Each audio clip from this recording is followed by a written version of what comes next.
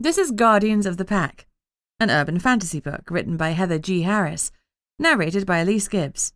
If you'd like to hear about Heather's latest gossip, new releases, and bargains, please sign up to her VIP newsletter at heathergharris.com/subscribe. Chapter 1. I stood over the putrefying corpse, wrinkled my nose in distaste, and thanked all that was holy that I was standing on 2 legs and not 4.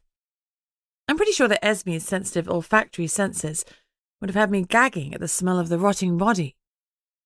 "That's disgusting," I managed. "The body looks like it's been here for weeks. That can't be right, otherwise Ares would have found it sooner than this." Greg nodded. "Look at the skin. It's grey." "Yeah, so?" "It's a gargoyle." "You say that like it's supposed to have some sort of significance for me." Greg sent me an amused glance. "It should. What happens to gargoyles when they're exposed to sunlight?" Ah. Understanding dawned. When a gargoyle is touched by sunlight, it turns to stone. This mass of flesh was red, bloody, and covered with undulating maggots. The skin was soft and yielding. It wasn't stone, so it hadn't been exposed to sunlight. "It doesn't feel like a good thing that someone dumped a dead gargoyle on our lawn in the middle of the night," I observed. I was exaggerating, as usual. It was early evening, darkness had fallen, but only just. The last patrol around the grounds had only been an hour earlier. We must have just missed the body being dumped. Greg looked grim. "It's a test or a threat, but either way. No, it's not a good thing." He folded his arms and frowned at the body. He's our head of security, yet here we were with a dead body on our lawn, and nothing had been seen on our security cameras. Greg was exuding strong pissed-off vibes. I didn't blame him. I wasn't feeling all flowers and light about this either. Not only was a poor soul dead, but someone was poking at me.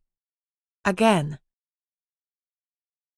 I took out my phone and snapped a few photographs of the corpse. You never know when you're going to need photographic evidence. Then pocketed the phone and sighed. Well, it has been quiet around here. It's been a whole month since anybody has died, so we must be due some mayhem. I turned to Ares. I'd been practicing my piping skills with the unicorn for the last few weeks, and I felt like I was finally getting a grip on them. I hummed a soft tune under my breath because music always makes it easier for me to wield my piping magic, though I had managed it with eye contact a few times. I gathered the magic within me and reached out to the unicorn's mind. "Did you see anyone bring the body onto the grounds?" I asked him. In response, in my mind's eye, I saw a flash. Ares was running across the lawn and he skidded to a halt as he encountered a bad smell. He stopped, tracked the smell, and found the corpse. He had no idea how it had come to be placed upon our lands, so he went off to patrol the grounds, affronted by something slipping past him on his territory.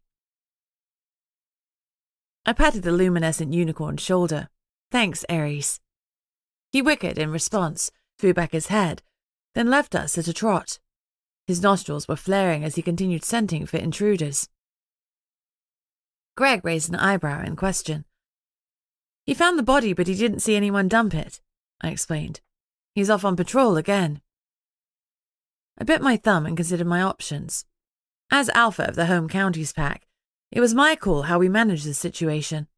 I could call the connection, the police, judge, jury, and executioner of the other realm, or we could deal with this in-house.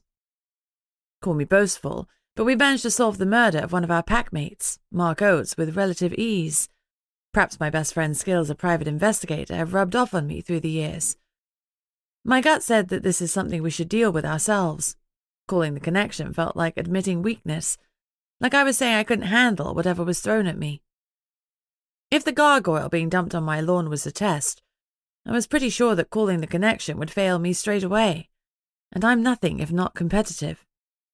I used to wake up having nightmares about failing tests.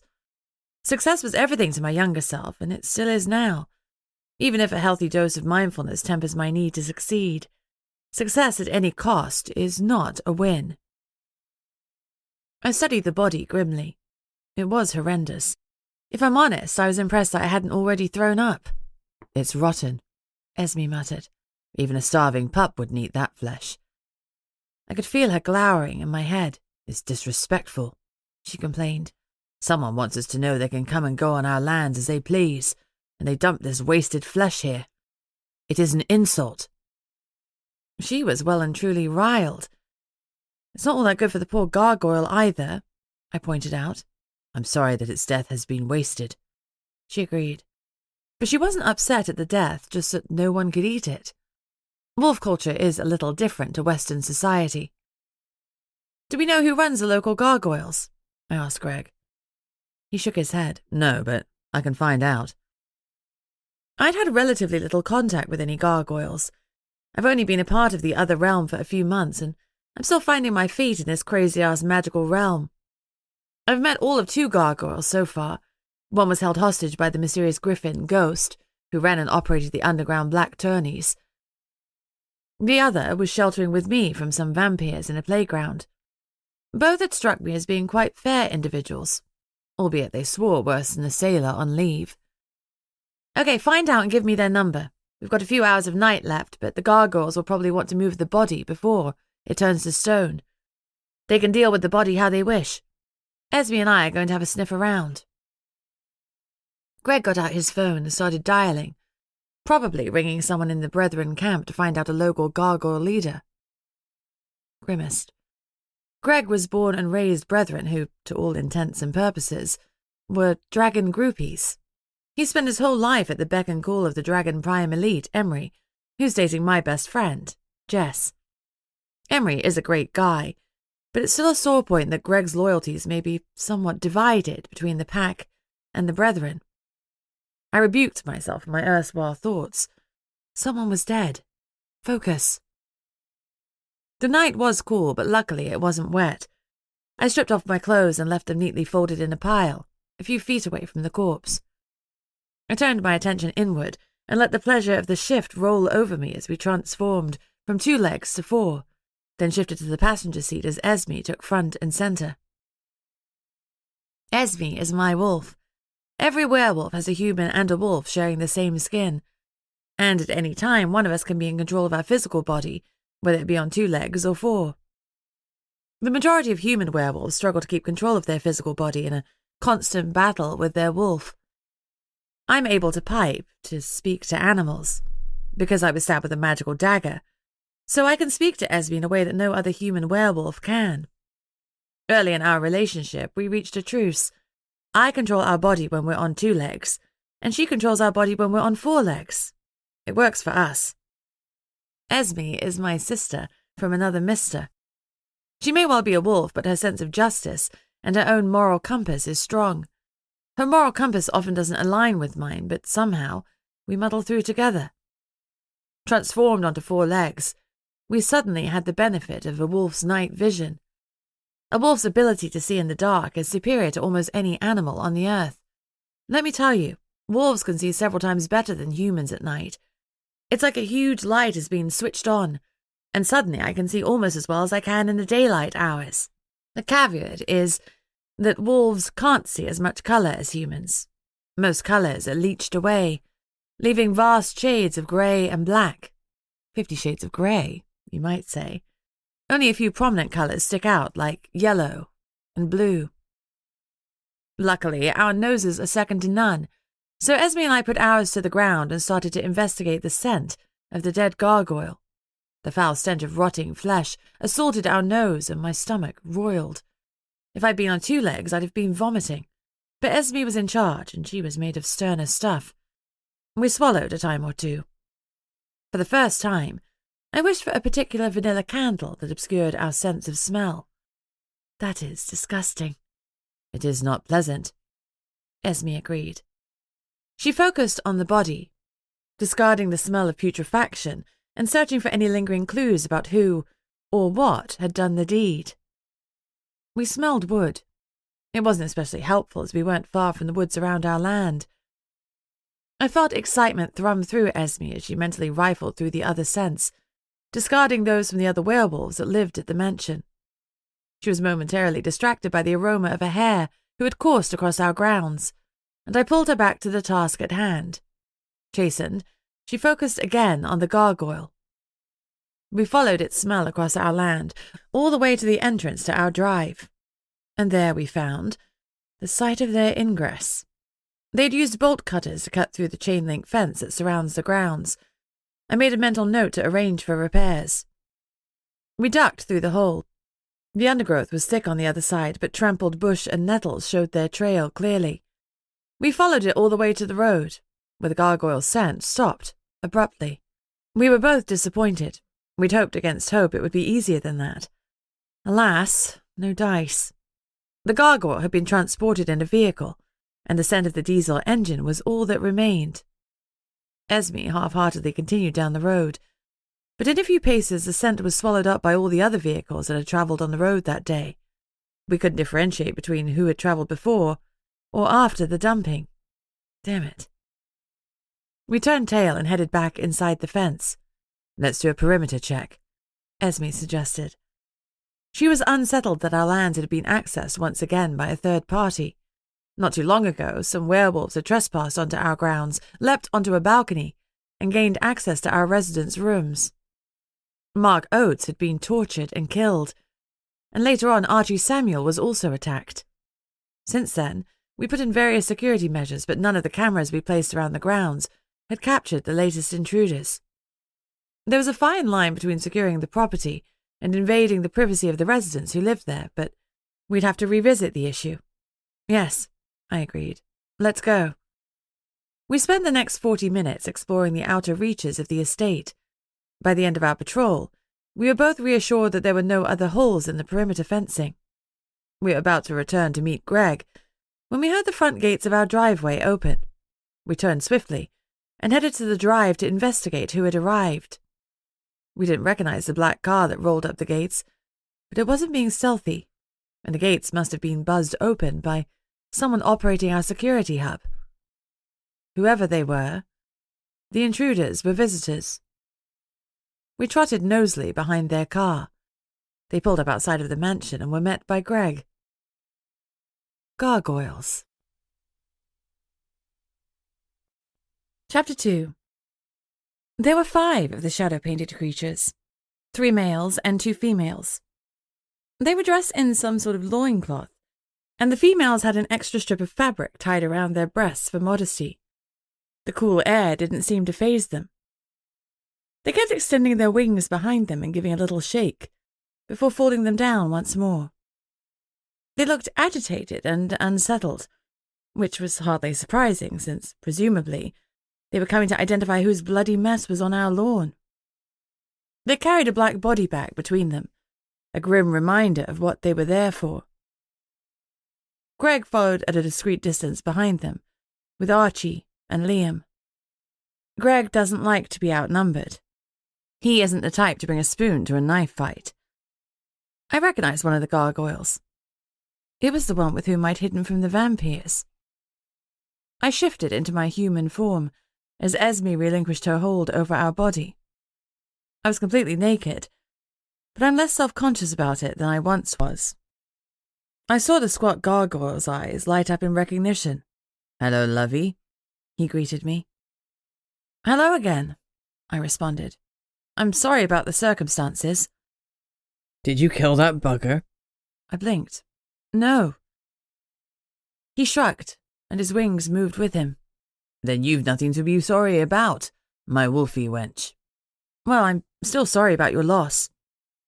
"Not everyone is a loss, my bitey pup. Let's see if this one is." His tone was grim despite the lightness of his words. "This way." I gestured towards the lawn and led the way out. Nudity be damned. He followed close on my heels, but the other 4 gargoyles huddled together and moved more slowly. There was reluctance in every line of their bodies. They obviously didn't want to see what was coming. I couldn't blame them. You can't unsee death, and it haunts you in the daylight hours and in the night's quiet. I still see Lord Samuel and Ace in my dreams and nightmares. As we walked, I thought perhaps introductions were in order. "I'm Lucy Barrett, Alpha of the Home Counties Pack." "I know who you are, lovey, and your wolf bitch Esme, too." His tone wasn't insulting. Bitch is the correct term for a female canine. And you are? He slid me an amused glance. I told you before, you'll have to work harder than that to get my bloody name. But for now, you can call me Bob. Bob, I repeated, a tad bemused. Bob didn't seem an appropriate name for this foul-mouthed, winged creature. He didn't respond. His eyes were fixed on the mangled corpse ahead of us. When I glanced at him, I saw that every line of his grey, lined face spoke of his sorrow. His eyes were anguished. He recognized the corpse. Ah, lad, he said softly, what torting trouble did you get yourself in? You know him? Oui, I knew him. Alas, poor Yorick, I knew him. A fellow of infinite jest. If I thought my day had started out strangely with a mangled corpse, it was even weirder hearing a gargoyle quote Shakespeare. I'm sorry. It is a loss, isn't it? Bob nodded slowly. Yes, lovey, it's a loss. What can you tell me about him? Not a whole lot. His name, presumably it's not really Yorick. No more than my name is Bob, but it will do for your purposes. I let out a huff of frustration. How am I supposed to find out what's happened to him if I don't even know his name? He's a gargoyle. Why would you concern yourself with his death? Hello? Corpse dumped on my lawn. What am I supposed to do? Ignore it? He looked at me appraisingly. Most would, Dove, he said finally. This is a gargoyle matter, not a werewolf matter. I'd say there is some overlap, I suggested dryly. His head snapped around sharply and his eyes searched my face for some knowledge that I knew wasn't there. What? I asked dumbly. He shook his head and didn't answer. With a tilt of his head, he commanded the other gargoyles to put down the body bag. They opened it up and stretched it out, parallel to the body. Bob slid me a sidelong glance. Here's your first clue, Lucy Barrett, he said. He turned to the body and lifted up his hand. Suddenly, the cool air was whipping around us, buffeting my naked body and making me shiver. But I stood firm against it. I kept watching, even as my eyes watered. The body rose from the damp ground, every blood-splattered inch of it. As it lifted, I swear I saw a flash of fur before it transformed again. As it settled into the body bag, the grey of the gargoyle skin disappeared, and I saw instead a hint of pale pink. The gargoyle's body had transformed back to human. Fascinating. I leaned forward for a better look, but Bob's gaze stopped me in my tracks. Bob continued to lower his hand. As abruptly as it had started, the wind stopped. The 4 gargoyles started forward. One of the females zipped up the body bag. Then each of them took a corner of it. Their wings extended. With their free hands, each gargoyle gestured as Bob had done, and the wind came again. This time the gargoyles used it to lift themselves up, taking the body bag with them. I watched as they slowly and laboriously flew back towards the church that housed them. Bob watched them too, until they were gone from view. He turned back to me. It's best that you call it a day. Why would you call it a day? It's quite clearly night, Esme muttered. Bob grinned. It's a saying. It means leave it alone, my 4-legged friend. We're not terribly good at following orders, Esme growled. Not an order, my man Tams. A suggestion. He winked. Do with it what you will. It felt like he was trying to distract us, but he'd said it was a clue. He'd used magic to summon the wind, to control the air. Were gargoyles related to air elementals in some way? They clearly had humanoid roots, if that transformed corpse was anything to go by. You're an air elemental, I stated. Nothing so distinguished. Gargoyles have no air magic of their own. I just saw you use it, I pointed out. He flashed me a grin full of sharp, shark-like teeth. That was clue number 2. Someone will come by for our car. I'll be seeing you, Lucy Barrett. Esme. He went to raise his hand, and my own shot out to stop him. Wait! Please. You say leave it alone and give me some sort of clue. I don't understand what's going on. I hate admitting ignorance, but in this case I had no choice. I really had no idea what he was trying to convey. I don't suppose you do. Time to figure it out, no? His French accent came out thick and fast when he was being annoying. I dropped my hand reluctantly. Your mate has my number, Bob offered. I felt cheeks colour and hoped that the night's veil hid them from sight. He's not my mate, he's my second. If you say so, wench. Bob winked again and raised his hand. Air whipped around him, apparently summoned by something other than elemental powers. It took a few moments to gather sufficient force.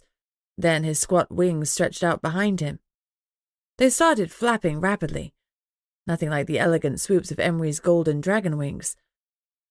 And finally he lifted off. It was not a quick getaway. I waited until Bob disappeared, watching carefully lest I should miss clue number 3. Although I donned my clothes hastily, my skin was speckled with goosebumps, and I barely suppressed a shiver. The men stood silent and respectful as I dressed. Well, I said, that was unexpected. The body or the gargoyles? Archie asked. Both, I admitted. Do any of you know what mystery Bob is hinting at with his clues? Greg and Liam shook their heads, but Archie frowned. I'm sure I remember my dad telling me a story about gargoyles and werewolves being connected, but I can't remember how. It mustn't have seemed important. He told me all sorts of stories when I was a pup, allegories that usually had some sort of deeper meaning that I was supposed to discover. But you didn't find them, I guessed on a sigh. Rarely, I'm not a deep thinker. I grinned. No kidding. Liam was smirking too. Archie shrugged. There might be something in Dad's library, that's all I'm saying. And there's definitely something to find out, Greg pointed out. That too. I pushed some annoying blonde tendrils out of my face. I'd left my hair loose that morning, and I'd regretted the decision ever since. It's getting late and we have a mansion full of wolves. We're not going to solve this tonight. Come on, let's go and enjoy pack movie night. I'll patrol the grounds tonight, Greg stated. Me too, Liam offered. Greg, you've had a busy day. Just patrol until 10 p.m. Liam, you do 10 p.m. until 4 a.m. Archie, you do 4 a.m. until 8 a.m. None of you will be alone. Ares is out there patrolling too. Archie, Liam, grab a few Z's now. I'm going to watch a movie and pretend everything is okay. We headed in together, as Greg started removing his clothes. I swear I didn't linger longer than necessary to catch a glimpse of his abs. Esme snickered in my mind. The pack's lounge was full. The fire was roaring, and the gargantuan TV was on. We slipped in discreetly, but all eyes still turned to us. I gave a big smile to the room. Nothing to see here. Yeah, right. I slid down to the floor and grabbed an unoccupied beanbag. I smiled to the wolf pup next to me, Bobby. He was snuggled up to his mum, young enough not to be embarrassed by cuddling her in front of the pack. Oh, to be young and wholly unself-conscious again. Old or not, I still liked snuggling my mum too, and I made a mental note to visit her soon. Plus, I miss Dad's baking. He makes better biscuits than me. If there's an intruder, I'd rip his throat out, if I were allowed to be in my wolf form early, Bobby said to me confidently. I looked at the eager 8-year-old and slid a glance at his mother, who was looking at him with an expression that was equal parts affectionate and exasperated. Sonia directed a hard look at her son. There's no intruder, and I told you that at a convenient time we would ask the Alpha if we could bring forward the time of your first change. This is not a convenient time. She nodded at the pack members slumped around us, most of whom were directing amused looks towards Bobby. I'm just saying that I would be an asset to the pack already. I'm 8, not 4. I'm sure my wolf and I could slay all of our enemies. I gave Bobby a wry look. I've no doubt you could, but as your mother said, there isn't an intruder just now, and this isn't the best forum for us to discuss bringing your change forward. How about you come to my office tomorrow? He puffed out his little chest impatiently. That sounds fine. He dropped his mum a gloating glance, settled down on his beanbag, and cuddled back into her to watch the movie. Suddenly, he turned around and farted loudly on his mum's leg. He burst out into laughter, giggling infectiously over the sound of the trump. I heard Sonia say excuse me after you've tooted, she instructed, her tone indicating she'd offered this advice many times. Excuse me, he piped up loudly to the room in general. He started munching on his popcorn, waited until he thought his mum was watching the movie, then threw a piece of popcorn at Clayton, one of the older pups. Sonia had eyes in the back of her head, and she moved the popcorn away from him. If you can't eat it nicely, you won't have it at all. Oh, Mum, I was just messing. I won't throw any more. If you do, that's it. No more for you. It's not fair to make Mrs. Dawes clean up your mess. Sonia passed the popcorn back with a warning glare. Bobby threw more popcorn, this time into his mouth. With his attention finally fixed elsewhere, his mother looked at me and mouthed a thank you. I gave a wink and a nod. I could see that I'd been made the bad guy here. It would be up to me to lay down the law that there was no way Bobby was transforming for his first shift until he was at least 13 years old, the same as the rest of the pack. Sonia has been single-parenting almost since Bobby was born. His father had been missing, presumed dead, for nearly 8 years. I hadn't quite gotten down to the nitty-gritty of what had happened or where he'd gone, and it never seemed like an opportune time to bring it up. Most of the pack took turns acting as father figures to Bobby, who was rambunctious, outspoken, and widely adored. He was spoilt rotten, but none of us really minded. Life had already dealt him some blows, and the pack was keen to make sure he didn't suffer any more. Werewolves tend to suffer a lot of miscarriages when trying to expand the pack. Unfortunately, Bobby doesn't have any other pack mates of his age to play with. The older children play with him with their eyes rolling. I studied him from the corner of my eye. His sandy brown hair flopped over his freckled skin, and his perma smile was still present. Our pack movie night was in full swing. We were watching the most recent kid-friendly Disney offering. Soon we would put the pups to bed and put on an action movie with enough blood and gore to satisfy the more bloodthirsty members of my pack. I found myself distinctly less eager for blood after the mangled mess I'd seen on my lawn. I'd found, much to my amusement, that even the toughest, burliest members of my pack, including Greg, tended to enjoy the first half of film night as much as the second. Not that they would ever admit to it. Strangely, they all seemed to find the time to be there for the whole film session. Things had improved since I tracked down and eliminated Mark's killer, but I still wasn't greeted with kittens and songs everywhere I went. I was tolerated, but I still wasn't exactly popular. I was working on that, and part of that plan for tonight had included baking a huge number of cookies. The cookies were being gobbled down, which I took as a positive sign, but I also saw a lot of people sliding appreciative glances towards Mrs. Dawes, thinking that she had been the cookie supplier. Damn it. I knew I should have written a note to set next to them. I don't understand the need for so much singing, Esme commented on the movie. Humans like singing, it's uplifting. I wondered if my birth mum ever sang to me. Probably, I decided. Most mums did. I couldn't remember it, though. I couldn't remember a damn thing about my birth family, despite being adopted at 3 years old. You'd think I'd remember something. Nothing is more uplifting than a successful hunt, Esme disagreed. Killing something really brings home how alive you are. Maybe we should bring some small animals to the next movie night which we can kill. That'll make everyone feel uplifted. I had visions of Esme attacking cages of guinea pigs and hamsters. Little Bobby might well prefer her versions of entertainment, though I'd be scarred for life. My mum had always raised me with pets. The first was a guinea pig when I was 4. I adored the little squeakers. We'd always got them in pairs, one for me and one for Ben. We'll see, I countered, using my mum's code, which meant never. The rest of the movie night was a success. No one spoke to me much, but the hostility was certainly dialing down, with the notable exception of Tristan, who still made it his life's mission to send me a certain number of glares per hour. He wanted to make it clear to me that, although he knelt to me and I had his allegiance, I didn't have his respect.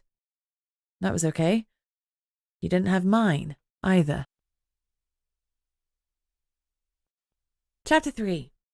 At the end of the night, I helped Mrs. Dawes tidy up. She always insisted that I didn't need to, but it felt wrong to ask her to run packed movie night without some sort of assistance from me. In my eyes, it's the hostess's job to clear up after a party as much as it is to host it. After the living room was clear of pack members and mess, I went up to my bedroom to turn in. I had inherited Lord Samuel's space, which is more of a penthouse suite than a simple bedroom. I have an ensuite bathroom and an antechamber that serves as my dressing room. I was an accountant before I became a werewolf. I'd hoped to achieve this level of luxury in my lifetime, but certainly never so young. Now that I'm alpha werewolf of a very wealthy pack, I'd quit my job, much to my mother's dismay. My mother is common, and she could never know that magic in the other realm exists. I'd had to tell her that I was moving into the mansion to become its caretaker, a significant career change that confused her no end. Despite being bemused by my new career choice, she continues to offer nothing less than wholehearted support. After her initial, "Are you sure?" she got on board with my new role as caretaker, and always asks after my fellow tenants. I pulled out my phone to send her a quick goodnight message, then cleansed, toned, and moisturized. The routine always settles me. I was just about to climb into bed when I got a text from some friends. "Want to come out? We're celebrating Sharon's promotion. We're meeting at Botany in half an hour." I checked the time. 10:30 p.m. There was a time in my life when I wouldn't have dreamt of going out for a night out before 10 p.m. Nowadays, I think of bed at 10 p.m. That's what responsibility does for you. Still, I hadn't seen my friends in a good few weeks, and the stuff with the gargoyle had me a little on edge. Sleep still felt elusive. I really needed to let my hair down. Spending all day around the pack makes it difficult at times. When you're a leader, you can't be yourself all the time. You can't let your fears and insecurities show. It's a leader's job to put on a brave front at all times. With my friends, I can relax. They don't know that I'm an alpha werewolf, and they don't care what my day job is. Going out was really tempting. "Do you want to go dancing?" I asked Esme. "I don't get your obsession with gyrating. But sure, it probably counts as exercise." "It definitely counts as exercise." Esme sent me a wolfy grin. She was game. "I haven't been dancing in donkey's years," I said excitedly. "Why do donkeys get all of the years?" she huffed, affronted. "Why don't you say wolf's years? A wolf should be your favourite animal." I laughed. "It doesn't actually refer to an animal. A donkey was a crank, a part of a ship. It took ages to use." "Oh, well then, that's okay then." She settled down. She was up for a dance, so there was only one more obstacle. I gave Greg a quick call. He'd made it clear to me that, as my second, I wasn't allowed to go out and put myself in a potentially compromising situation when he wasn't there to back me up. If I was going out dancing and drinking, Greg was coming too. He answered on the second ring. "Hi, Peaches, what's up?" The nickname rolled off his tongue, giving me a little thrill that I studiously ignored. "I've been invited to grab some drinks with friends. I know it's late, but I'd really like to go. I could do with blowing off some steam. Do you fancy coming with me and watching my back? If you don't, it's absolutely fine. We'll both stay in." "Truthfully, I'm not tired. I'm still wired from patrolling. Finding bodies tends to pump me full of adrenaline," he said dryly. "How many bodies have you found?" I asked incredulously. "More than one," Greg admitted. "So I'm up for a night out. Just give me 5 minutes to get changed." I grinned. "Brilliant. Thank you, you're a lifesaver. I'll meet you outside in 10. 10 minutes was probably an ambitious promise. But my hair was still done from the day, and it would only take me a few minutes to put on fresh makeup. I already had on a nice pair of jeans, so I swapped my flats for heels and pulled on a sparkly top. I was ready to hit the clubs. The music at Botany was blasting out, and I could feel the beat literally vibrating through me. Oh yes, I was so up for this. As a werewolf, it's quite a struggle to get drunk, but I was up for the challenge. I waved to my friends at the bar and made my way over to them. Greg dropped back and took a place a few paces down. He ordered a soda water and lime. Poor guy. He wouldn't even order a beer whilst he was on the job. I appreciated his dedication, but sometimes I thought it would do him good to let loose a little. Though tonight, I was determined to let loose enough for the both of us. I had a few hours of partying at best, and I was determined to make the most of them. The girls at the bar were work friends, but I was determined not to talk about my decision to quit accountancy. It was pretty hard to explain, and I hated lying. Luckily, the girls were in full-on party mode, and tequila shots were already lined up for me. It was fun time. 2 hours passed, and I was feeling no pain. It had taken quite some effort to get to where I was, and I'd had more shots than I'd ever done in my life. The girls were keeping a watchful eye over me because I was hitting it so hard, but as I wasn't vomiting or falling over quite yet, they let me be. I guess they thought I was trying to work my way through something. An early midlife crisis, perhaps. It was impossible to explain that I was a werewolf these days, and I could probably down an entire bottle of tequila before I got to the vomiting, falling over stage of drunk. The music was exactly my jam, and I was on the dance floor almost non-stop. Finally, I decided to hit the bar for one last shot, then wrap things up for the night. I was conscious that Greg was sitting there, nursing his soda water, and patiently waiting for me to draw my night to a close. But man, I hadn't had this much fun in ages. "I don't think we should have any more of the strange-coloured water," Esme said. "It's making our limbs move funny. Our paws don't feel right and my head is spinning like I ate some bad meat." I laughed. "That's kind of the point, Esme. You humans are weird. Why would you make your body feel strange? Our reactions are slowing and I don't feel well. Our tummy feels funny and not in a good way. It's like you feel when you see Greg." "Will you stop going on about Greg?" I huffed. "I will when you finally accept that you want to mate with him. It's not as simple as that. Of course it is. You like him. He likes you. What's complicated about that?" "For one, I don't think he does like me." She snorted. "At times you are as blind as a deer with its eyes gouged out.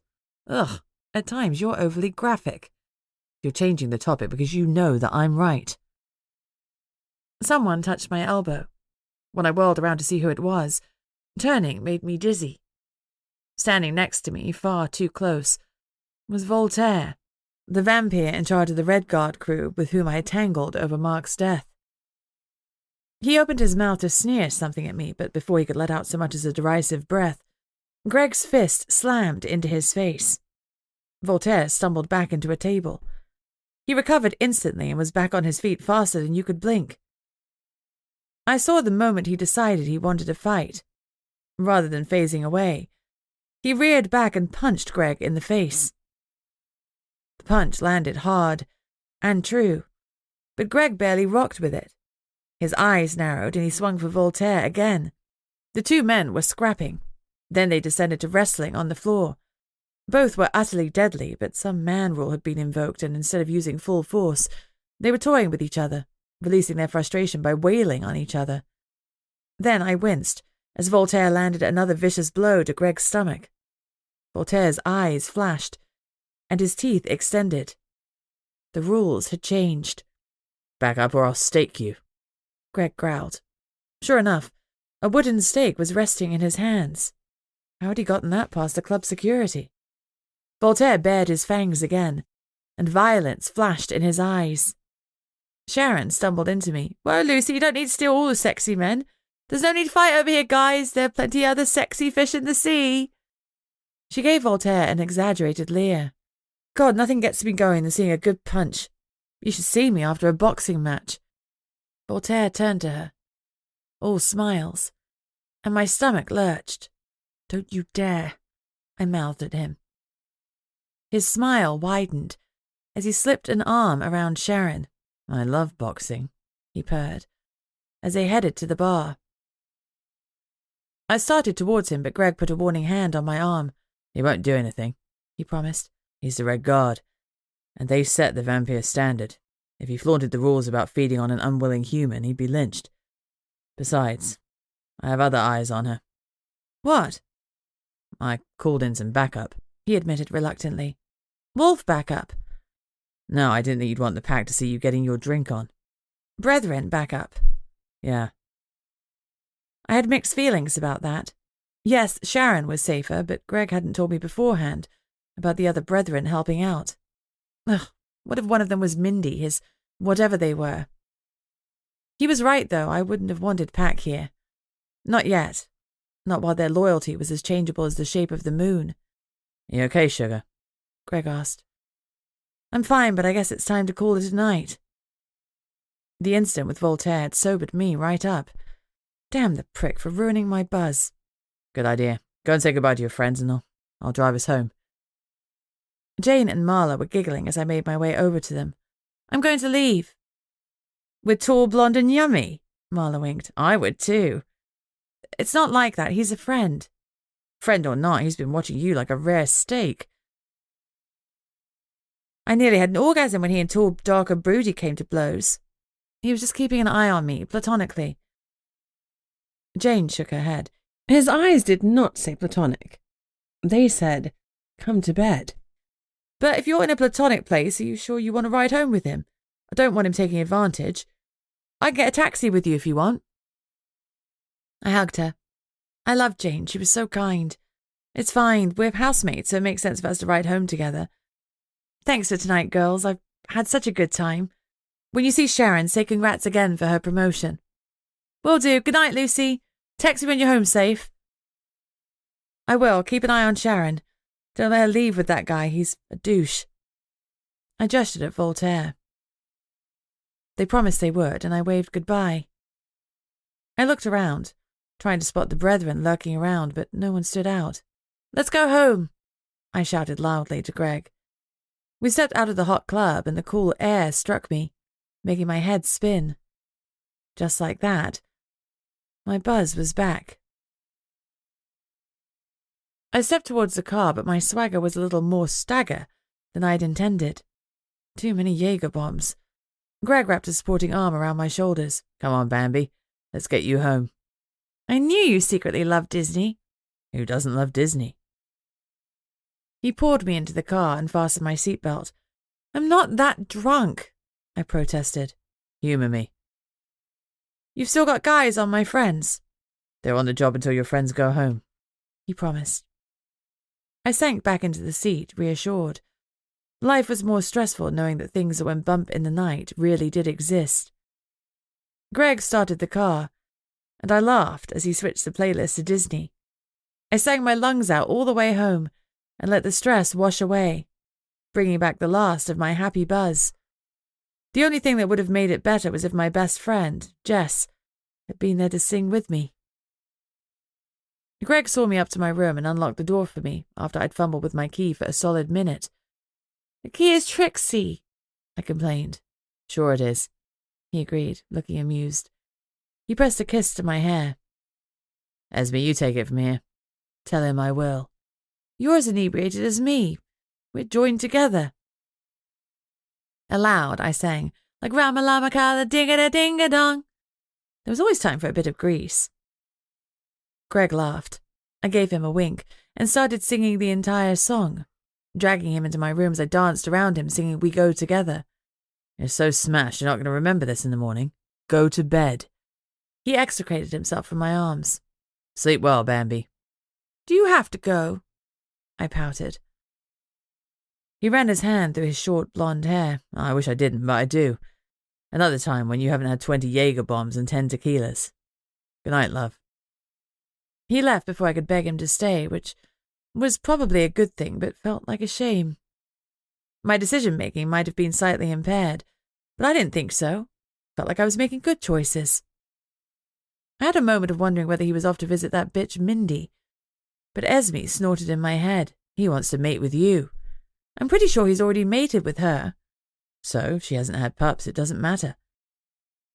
I wanted to explain the idea of monogamy, but my last tequila shot had robbed me of the mental acuity to strip that concept down for a wolf, so I said nothing.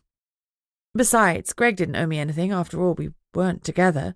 It was none of my business what he did with stupid Mindy. Bed was calling, but I stripped off my clothes and hopped into a broiling hot shower. Wolf or not, I swear that Esme let out a heavy purr of contentment. She loved showers, and I wasn't far behind her. It's the simple things in life that you need to enjoy. The dead body had nearly thrown my day into disarray, but the night out had righted it again. Tomorrow I'd have to cling with the mangled mess of a lawn, but for now I was clinging onto my happy. I slid into silk sheets and hoped that my inebriation would keep any nightmares away. We were both out for the count, before Esme could even start to chase sheep. Chapter 4. I grabbed a quick breakfast at the mansion's kitchen before the rest of the pack members were up and moving around. There were only a few residents in the mansion. Most of the pack lived off-site, particularly the lower-ranked members and the pack mates that had families. I don't require as much sleep as I used to, so the sun was barely kissing the sky by the time I'd finished wolfing down my breakfast. Energy was coursing through Esme and me, and we'd woken hangover-free, which was a miracle. Pre-wolf times, I would have had a 2-day hangover, complete with the shakes. There were solid advantages to being a shifter. We were amped up and in the mood for a little run. As a human, I despise jogging. As a wolf, I revel in it. Besides, we both wanted to check the grounds again. The urge to protect the pack was strong, and even with Ares and the other wolves patrolling, we needed to do it ourselves. The March morning was crisp. The sky was blue, but the day hadn't had a chance to warm up. Nevertheless, once I was outside, I stripped off my clothes and left them in a neat pile. I barely had time to start to shiver before we shifted to fur and fur. The mansion is situated in large grounds. Some of them have been landscaped into rose gardens, but there's still a pleasing expanse of greenery where we can run around. Esme enjoys surveying her pack's territory. I settled back into the passenger seat and Esme took control. We'd barely completed one lap of the grounds before we felt someone join us. I glanced to my right and met Ares' molten red eyes. The unicorn wickered a greeting. Alongside him was Liam, who greeted me with a wag and a sniff, then dropped back to let me take point. As Ares ran, I always expected the thud of hooves on earth. But his legs didn't end in hooves like a horse's. Instead, they ended in the sort of clawed feet you'd expect a dinosaur to have. The sound of his footfalls echoed around us as we ran in the spring weather. After several circuits of our land, including the surrounding woods, Esme, Liam, and I headed back reluctantly to the mansion. We had things to do. We barked a farewell to Ares, who loped back into the forest, neighing a farewell. Esme took a slight detour on the way back to retrieve our clothes. She stopped to lap at a puddle in the drive and gave a happy wag as she gulped down the cool rainwater. It tasted fresh and crisp to our wolf taste buds. Esme's contentment rolled over me. She'd run and she'd drunk. The only thing that would have improved her day was if she managed to kill something. Perhaps later, she said hopefully. She let the shift roll over us and we revelled in the pleasure of it. In an instant, I stood once more on 2 legs.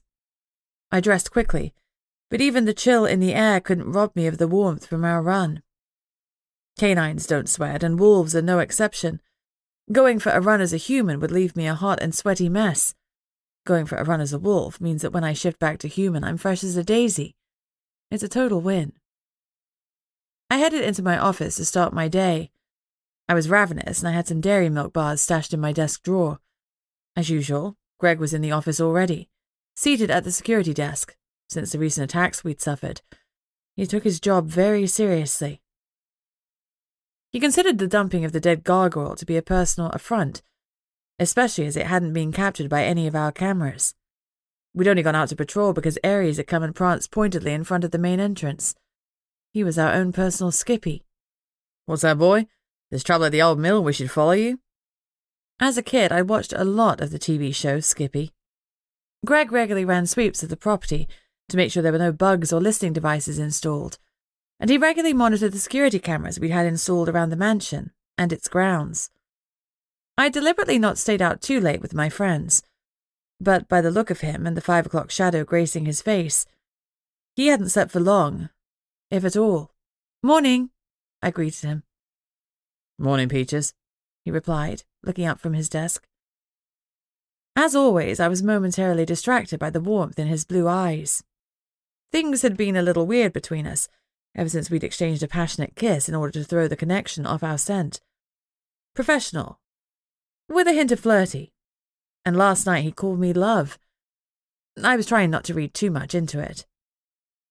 Did you have a nice run with Ares? He asked. Yes, thanks.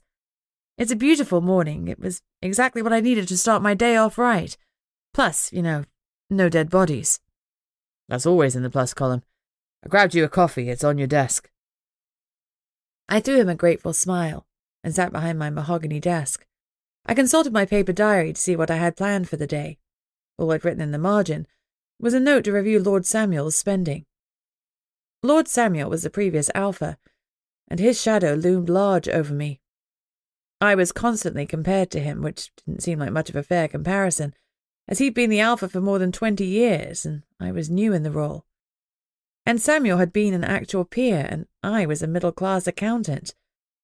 I was comfortable financially, but he'd had more money than sense.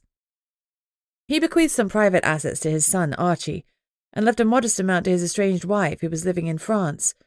But most of his money had been tied up in pack assets held by a holding company of which I was now the sole director. Although I was an accountant, and quite happy assisting with high-wealth tax returns, I wasn't an independent financial advisor. I needed to speak to someone to advise me on how to best invest the pack's wealth, to protect it for the future. Cushioned by the vastness of his fortune, Lord Samuel appeared to have been unconcerned about such issues, which struck me as plain wrong. His money could have been of huge assistance, not just to the werewolf pack, but to the other community as a whole. There was so much that we could do to improve things around here. The security improvements I'd implemented were a first step, but there was a lot more to be done. People are often change-averse, however, and I didn't want to sweep in an era of drastic change until the pack felt a little more secure in my leadership. Nevertheless, I wanted to do something good during my tenure as Alpha, however short it might prove to be. What has been clear from Lord Samuel's accounts was that he'd been a compulsive gambler. The amount he'd spent under the entertainment tab was truly staggering, as were the fees that he'd paid Jess, a private investigator, to recover some of his heirlooms that he had gambled away.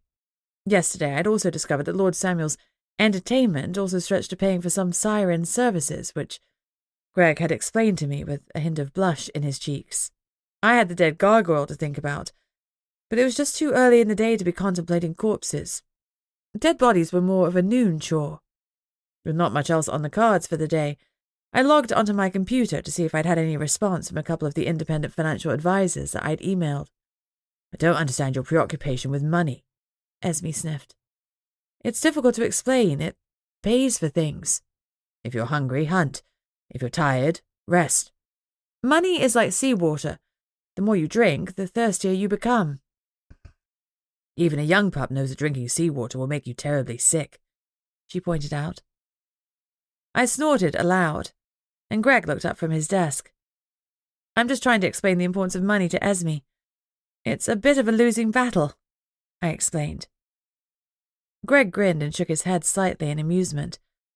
He can't talk to his wolf like I talk to Esme. Then, suddenly, he stiffened. We've got an intruder. The monitor showed an old car idling outside our gates. The security screen behind him stated it was 7:31 a.m., which seemed early for guests. The female driver leaned out of the car window to study the intercom. Moments later, there was a buzz, and a voice said, "Hello, is this a Home Counties pack? My name is Theodora Frost. I'd like to speak to your Alpha." Frost. The surname gave me pause. The last time a werewolf called Frost came a-knocking, he tried to kill me. Greg looked at me questioningly, and I shrugged. I had no idea who she was or what she wanted, but her surname was enough to make my stomach clench. It was a slim hope that she wasn't here about Ace Frost. "Let her in, I guess." He pressed the intercom button and said with military gruffness, "You may approach." After he'd opened the metal gates, she drove up the long gravel path towards the mansion. Her rusted Ford Escort had definitely seen better days. As Greg and I watched on the monitor, she parked up but stayed in the car. She seemed to be giving herself a pep talk. Finally, after a long minute passed, she opened the door. It took her 3 tries to successfully close it again, and she glared at the battered vehicle. She rang the front doorbell and Greg rose to let her in before Mrs. Dawes bustled all the way from the kitchens. A few moments later, he knocked on my office door, and I called for him to show Miss Theodora Frost in. Things were about to get interesting. She was pale, with faded red hair. She was dressed in ripped jeans that had seen better days. I have a good eye for fashion, and I could tell that the rips were the result of hard wear, rather than design. Everything about her spoke of defeat. Her shoulders were hunched as if she were trying to make herself look less of a threat. She was a werewolf who'd seen tough times, and I felt Esme's protective instincts rise. We hate to see anyone abused, and this werewolf surely had been. I gestured for Theodora to sit on the chair on the other side of my desk. Greg moved back behind the security desk and pretended he wasn't watching every single move that she made. I could see that he was watching her in the mirror that hung on the wall beside him. "Miss Frost." I greeted her with a smile. "What can I help you with?" "Please don't say Ace Frost." She raised weary eyes to me. "Thea, please." She cleared her throat. "I'd like to request a transfer." She doesn't beat about the bush, I commented to Esme. "What do you think?" "Is this the same bush that you must keep trimmed between the legs? Because I'm not sure why you'd want her to beat you there." I fought the blush that Esme's comments provoked. Sometimes having a wolf in your head is just plain embarrassing. "What do you think about the transfer?" I reiterated impatiently. "We're a team and we needed to agree on a course of action." "Fresh blood strengthens the pack," she said. I mentally nodded and focused again on Theodora. Thea. If she was wondering why my cheeks were suddenly so pink, she didn't pass comment. "Which pack are you a part of?" I asked. "Devon pack," she responded, reluctance and fear in every line of her body. Bingo. She was from the same pack as Ace. I had difficulty keeping my emotions in check. Last time I'd had a visit from the Devon pack, 2 of their members had attacked and killed one of my packmates. In return, I had slaughtered them. One of them was called Ace Frost. I had no idea how, but he and Thea had surely been related. And now, a few weeks after that stuff went down, a member of the Devon pack was asking to join our pack. Call me a cynic, but I didn't trust her. Her apparent meekness could be an elaborate act. She could be a spy, I pointed out to Esme. Esme sniffed. "She doesn't look like a spy, she looks like a punching bag." There was pride in her voice at successfully using the new vernacular I had been teaching her. Appearances can be deceptive, not to a wolf. If it limps, kill it. Or take it to a vet, I suggested dryly. "The Devon pack," I said aloud. "Well then, what is it about the home counties that makes you want to move away from the beautiful beaches you've got down there?" I kept my tone light. Best to keep things friendly. And Devon really is a beautiful place. She gave me a timid, hopeful smile. "My friend Alina moved to your pack a couple of years ago, and we've kept in touch. I know she feels like she's made a new home here. I want that opportunity too." "What is it about your current home that makes you want to leave?" Thea looked down and away, and seemed to shrink even more into herself. "Home. It's not home, it's just where I live. Being a part of the Devon pack is difficult." Once she started, she couldn't contain her words. Pack life is full on. All members are expected to present themselves at the residence every day. We have to account for everything we've done and show how we've contributed positively towards pack life. Tourneys are held regularly to reassess our position in the pack, so you never feel secure in your ranking. Everything is temporary. The words were bursting out of her. "I'm ready for a change, and Alina suggested I might find one here. Was she wrong?" She lifted her eyes to meet mine. There was challenge in her gaze, but also desperation. It was the first hint of a spine I'd seen in her so far. She really wanted out. Free movement is an important aspect of pack life, but there are all sorts of protocols involved in accepting a transfer. If it's been approved by the alpha of the wolf's existing pack, that alpha would normally reach out before the request is made. They'd give you the rundown of the wolf's skill set, their pros and cons, and tell you why the wolf wanted to leave. Alina had purportedly come to us because she was looking for a mate, and it was hard to find one in a pack where everyone considered you a sibling. That was a good explanation for a transfer, and one that had few political ramifications. The Devon Pack Alpha hadn't reached out to me, so I assumed Thea was here without their knowledge or consent. Accepting her would probably rock some boat or other. I've only been Alpha for a couple of months, and I barely know which river I'm on, let alone which boat I should be in. I try to navigate the rules as best I can, but looking at the desperation in Thea's eyes, it was hard to say no.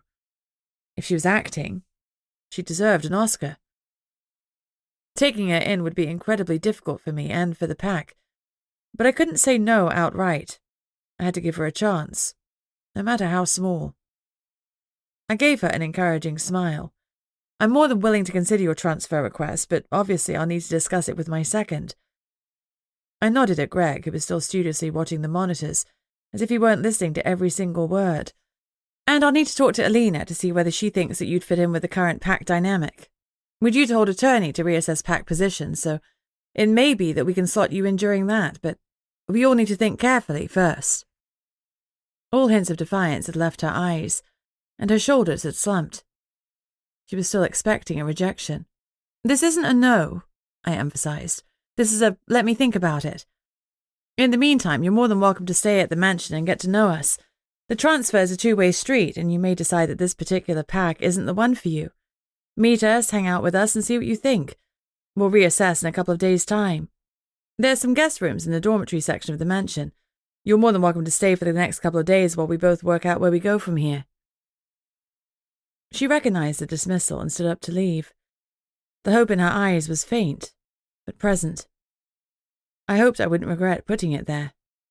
Thank you, she said softly. I really appreciate the opportunity. Manners, help her with her bags and see her to one of the spare rooms, I suggested. When she's settled in, pop back and let's have a chat. Yes, Alpha, he snapped out, pushing back from the chair and gesturing for her to follow him. The door swung shut behind them. Things would undoubtedly be more difficult if we had her here. For a start, her surname was a big red flag. Damn it, I should have asked what her relationship was with Beckett Frost, the Devon Pack Alpha. Beckett had been Ace's brother. Well, I guess we'd get to that soon enough. I hoped sincerely that she was a distant cousin twice removed, or something like that. Esme piped up. She's been growled at too many times. She needs a place of security. And you think here should be it? Yes, she said simply. We can grow our pack. We have many pack mates of mating age, and increasing the pool of potential mates ensures that the pack stays strong. It surprised me that even wolves had an understanding of interbreeding leading to poor offspring. But she wasn't wrong. Fresh blood, particularly blood that wasn't related, would inject new life in the pack. Even so, I couldn't help feeling concerned that Thea's purpose in coming here wasn't quite as it seemed. What if she was coming to track down Ace? I didn't get that vibe, though. And I did have a good BS barometer. Albeit I had nothing on Jess. Lauren and Ace, two members of the Devon Pack, had come here as council members. Ostensibly, they were interviewing me about my less-than-usual transition into a werewolf. They had completed their investigations fairly quickly, but then they'd hung around because a packmate of ours was attacked and killed. It transpired that they were the ones doing the attacking and killing, and they'd remained at the mansion to search for blackmail material that they were being threatened with. As Alpha, Esme and I meted out vigilante justice. I can't let people go around killing my packmates because my pack would overthrow me and kill me. Werewolves demand a strong leader, and I'm determined to provide them with one. If I don't, someone will kill me and take my place. It's a strong motivator to toughen up. And fast. As far as the Werewolf Council was concerned, Ace and Lauren completed their assignment and left our premises. Somewhere between here and home, they went missing. The reality was that I fed their corpses to our resident unicorn, who happily ground up their bones for a delectable lunch. We'd wiped our security cameras, and there was no evidence that showed anything but Ace and Lauren getting in a car and driving away. Admittedly, they'd been leaving in a bit of a hurry, but that wasn't captured by the camera footage. When they'd gone missing, we willingly supplied the last footage we held of them that showed them walking through the hall and leaving the property. I'd suffered through a few Zoom interviews with council member Scott Lardston, But that was pretty much the end of my pack's involvement. Larsden had told me gruffly that we were off the hook. He'd seemed nice. Entirely too nice. It made me wonder if he was one of the council members who'd started up the Black Tourneys with Ghost. Or maybe I'm being cynical. Maybe he's just a nice guy. Unfortunately, only the Red Guard had the blackmail material. With hindsight, I should have bargained for a copy of the information, but at the time, I was happy to hand off responsibility to them. That had been a mistake. And now here was Thea Frost knocking at my door. I couldn't help wondering if she'd come to find Ace, though she didn't seem like good spy material, but what did I know? A few months ago, I was an accountant whose biggest worry was clocking up chargeable hours. Now I'm responsible for a pack of 60-plus werewolves who inhabit a magical realm full of every creature you can imagine, from centaurs and gargoyles to elementals and wizards. Life is nuts. Chapter 5. There was a knock on my door, interrupting my reverie. "Come in," I called, assuming it was Greg. Instead, a friendly, youthful face greeted me. Bobby. He bounced in with all the energy of a kid who'd had sugar for breakfast. "Alpha." He greeted me respectfully, but with a grin. "Is now a good time?" I opened my mouth to tell him that it wasn't before closing it again. If I were going to be the bad guy here, I might as well get it over and done with. "Sure thing. Take a seat, Bobby." I pointed at the chair on the opposite side of my desk. "I understand from your mother that you want to gain permission to enter the other realm formally before your recognized 13th birthday?" Bobby nodded eagerly. "Yes, Alpha," he said confidently. "I know I can be an asset to the pack now. I'm sure that the wolf that I'm going to be given will be strong and fast, and I know that I'll benefit the pack once I get my fur. There's a reason why we wait until our 13th birthday before being allowed to transition into the other," I explained patiently. "It is hard for any young werewolf to control the wolf within them. You need a certain strength of will to wrestle back control from your wolf, so you don't make poor decisions that would hurt yourself or others around you. Do you understand what I'm saying?" I had little to no experience with kids, so I had no idea if my explanation would go over his head. How smart and world-aware were 8-year-olds anyway? "Yes, but I'm very strong-willed," said Bobby calmly. "My mum is always telling me I'm as stubborn as a stone. I know I can do it." I tried a different tactic. It's annoying, Bobby, having to constantly ferry yourself back and forward through the portals. Once you start, you can't stop. You always have to get your magical batteries recharged in the common realm before you can return to the other realm. Logistically, it would be extremely difficult for us to manage that whilst you're still at primary school. He nodded seriously as if he understood my point. "Well, then there's an easy solution," he said pragmatically. "I'll just give up school." I barely managed to keep the smile off my face. How wonderful it would be to see the world as simply as a child does. "I appreciate your willingness to sacrifice your schooling for the pack, but your education is too important," I managed to say with all due solemnity. "Each of the pack members has to attend school so they can become productive members of society and get jobs that will help fund and assist the pack's progress. We need to place people in jobs where they can look out for the werewolves' interests in all walks of life. We need paramedics and firefighters, teachers and doctors. If you don't finish your schooling, you won't be able to help the pack in the long term. I'm sorry, Bobby, but the answer is going to be no. Your future in the pack is very bright, and we need to maximize your potential. I have no doubt that you're going to be a mighty werewolf who will show exemplary control of your wolf, but first, you must complete your education. We'll reassess the position in 2 years' time," I promised emptily. He puffed out his little chest. "I understand, Alpha," he said and nodded. "I won't let you down." He stood and headed for the door without giving me a backward glance. Well, that had gone better than I'd expected. As he opened the door, I heard him cry out, "Mom, she says I'm going to be an exemption werewolf and that my future's very bright, but I need to continue with school. We need to hurry or we'll be late getting there. Let's go." I heard his mother's voice in the distance. "Exemplary," she corrected with laughter in her voice. "Of course your future is bright. You're a very clever young boy. We won't be late. We still have plenty of time. Let's say goodbye to everybody in the living room and then we'll go to school." "You've left the office door open," she chided. Sonia popped her head in. and gave me a broad grin and a thumbs up. "Thank you," she mouthed, as she closed my door.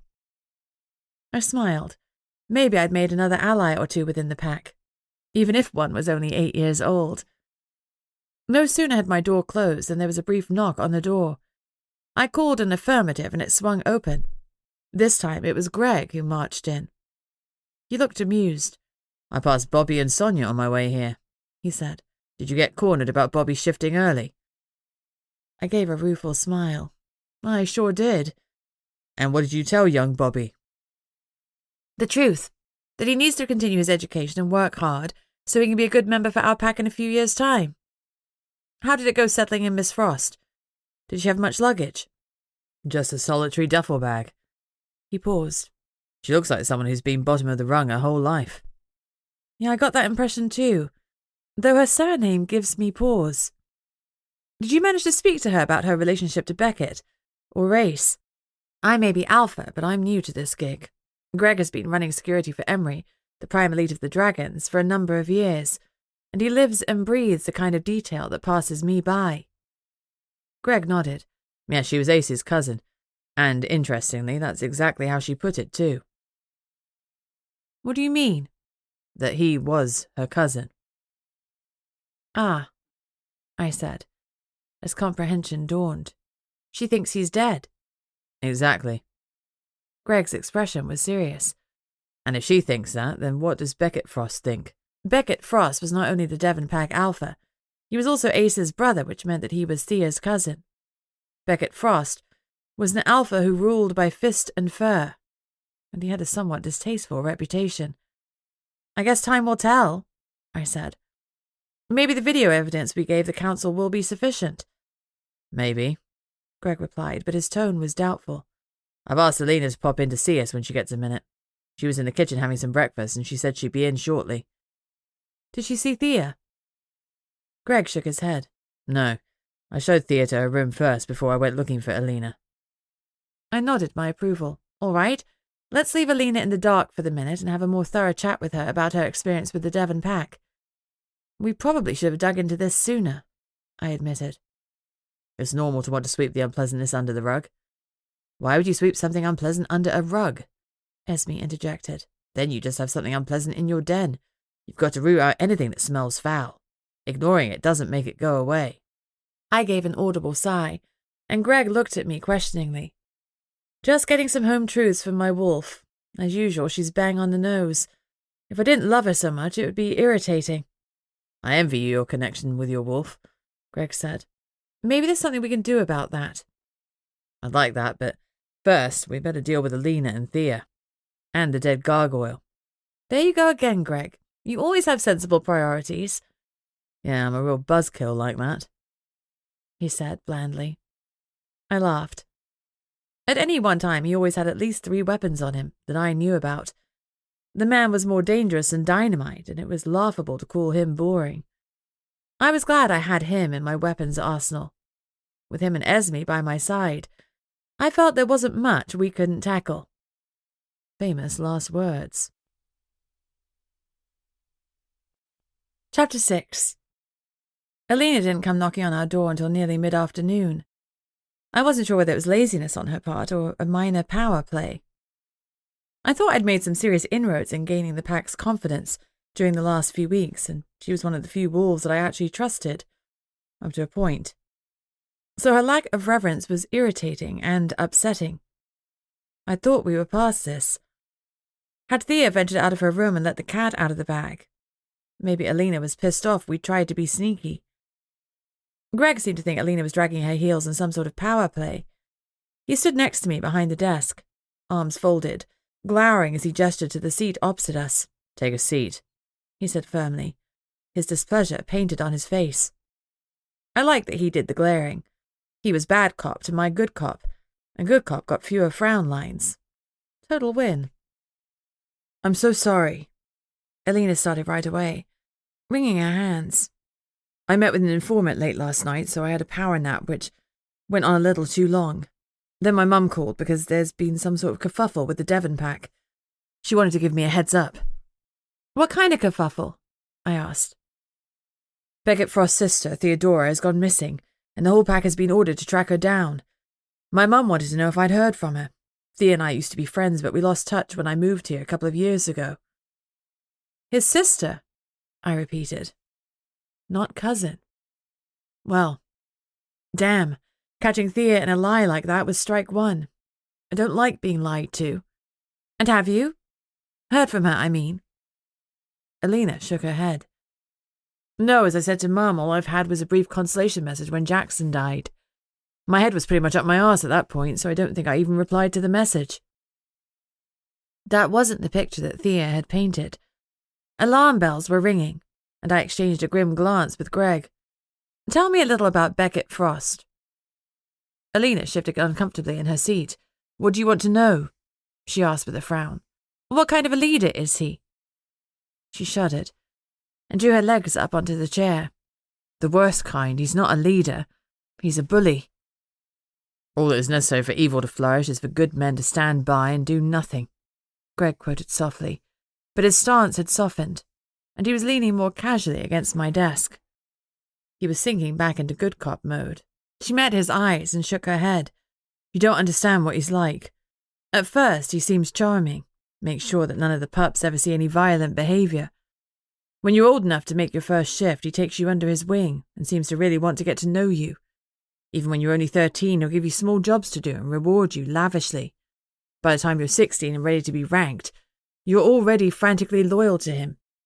Then he'll send you out with a job that's a little morally ambiguous, but you'll do it because you're only crossing a little line and Beckett Frost himself has asked you to do it. After that, it's a slippery slope of devotion greased with the growing horror that you're being groomed to carry out any act that he thinks is necessary. Once he's tested you and made sure that you're really his wolf, he eases off and moves on to the next target. You're just so grateful that his gaze is no longer centered on you that you don't really give a thought to the next poor bastard." Her eyes were filled with sorrow. That's the way I saw it for a long time, until Beckett's gaze focused on my brother, Jackson. There was something about Jackson that rubbed him up the wrong way. My brother had an edge of defiance that he couldn't quite hide, and Beckett's test for Jackson quickly got hot and heavy. Beckett moved too quickly and lost Jackson's loyalty. Jackson turned lone rather than stay in the Devon pack.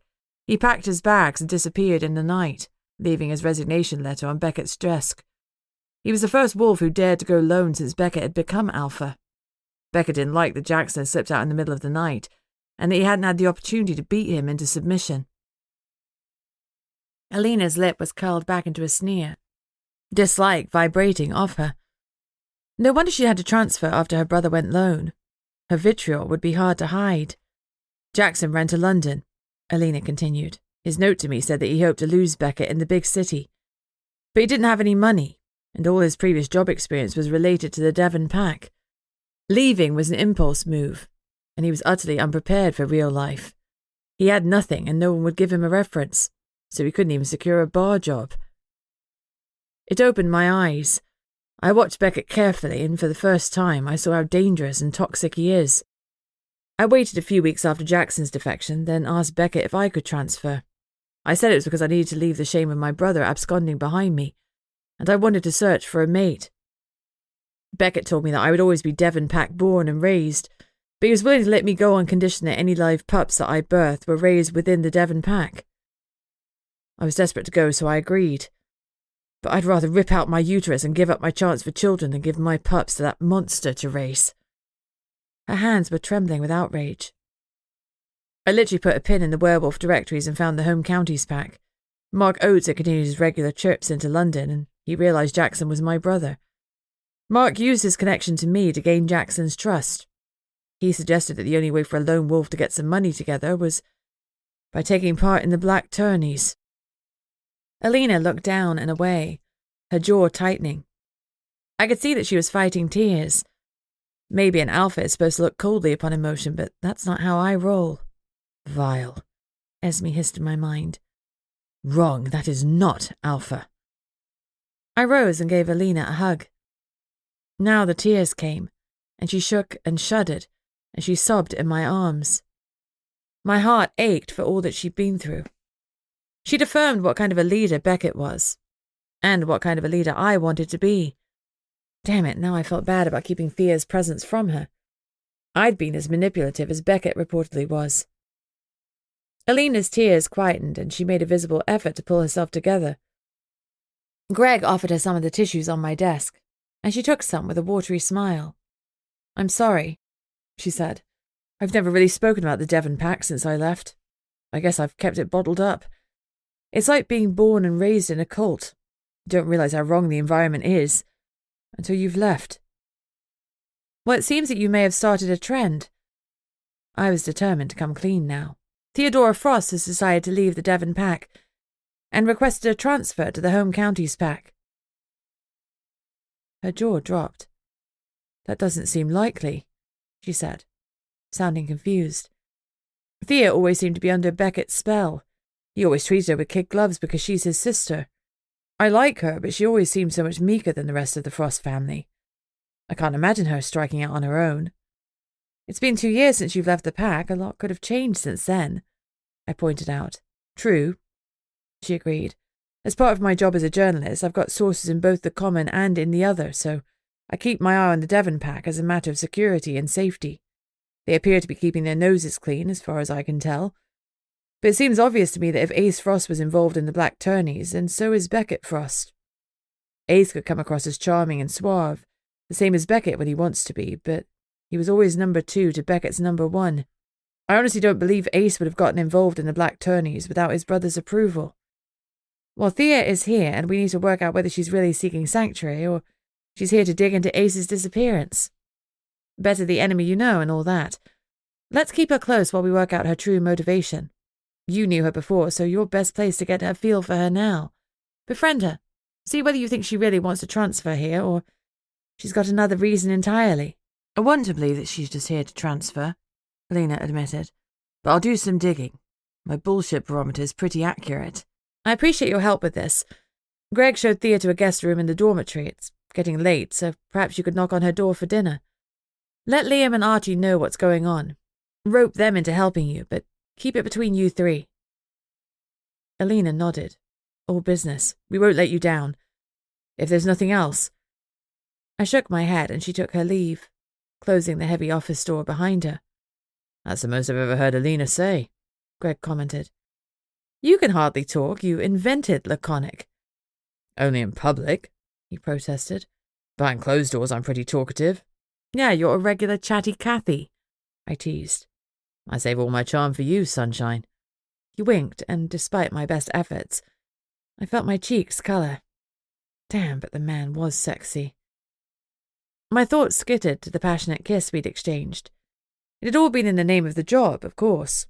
I was playing hooker to his customer in order to fly under the connection's radar, but wow, what a kiss it had been. I'd had a fair few steamy dreams since then where Greg had taken the starring role. "He wants to mate," Esme said confidently. My blush deepened. "Yes, thank you, Esme, so you keep saying. It's not that simple. He's my second." "Who better to mate with?" She was honestly confused. I didn't have an answer to that. Chapter 7. I didn't really know what to do about the dead gargoyle that had been dumped on my lawn. There hadn't been a note or a threat, nothing to identify whom the culprit had been, nor why the body had been left in this particular garden.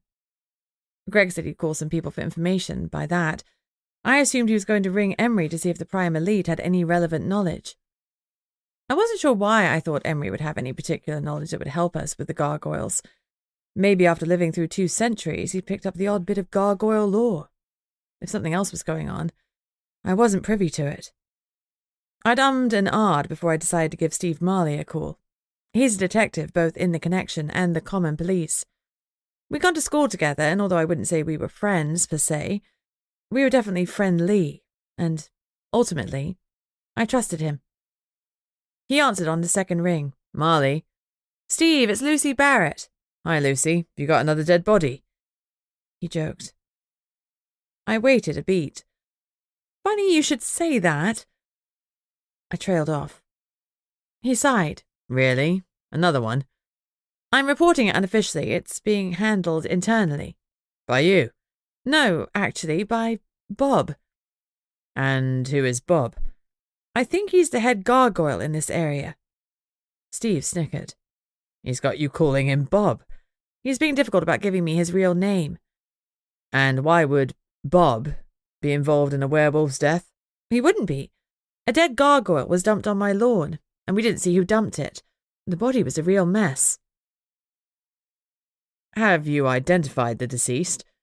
Bob said his name was Yorick. Of course he did, so that's a no. Yeah, I admitted. I have no idea who he was or why he was dumped on our land.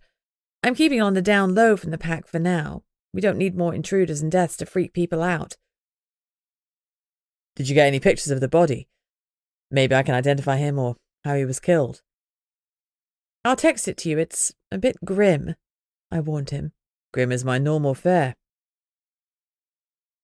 I sent him the picture while we spoke. Got it, he confirmed.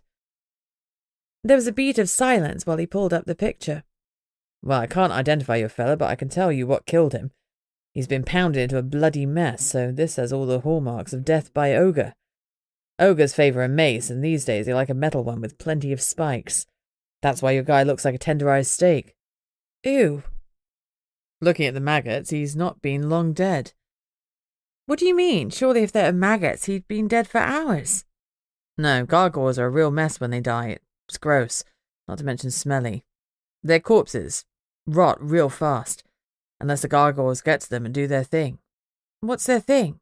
I'm not sure exactly, but they always seem in a hurry to claim the body. It's going to be difficult to track down your killer. Ogres frequently offer their services as bodyguards and mercenaries. Great. Other realm henchmen. For the right price. Wonderful. So, where does a girl go to find her very own ogre henchman? He snorted. No one will believe you're hiring and you'll get pulverised. You're friendly with a griffin, right? Bastian, I guess you could say we're on cordial terms. Steve gave an impressed whistle. Send him. Even the ogres will hesitate to attack one of the deadliest griffin assassins that's ever lived. They might even answer some of his questions. With that cynical parting shot, he hung up. Great. I knew nothing about ogres, but luckily I'm host to a wolf with significant knowledge of the other realm. Esme, what do you know about ogres? They're big, and you need to be wary of their tusks. They are hard to kill. A few wolves need to work together to bring them down. They could be hamstrung, and their necks and bellies are the softest parts. There was a pause. They are not good to eat. As I so often did when I conversed with Esme, I regretted asking. I didn't follow up her comment with a query as to whether she'd tried dining on ogre. I didn't want to know. Greg cleared his throat to get my attention. What did Marley have to say? He says that the gargoyle was killed by an ogre. Greg nodded. I agree. The body looked like it had been thrashed by a mace. I have very limited experience of ogres. I know Jess ran into them one time and had a fight, but I don't have experience of pulverising or thrashing things. Ogres are mercenaries who are bought by the highest bidder. Once they're bought, they stay bought. No double-crossing, even for an offer of more money? I asked, surprised. No. They're unscrupulous in a lot of ways, but that's the one thing about them you can trust. You need to negotiate a clear contract with them because the moment the contract expires, they'll leave you in the lurch without so much as a chow. They're tough bastards. Hard to find. Harder to kill. It would take a good few werewolves to bring one of them down. You sound like you admire them. He shrugged. The strong do well in the other, and the ogres are warriors. They keep to themselves when they're not out bodyguarding. So, if they killed the gargoyle, they were protecting someone? If they'd been hired out, if they killed the gargoyle of their own volition, it could just be because he looked at them in the wrong way. They can be testy. Their king tries to keep them on a short leash, but most of them like to shuck their restraints. Could you get me a meeting with them? I didn't want to rely on Bastian's help unless I had to. Greg ran a hand through his hair. Could I? Yes. Should I? Probably not. As I said, they're testy. They've been known to kill people whose job offers they didn't like. That must put some people off hiring them, I observed dryly. You don't hire an ogre unless you're pretty desperate. They're expensive and volatile. If we ask for a meeting, the only way we'll get one is if we're trying to hire them. And if we then didn't hire them, things could get dicey. So we'll hire one to parade around here for a day, I shrugged. We can use it as an opportunity to ask some questions. They have a rule about client confidentiality, so they won't tell us anything. A meet will be a waste of time. Huh. They sound worse than lawyers, I muttered. He flashed me a grin. I'm just saying, they may have killed the gargoyle, but if we're looking into his death, then first we need to find out who he was. Bob is being closed-mouthed. Then let's find some looser lips, Greg suggested. Where would you... I trailed off as my office door banged open. Sonia ran in, her hair dishevelled and her face red from crying. He's gone, she wailed. My stomach sank. Who? Bobby! I dropped him off to school this morning, but they said he never arrived at class. He's gone! She was on the verge of hysteria, and I couldn't blame her. I felt pretty hysterical myself. Missing kids were out of my ambit, and I had no idea what to do. I shot Greg a panicked look. He stepped forward, put an arm around Sonia and settled her into a chair. Has Bobby ever played truant before? He asked gently. No, never. And he left the Alpha's office this morning talking about how excited he was to be in school, how hard he was going to work to be an asset to the pack. He's not playing truant, he's been taken, I'm sure of it. Does the school have security cameras? I asked, relieved that my brain was finally engaging. Her eyes welled up again. Her desperation and helplessness were infectious, and my heart ached for her as I struggled to think. Are there any shops in the immediate area that might have cameras? Greg queried. No, the school's on a residential street. What about friends or family? Anyone Bobby would go with voluntarily? No one locally other than the pack. We've talked about stranger danger, and he's a sensible kid. I swear he wouldn't wander off with someone he doesn't know, not voluntarily. Have you noticed anyone hanging around you lately? Anyone unusual? No, nothing. Is there a park he goes to regularly? Any friends he hangs out with a lot? He wouldn't play truant, Sonia insisted again. And I drove by the local park where we go and he wasn't there. Both of his best friends at school were in school today. The head teacher spoke to their parents and they didn't have any idea where Bobby was. Everyone assumed he was off sick and I'd forgotten to notify them. Has he been ill lately? Greg asked. No, he doesn't really get sick. Have you called the police? I intervened, though I wasn't sure if they would do anything when he'd only been missing for a few hours. Yes, I gave them all of the information they needed and an up-to-date photograph. He was in a school uniform, so he would have stood out in the park. I explained all of this, but they kept asking me nonsense like his social media handles. I said he was too young for any of that. He doesn't even have a phone. Now I wish to hell that he did. She took a shaky breath. The police gave me the impression they weren't going to do much more than I already have. The weather isn't bad, and they seem to think he'd come home by himself in the next couple of hours when he gets hungry. But he won't. This is not like him at all. They let you make a report? I said, surprised. Yes, the whole 24 hours missing thing doesn't apply to kids. Honestly, he wouldn't have gone off by himself. I believe you, I reassured her. We just need to explore all avenues. Have you or Bobby upset anyone in the other community lately? Anyone who might retaliate? No, I'm so low down in the pack that no one much pays attention to us. We're not a threat to anyone. We go about our lives and mind our own business. Bobby's father. What happened to him? He's gone, she said flatly. I'm sorry to ask, but do you think he's dead? Don't know, she admitted reluctantly, wringing her hands. I assume so after all this time. I can't imagine he would have left us of his own volition, but you never know. Basically, when Bobby was little, he went out one evening for a run on his fours, and he never came back. Did he buddy up for his runs? Usually, but that night his running buddy said he never showed up at Black Park. Who was his buddy? George. George is Noah's father, and I'd met him only once in passing. I made a note to speak to him when I could. He was 15th in our pack, and we hadn't really had much to do with each other. Listen, I know you have to ask this stuff, but Bobby's dad is long gone, Sonia said. He's ancient history. Bobby can't even remember him. Bobby wasn't even one when he left, or died, or whatever the hell happened to him. There was a hint of bitterness in her voice. Some part of her obviously did think that he'd left voluntarily. And if that were true, then there was a possibility that he'd been the one to snatch his son. Chapter 8. In child kidnapping cases, the number one suspects are always the parents, and close runners-up are other friends and family.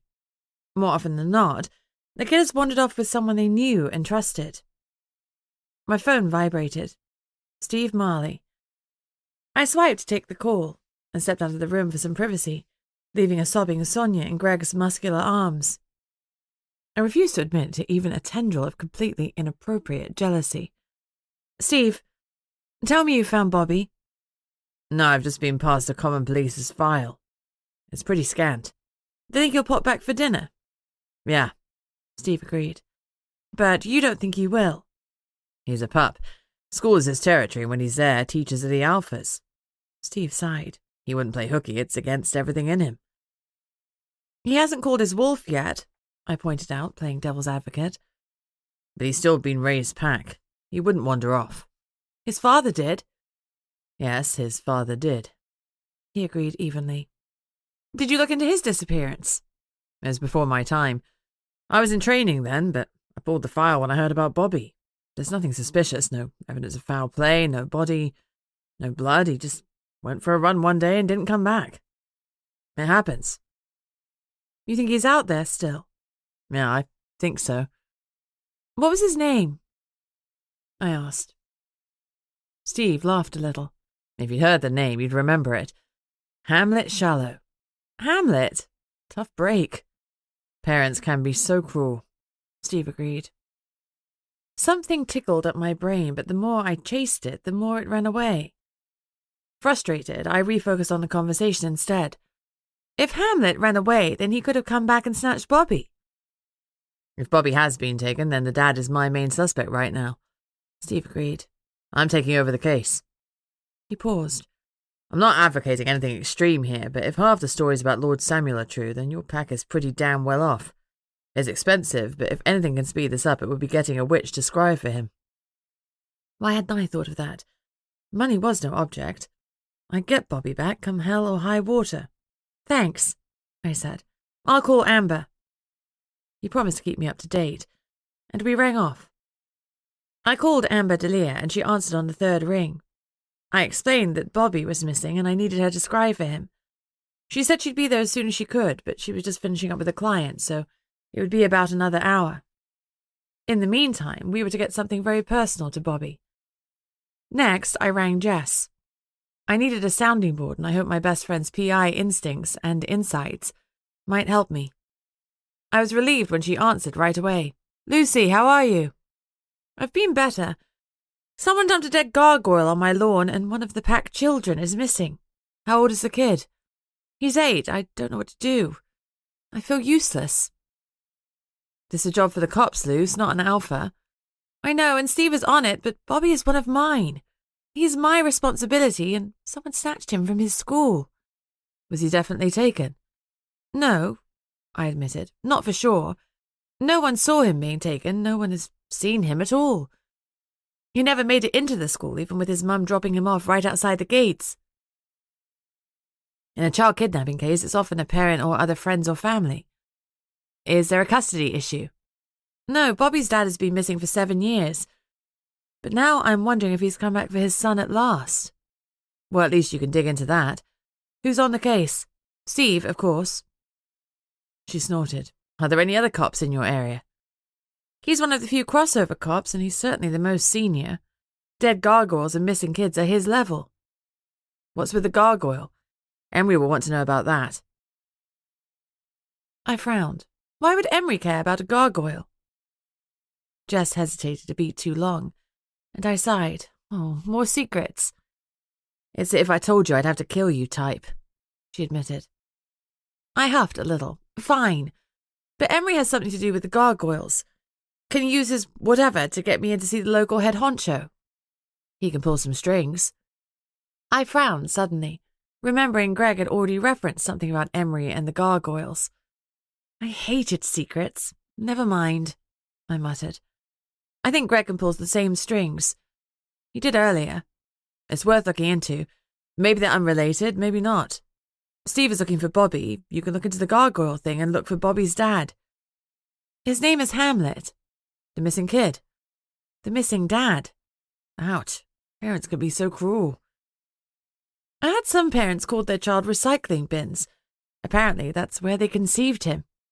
They called him Reese for short. Crikey. That makes Hamlet sound reasonable. Doesn't it? I know now probably isn't the time to bring this up, but just to let you know, I haven't forgotten about you. I'm in the middle of tracking down some fancy-ass jewellery that's been taken. It's time sensitive, but once I've found it, I'm going to the adoption agency in person. Frankly, my adoption was the furthest thing from my mind right now. On my wobbly days, I ruminated constantly on who my birth parents had been, where in the world they were, and why they'd given me up. On my good days, my adoptive family were everything I needed, and I tried not to give a toss about the parents who'd left me behind. I cleared my throat, which was suddenly tight. I needed to get a rein on my emotions.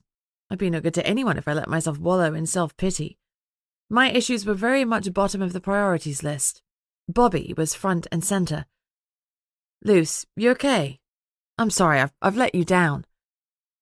I realised I'd been quiet for too long. Not at all, I said hastily. You're looking into this for me as a friend, and it's not at all time-sensitive. It's waited 22 years, so a few more days won't make a difference. I was adopted when I was 3, and though I should have some memories of my birth parents, I have sweet FA. Not a single memory. It had always bothered me. Why couldn't I remember something? A scent? A tune? I had nothing. Most people have a memory from their early childhood. I had bupkis. If you're sure, maybe I can help with Bobby. I'm in the other right now, so I can tell if someone is lying or not over the phone. Put the mum on and I'll ask her a few questions, and I can tell you if she's involved. That would be great. I don't think she is, but it would be handy to know for sure. I'll take you to her in a minute. I gave her a brief rundown on the facts that I knew, then went back through to my office. Sonia was still looking emotional, but she had a handle on the tears. Sonia, I have my friend Jess on the line. She's a private investigator, and she's going to ask you a few questions. She's a professional, so she may think of something we've overlooked. Okay? Sonia nodded. You'll need to answer aloud, I reminded her. Jess, go. You're on speakerphone. Hi, Sonia. Jess's voice was gentle. I'm sorry that Bobby is missing. This must be incredibly stressful for you, but Lucy's going to do everything possible to find him. Can I ask you some questions? Yes, of course. You dropped Bobby off at school? Yes. And everything was okay? You didn't spot anything unusual? No. No interlopers? No. Is Bobby happy at school? Are there any signs he's being bullied or anything like that? No, he loves school. He has lots of friends. Any of those friends off school today? No, they were all in class. Okay. Talk to me about Bobby's dad. He went missing too? Sonia sounded frustrated. I just don't see what Bobby's dad has to do with any of this. He's been gone over 7 years now. We need to find Bobby, not his dad. Do you think his dad is alive? Sonia gave a soft sigh. No. So you don't think he could have taken Bobby? No. Jess asked a few more questions, then told me she was done. I took her off speaker. She was lying when she said she didn't think he was alive, but telling the truth for the rest. She doesn't think the dad was involved in Bobby's disappearance. That's useful. Thanks, Jess. Love you, Luce. Back at you. I hung up. Sonia was looking at me hopefully. Can your friend help? She's had some suggestions, but she's on another case right now. I've called Amber Delia. She's on her way, but she needs something to scry with. I don't have the money to pay for scrying. I mean, I'll sell the house to raise money, but it will take time. The pack will pay, I assured her. Her eyes filled with tears. Thank you. I waved it away. It's the pack's money. It is there literally to help the pack for exactly this kind of situation. Now, I need you to go home and find something that Bobby is really connected to. Sonia scrubbed at her tears, happy to have something productive to do. His Wolfie, he's had it since he was little. That'd do it for sure. Is it at home? Sonia nodded. I turned to Greg. Can you run Sonia home and back? Amber will be here in about 45 minutes. Yes, Mom. He was always so proper in front of other pack members. Drove me wild. I much preferred it when he called me Sunshine or Peaches or one of his other ridiculous nicknames. Before that, can you give me Bob's number? I asked. He raised an eyebrow but nodded, pulled out his phone, and sent me an e-business card. He probably won't be awake for another hour or so until darkness starts to fall. Thanks. I need to go to the toilet, Sonia said. I'll meet you up front in a minute. She left Greg and I alone. This day is going down the toilet, I commented. God, I hope Bobby is all right. You think he's been snatched? Greg nodded reluctantly. He's a good kid and Sonia's a good mum. She's taught him all about stranger danger. He wouldn't go off with just anyone. But someone claiming to be his dad? Yeah. That'd be hard for any fatherless kid to resist. I could relate. If someone rocked up and told me they were my birth parents, it would be hard not to instantly accept them, just to have some closure. Bobby was 8. His missing father would be a good lure, regardless of whether or not it was true. On a different topic, I asked, You think it was coincidence that we saw Voltaire at the club last night? Vampires can phase in and out of the shadows. If he didn't want to be seen, he wouldn't have been. Maybe if you hadn't punched him, we could have found out what he wanted. Maybe if I hadn't punched him, he would have attacked you. Wait a second. You said he wouldn't flout the law and that Sharon was safe with him. She was. She's a human. You're not. I tabled it. We had greater concerns just now. Anyway, thank you for earlier. When Sonia said Bobby was missing, my mind went blank. What would I do without you? Flounder, probably. He winked, letting me know he was joking, but I felt deflated. He wasn't wrong. Greg caught my expression. Hey, I'm kidding. You'd be completely fine without me. You're a kick-ass, independent woman type. I used to be back when I was an accountant and I knew what I was doing and where my life was going. Since I've been a werewolf, I feel like someone has pulled the rug out from under me. Magic is real, I'm in charge of a bunch of people, and if they sense weakness, they're going to kill me and replace me with someone stronger. You, probably. That would never happen, he promised firmly.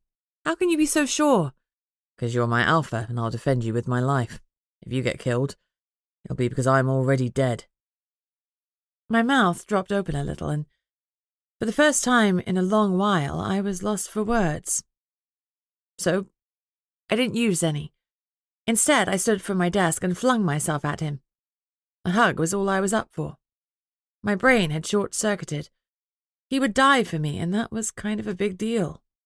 Sure, it was in a you're my alpha way, rather than I have an undying love for you and I die for you way, but it was still huge. Greg's arms closed around me, warm and strong. He smelled divine, and being wrapped up in him was a moment of pure contentment. I swear Esme almost purred. The moment lasted until I suddenly realized it was probably too long, but I just needed a little more. He was right. I could do this. We'd find Bobby. We had to. Chapter 9. Greg left to take Sonia home, and I dialed Bob's number impatiently. It rang a few times before the grouchy Frenchman answered the phone. Dead set on a mop stick. Do you know what time it is? He asked. I blinked and checked the time. It was just gone 5 p.m. 5? It's bedtime, you dull cop. I rolled my eyes at the insult. I had no idea what it meant, but I knew it wasn't a compliment. The sun sets in about half an hour, so I've hardly woken you at the crack of dawn. This is important. It better be, lovey. Gargoyles need their beauty sleep. He was joking, but his tone was still decidedly grumpy.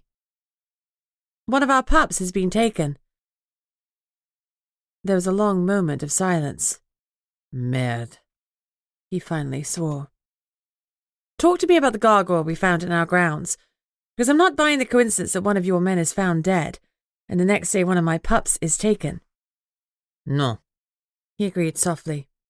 It is no coincidence. But we all have our secrets, and this is tied up in one of ours.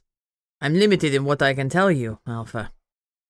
It felt relevant that he referred to me as Alpha rather than Lucy, but I had no idea why. What can you tell me then? I asked impatiently. This realm has too many secrets, and if this one killed or contributed to Bobby's death, I'd kick Bob's ass. Some secrets are meant to be told. Bob let out a long breath, and I could tell he was thinking it over. I will come and help you find your pup. I'll be with you in 40 minutes, after the sun has gone down. See you soon, my bitey ones. He hung up before I could object, or question him further. What is his deal? I asked Esme. He is a dark one, she replied unhappily. But what does that mean? He was lost to the darkness. It was clear from her tone that she felt like she'd explained enough. In my head, she turned around 3 times and sank down, her back to me. She was ignoring me. "Fine," I muttered at her. "I'll figure it out myself." "You'll have to." She whined softly. She was upset, distressed at keeping something from me. I wasn't feeling all flowers and light either. I didn't like the rift between us. "Come back, okay?" "I will never leave," she responded, and I was flooded with love and affection. We were a team, and she wasn't going anywhere. But she was still upset and needed some downtime. I got that. We all need alone time now and again, and it's in short supply when you're bound to another being for the rest of your combined lives. I left her alone, curled up and miserable, her presence like a throbbing toothache I couldn't quite ignore. I headed to the library, although I'd said I wouldn't pressure Esme. I didn't say I was going to stop looking for answers. Something was going on, and I was missing a huge piece of the puzzle. As usual, I was on the back foot, and I hated being ignorant. Luckily, Lord Samuel had acquired an extensive library during his lifetime, and my private lounge was wall-to-wall bookshelves. Night was drawing in, so I flipped on the lights to chase away the shadows from the room. Mrs. Dawes had lit the fire in the grate, and the scent of wood smoke pervaded the room. Something in me settled as I heard the sound of the fire crackling. A good book and a fire. I was in heaven. All I needed now was a crisp glass of white wine, and for Bobby to be home safe. I promised myself that we'd see it done. I had to be optimistic or I'd cease to function. I couldn't bear to think of little Bobby, my cheeky grinning pup, being scared and alone. It froze me. Enough, I told myself firmly. Stop focusing on the problem and find the damned answer. As I often did in times of quandary, I turned to the books. Lord Samuel was an eccentric character, but luckily he'd been an organised one, and his bookshelves were arranged neatly. They weren't alphabetized, but the books were grouped together by topic, so all I had to do was find a section on gargoyles. Easier said than done when there were so many shelves. I'm a book lover at heart, albeit my tastes tend more towards fiction than fact, and I could see myself happily whiling away many hours exploring the treasures that they held. However, now I was on a mission, but I impatiently scanned the titles to identify each subject before moving on to the next. There were sections on elementals, pipers, and witches, all topics I would have loved to dive into, but gargoyles were more important. I had just located their section when there was a knock at the door. "Come," I called, and Mrs. Dawes opened the door with a dramatic sweep. She usually wore her hair in a bob, loose around her face. But lately she'd been growing it out, and it had started to curl around her shoulders. Today she had it tied back, showing her elegant neck and heart-shaped jawline. It looked nice, but somehow made her less approachable. "Miss Amber Delia to see you, Ma'am," she announced. "Thank you. Show her in," I instructed. Amber Delia was in the running to become the next symposium member for the witches. The symposium is the connections equivalent to the Houses of Parliament, so Amber is a very important person, and she knows it, as her attitude and her fees testify. But I'd never met someone who projected competence like she does. You know you're in safe hands when Amber Delia is looking after you. She swept in, wearing an air of superiority like a cloak. Today her vibrant red hair was loose, her makeup was freshly applied, and she was sporting bright red lipstick, which reminded me of war paint. Her signature black skirt swished around her legs, and her pale blue peasant top was tied neatly around her neck. Her ever-present black tote bag was slung over her shoulder. Mrs. Dawes backed out, closing the door gently behind her. No doubt she'd be back shortly with tea and biscuits, because we're British, and that's how we roll. "Lucy?" Amber greeted me coolly. I'd like to think we're friends, but I'm not sure that Amber Delia has got any friends. Besides, she's been distinctly glacial since I'd accidentally got her kidnapped a few weeks ago. I mean, sheesh, it wasn't on purpose. I gave her a finger wave. "Hey, Am," I greeted her. Her eyes narrowed and her lips tightened. One does not give Amber Delia a nickname, not unless one is a cheeky alpha werewolf. Do you have the item? She asked, straight down to business. No, the mother is fetching it from home. She should be back in a few minutes. Amber nodded briskly, and, unbidden, sat on one of the sofas. I examined her closely. Despite the careful makeup, the bags under her eyes were still peeking through, and her eyes were strained. You okay? I asked in all seriousness. You look tired. I've already scryed someone else today, and it takes its toll, but I can do one more. Couldn't you have sent another witch? Not for something as important as this. I want to see if... She stopped, abruptly. The cogs in my mind started to turn. You scryed someone else earlier today. Is someone else missing? Client confidentiality is paramount in my business, Amber replied elusively. But someone else is missing. I made it a statement, and she didn't deny it. This is important. Is it another kid? If it is, give me a clue. If someone is snatching other kids, then we need to work together to find them. You're assuming the kidnappings are linked. Then there is another kidnapping. Her lips tightened, but again she didn't deny it. She was helping me in her own obtuse way. Inspiration struck, and I nodded at the bookshelves. On a completely different note, my library is full of helpful books on the different other species. I pointed out the sections for all the various creatures I had seen on my hunt for gargoyle knowledge, then turned to her hopefully with an eyebrow raised. Would you want to borrow one of my books? She looked at me for such a long moment that I thought she was going to refuse. But then she stood up abruptly and walked to a bookshelf. She selected one of the volumes on elementals, fire elementals to be precise, and set it down firmly on the coffee table. I didn't thank her.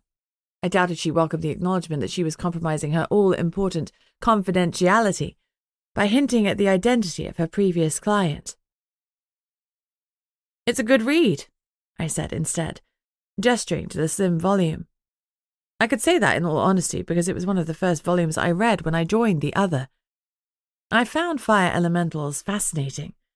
How useful it must be to never feel chilly. If it's cold, you click your fingers, or whatever it is that they do, and flame on. Toasty. I recognized Mrs. Dawes' soft knock on the door. Come in, I called. She hurried in with a tray, a pot of tea, 4 mugs, and a plate full of biscuits. Sonia and Greg have come back, she informed me. They'll be along presently. I love biscuits. My mum doesn't have a sweet tooth, and I wondered if I got mine from my dad, who's a keen baker, or from my birth parents. Is liking sweet things genetic? Who knew? When I first joined the home county's pack, tea was served in a cup complete with saucer. Lord Samuel's preference, I presume. Mrs. Dawes had noticed that I'm not quite so refined. I always make a cuppa in a mug nearly the size of my face. For me, a dainty china set belongs in a display cabinet. Mrs. Dawes is nothing if not adaptive. Better make it 5 mugs. Someone else will be joining us shortly. She didn't ask questions, just gave me a nod. I'll need a large bowl and some water for scrying, Amber interjected. Preferably a porcelain bowl. Mrs. Dawes all but curtsied. Of course, Miss Delia. Damn it. Even Mrs. Dawes respected the witch more than she did me. I tried to ignore my chagrin. My position in the pack was hardly paramount right now. Amber Delia was frowning as she studied Mrs. Dawes. With your hair tied back, you look like someone I used to know. Mrs. Dawes reddened and touched her hair self-consciously. Oh, it doesn't suit me, does it? I knew I should have just had it trimmed. It looks lovely, I hastened to reassure her. Amber nodded. It does suit you. It just took me by surprise, that's all. You look so different. The embarrassed housekeeper left the room hastily, mumbling about retrieving an extra mug and something to scry with. I poured Amber some tea, then passed her the milk and sugar, so she could doctor it to her tastes. She ignored both and drank it black. Yuck. I poured plenty of milk into my own teacup and sat down opposite her. Moments later, Sonia and Greg joined us. Sonia was clutching a bedraggled wolf, a soft toy that had seen better days. My heart clenched. Bobby had clearly loved the little thing. Sonia's eyes were lit up with a tremulous hope that I prayed wasn't misplaced. Amber could do magic. Maybe she could perform miracles, too. He called it Ham, after his father. Sonia held out the wolf. Sorry, I know that's not relevant. I'm blathering. Oh, I'm in pieces. Amber softened. Of course you are. Take a seat. She directed Sonia as if the lounge were her room, not mine. Sonia sank down gratefully into the soft cushions next to her. Esme? I called. I need you, please. She didn't answer with words. Instead, she turned around in my mind so that she was facing forward. She was paying attention to the proceedings. Thank you, love. There was another knock on the door. I assumed it would be Mrs. Dawes, but instead the door swung open and Bob strolled in. His greying skin looked ashen, and his eyes were weary. Maybe gargoyles really did need their beauty sleep. His white loincloth was looped around his waist, protecting his modesty. His wings stretched and closed as he walked, almost like a nervous tick. He froze as he caught sight of Amber. Witch? His growl was low and threatening. I expected Amber to fire back something sassy, but instead she ducked her head and examined her toes. Renard, she responded, looking at his wingtips. Tell my name to all and sundry, why don't you? He bit out. She winced. Sorry. He waved away her apology. What more can I expect from a witch? Amber went back to examining her toes. Man, I really wanted to read more about gargoyles. There was clearly a history that I needed to know about, but was it between Bob, Renard, and Amber, or all gargoyles and witches? Renard's comments seemed to suggest the latter. Ignorance isn't always bliss, and in the other realm it can get you killed. Literally. I stood a glance to Greg, but he gave a one-shouldered shrug. He didn't know the history any more than I did. You're here to scry then, are you, my witchy? Renard asked. Yes. Much good it will do us, he muttered. Sonia's shoulders drooped as the hope leached out of her. I glared at Renard. Why would you say that? What do you know? He ignored my question. Get cracking then, my little pentagram pussy. Let's get this exercise in futility out of the way. I waited for Amber to rip him a new one for calling her anything other than Mom, but she said nothing. She pulled various jars from a tote bag, lined them up on the table, pulled on plastic disposable gloves, and grabbed a number of paintbrushes. Mrs. Dawes returned, hair loose and her equilibrium restored. She carried another mug, a pitcher of water, and a large porcelain fruit bowl. Will this suffice, Mr. Lear? She asked respectfully. That will be perfect, thank you, Mrs. Dawes. The respect was a two-way street, it seemed, and I told myself I was not disgruntled by it at all. Mrs. Dawes stayed inside the room, ready to get anything else that we needed. I gave her a grateful smile. Renard poured himself a mug of tea. He sat opposite Amber, legs spread, everything in his body language shouting belligerence. In contrast, Amber seemed almost subservient or apologetic, two things I'd never seen from her before. If I hadn't been so stressed, it would have been fascinating. She poured the water into the bowl, filling it to the brim. Next, she picked up Wolfie, opened two of the jars nearest to her, and carefully dabbed in a paintbrush before meticulously painting a rune onto the soft toy's belly. She discarded the used paintbrush and selected a fresh one, and repeated the process onto the toy's limbs. She closed the two jars, selected a third, and painted 3 more. The soft toy was now covered in various shades of gloop. Barely a hint of the silvery fur underneath was visible.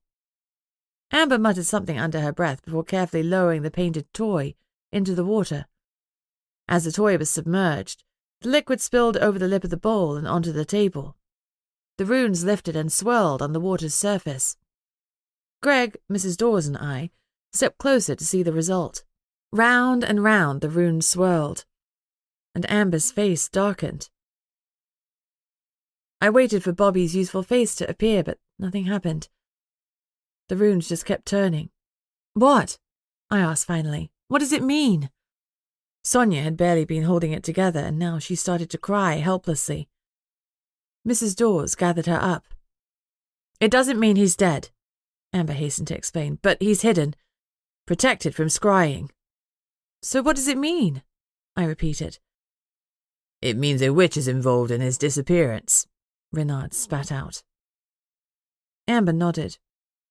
Suddenly, she looked even more weary than before. I moved the book on the table away from the spilled water and looked quizzically at Amber. My earlier scry was also unsuccessful, she murmured, for my ears alone. There could be no doubt. The kidnappings were linked. Chapter 10. Amber gave Sonia a tonic to help her calm down and get some rest. I told Sonia that I would let Steve Marley know the latest developments, and I would continue my investigations into Bobby's disappearance. With that reassurance, she allowed herself to be escorted to a spare bedroom in the mansion by Greg and Mrs. Dawes. Mrs. Dawes said she would make sure Sonia was settled before she came back. When I gave Steve a quick ring to tell him that Bobby couldn't be scryed, I asked if any other children had been kidnapped. He swerved the question and quickly found an excuse to hang up. Something was going on. Renard was still glaring daggers at Amber. She studiously avoided eye contact with him as she cleared up her paintbrushes and jars. I sighed. Do I need to know about whatever this is? I asked, indicating the space between them. Ancient history, Amber snapped. Not so ancient to me, my saucy sorceress. Renard's tone was equally abrupt. Amber had nothing more to say. Looking awkward, she finished packing her bag. As she stood up, she swayed. You're exhausted, I said. I'll get one of my wolves to drive you home. Amber opened her mouth, no doubt to say that wasn't necessary, then closed it with a clack, and gave me a sharp nod. Yes, that would be acceptable. Never expect thanks from Amber Delia, then you won't be disappointed. I left her and Renard alone in the room whilst I sought out one of my wolves. I found David just round the corner. Would you mind giving Amber Delia a lift home? I asked. It'll be my pleasure, Alpha, David responded with a little bow. I smiled warmly. Thanks, David, I appreciate that. I really did. David was a yes man, no questions, no quibbles, and it was refreshing. As we went into my sitting room, Amber was glaring at Renard, and the room was positively vibrating with tension. Huh. What did I miss? Amber didn't respond. She swept past me, grabbing David as she went, leaving me alone with Renard. So, that was tense, I commented. Renard didn't reply. Anyway, so, if your name is Renard, why did you call yourself Bob? One does not simply give away one's name. You had to call me something, so why not Bob? I frowned. Then it definitely wasn't a clue that something was going to happen to Bobby. There was a long, pregnant pause. I had no idea that Bobby was in danger, Renard said finally, but it was a clue of sorts. A clue that the dead gargoyle was linked to Bobby in some way. Even as I said that, the wheels turned in my head and there was a sudden click as everything settled into place. The dead gargoyle! You called him Yorick. Yorick is a character in Hamlet. Bobby's father was called Hamlet. Are you telling me that dead gargoyle is Bobby's father? How is that possible? Renard gave a sudden grin. You're not just a pretty face, my furry friend. I sat down heavily. Bobby's father was my main suspect for Bobby's kidnapping. If he's dead, we're back at square one. And why was his dead body dumped on my lawn? I don't think his body was disposed of there, lovey. I think he was killed there. Why? There was an awful lot of blood soaked into your fine lawn, and dead bodies don't bleed that much. Also, Hamlet often came to the mansion. Or your new security doesn't include the air above you, and he used to fly over to see if he could catch sight of Sonia and Bobby. I made a mental note to talk with Greg about the security above the mansion. My to-do list was an ever-growing beast. I frowned suddenly as a thought occurred to me. Why didn't Sonia tell me that Bobby's father was a gargoyle? Wait a minute. I thought only 2 werewolves could make a pup. You're right there, and Bobby is a pup. My head hurt. So, Hamlet was a werewolf. I frowned. Wait a second. A gargoyle's made, rather than born. Now you're getting to the heart of it, Renard said approvingly. I can't tell you the ins and outs of it all. Guess you are a bitch. He was a werewolf turned into a gargoyle. Did Sonia not know he was turned? All she knew was that he disappeared. But he came here anyway to watch over them. Every chance he got, the gargoyle said mournfully. Was he watching over Bobby when someone tried to snatch the boy? That would be my conclusion. He was watching, saw someone slinking on the lands with foul intent, and decided to intercede. It got him killed and bought Bobby a few extra hours, but alas, the child was taken at school instead. Why was this realm so damn secretive? Each species collected secrets like they were jewels, jealously guarding them from trespassers. That was fine, but sometimes it made life damned confusing, especially for a newcomer like me. Can I tell Sonia that Hamlet was a dead gargoyle on the lawn? I asked. Hamlet wouldn't have wanted her to know what he became, but I see no reason why you can't confirm his death. I sighed. What I want to do is tell her that Hamlet watched over them, that he kept Bobby safe. To say only that he's dead doesn't seem fair to his memory. Nothing in this realm is fair, Lucy Barrett. He wasn't wrong. Greg knocked briskly on the door and entered. Whatever was in that tonic has knocked Sonia right out. I had to carry her the last few steps. Mrs. Dawes has put her to bed. He glanced at Renard before continuing. I saw our other guests talking with Archie and Elena. With all that had been happening, I'd barely given Thea Beckett another thought, but perhaps I should. The timing of her arrival was dicey. Well, that's good. Let's hope it's a coincidence that she's appeared at the same time Bobby was snatched, I said grimly. Thea seemed innocent enough, but what Elena had told me had set alarm bells ringing. Still, arranging a kidnapping right after you arrived somewhere would definitely be stupid. And I doubted that Thea was stupid. Unless it was a double bluff. Oh. I shook off the speculation. We had stuff to do. I've got another lead. Apparently a fire elemental child has also been taken. Let's go to Rosie's, I suggested. Let me know what they say. I'll do some digging of my own, Renard responded. As he headed out, his wings extended, and I felt a breeze stir unnaturally in the room. I guessed he was about to fly. He left Greg and I without a backward glance, then soared through the huge living room window. Maybe that's why the ground floor windows are so large. I sent Maxwell a text to let him know we were coming over, but not saying why. You want to drive? I asked Greg. Sure thing, sweetheart. Just let me sweep the car for bugs before we roll. Greg believed in learning from his mistakes, and I liked that about him. I waited patiently while he did his thing, and climbed in when he gave me the all clear. Definitely no bugs this time? I asked. None I can detect. Greg confirmed. Cool. The dead gargoyle, it was Sonia's husband, Hamlet.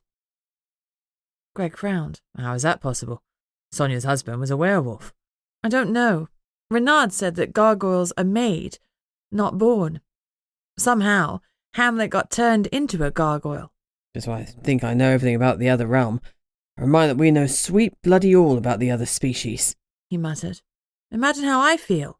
You're smart and have a wolf in your head. You've got the edge. It doesn't always feel like that, I muttered, thinking of Esme's sog earlier. We parked outside Rosie's. The lights were on and the cafe was full. Under normal circumstances, I'd have thought it was doing a roaring trade, but all the occupants had flames dancing on their heads. That was a lot of fire elementals. Distractedly, I wondered what a bunch of fire elementals was called. A brazier? A forge? We slid out of the car and opened the door, which rang to let them know someone else had walked in. The room fell deathly silent. Okay.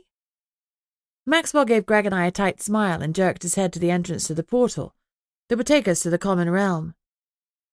I cleared my throat. Actually, we're here about something else.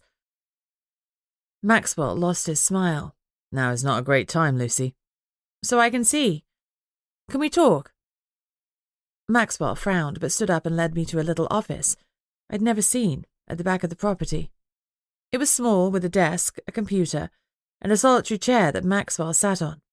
Usually he's a friendly, chatty guy, but impatience and stress were rolling off of him. He was visibly upset. We've heard you've had a kidnapping, I started. His expression darkened. That's elemental business, he said shortly. I wouldn't intrude, I went on calmly, but we've also had a kidnapping. Maxwell froze. Blast, he swore. Makes sense for us to work together to track down who was taking the kids.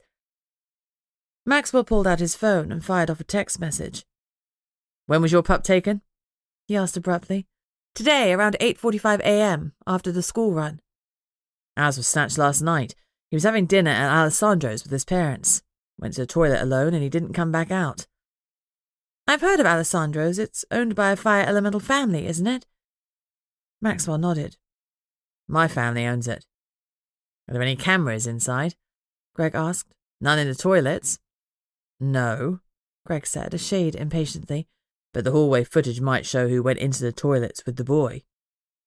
The hallway camera has been out for 2 weeks. Maxwell's jaw tightened.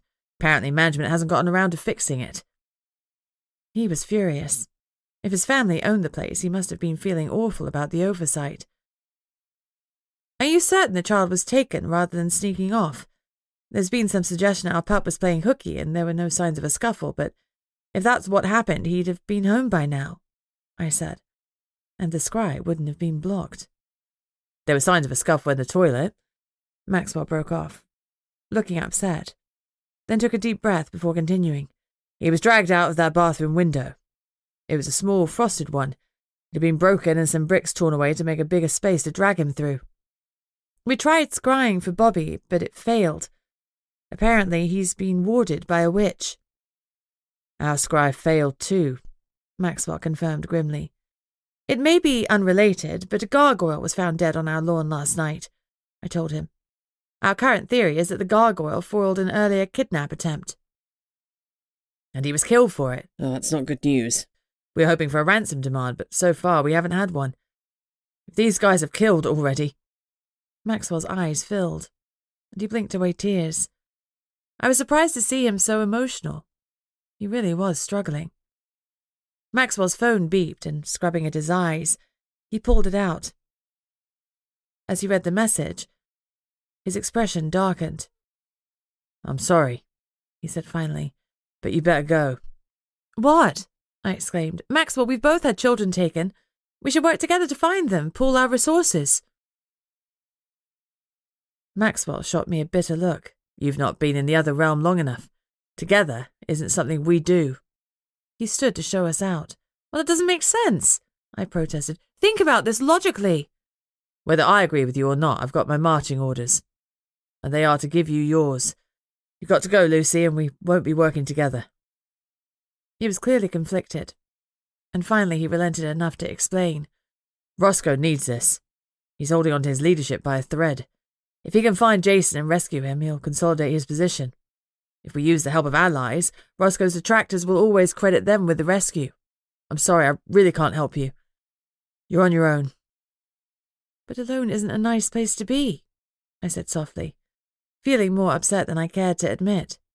I'd always clicked with Maxwell, and I thought he was my friend, albeit we mixed business with friendship. Now I wasn't so sure, and that stung. A huge rock lodged in my throat. Something must have shown on my face because Maxwell softened. He pulled me into his arms. This isn't personal, Luce, he muttered into my hair as he pressed a kiss to my forehead. Now, go, before I get mushy. I worked hard to get into tough guy mode. I'm not having you undo it because you looked all Bambi-eyed at me. Sorry, I sniffed, suddenly blinking back tears. But we're okay. Of course we are. And I'll argue with Roscoe about this when I can speak with him, but for all he's my lover, he's my boss too. And sometimes his word has to be law, whether I like it or not. He frowned grimly. We get it, Greg replied evenly. He and I exchanged an awkward glance. We really did get it because I'm Greg's boss and I worry constantly about the power disparity between us. That's the main reason I haven't examined how I feel about Greg. He's my one friend in the pack, my confidant, and I can't lose that just because he looks entirely too good without a shirt on. Maxwell looked between us both. I guess you do. He winked. Now try and look downhearted when you leave, like I was really mean. That won't be hard, I snarked. Hey, I can't tell you any more about Jason Alessandro's disappearance because that's not my call. Alessandro as in the restaurant in Windsor, where he was taken from? I asked. Maxwell gave us a bland look. Did I say Alessandro? Didn't you say your family owns the restaurant? Is Jason related to you? He's my baby cousin, he said softly. He bit his lip. I could see how hard it was for him to follow Roscoe's orders rather than follow his own instincts, which were to get as much help for his cousin as he could. We'll still look for him, I whispered the promise. Maxwell shot me a grateful look, then got a hold of himself and wiped his emotions from his face. Tough guy image restored, he sent me one last instruction. Be careful of grandfather. He opened the door to show us out, and this time we went. The elementals went quiet as we emerged. I couldn't feign being downhearted, but I did do a lot of glaring. Call me when you change your mind, I snarled convincingly at Maxwell. I meant it. This was idiotic. I let the door slam shut behind me. As we climbed into our car, Greg asked, Where to, boss? Some days, boss felt like a term of endearment, but now it felt like he was using it to maintain a distance between us. I suppressed a sigh. Where else? To Alessandro's, Jeeves. Chapter 11. Maxwell had been my friend for my entire time in the other realm.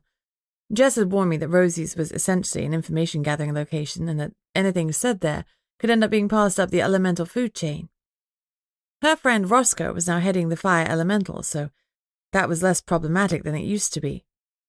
Still, it occurred to me that even after all this time, I still didn't know Maxwell's surname.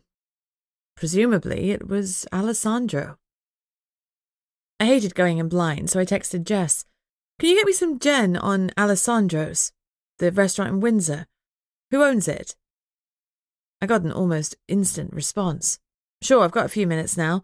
I'll run it through my search engine and fire you an email. Thanks, Jess. I got a thumbs up emoji in response. After a moment, I decided I best text Renard and let him know where we were going. This was as much an investigation into his dead gargoyle as it was about Bobby. The two cases were hopelessly muddled. Are you crazy? He replied. Do you know who owns Alessandro's? Alessandro? I sassed back. He's a vampire and a rare one at that. He was an elemental before he was turned, and normally such a transformation results in permanent death. Not Alessandro. He's a vampire and a fire elemental. One of a kind. He is outlawed, clanless, and belongs to no one. The other vampires give him a wide berth, even though he doesn't have a clan. That should tell you something. I wish that Maxwell's warning about his grandfather had been a little more detailed. I knew a little about vampires, and the one thing I'd read in my book as a fact was that vampires could only turn common humans. If they attempted to turn someone from the other, they always died. Always. Apparently, Alessandro was the exception. Great, we're still going. Meet us there? I texted Renard. Absolutely not. The response made me smile wryly. Sometimes Greg has this inconvenient rash of overprotectiveness. I decided to keep Renard's intel to myself for now, or he'd insist on something stupid, like making me stay in the car. That was not going to happen. Nothing will stop us hunting, Esme growled to me. I silently agreed. We were all in. Nothing was going to stop us. Not even a slightly scary, fiery vampire. Alessandro's was evidently for the rich, It was a classy Italian restaurant not too far from the Long Mile, its name scrawled in elegant golden letters across exposed bricks. The restaurant was heaving with customers. When we parked outside, the other vehicles were all Range Rovers and Porsches. Christ, I muttered. You'd close the restaurant if your grandson got snatched, wouldn't you? Not if it's being run by a manager or someone not linked to the family, Greg suggested. Sure, or an unfeeling, undead vampire. Maybe, I said non-committally. Let's go see who's in charge. I mentally crossed my fingers that Alessandro himself was somewhere else. The inside of the restaurant was warm and cozy, with the lights set to low. The customers all looked to be common, or at least they were in the common realm. Everyone was dressed in their Sunday best. I couldn't see any signs of the other, bar the maitre d'. Greg and I looked somewhat scruffy in comparison, but a smile didn't falter. "Good evening," she said warmly, as flames danced on her head. "I'm sorry, but the restaurant is fully booked tonight, and we can't accommodate walk-ins. I'll be more than happy to book you in sometime in the next couple of weeks. Let me pull up our diary and we'll see when we can accommodate you." She was good. I bet she could help sell you coffee with your dessert, too. "We're not here to eat," I said quietly. "We're here about Jason Alessandro." Her smile vanished, and her eyes filled with anguish. "Please don't say his name. I need to keep busy or I'll fall apart. You'll need to speak to grandfather. He's in the back office. I'll take you to him if he'll see you." She looked a little like Maxwell, though it was more a vague, familial resemblance rather than that of siblings. She was a leggy blonde, much like me, elegantly dressed in a royal blue dress, and wearing minimal makeup.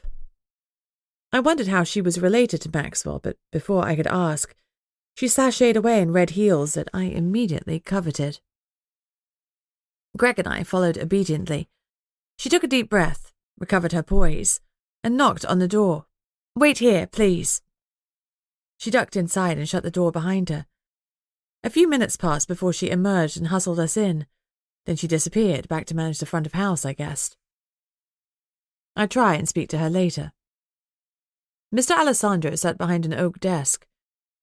His face was blank and stoic, giving away nothing of his thoughts. He looked like no grandfather I'd ever seen. For a start, he was dizzyingly handsome, even though he had a few grey hairs. I studied him a little more.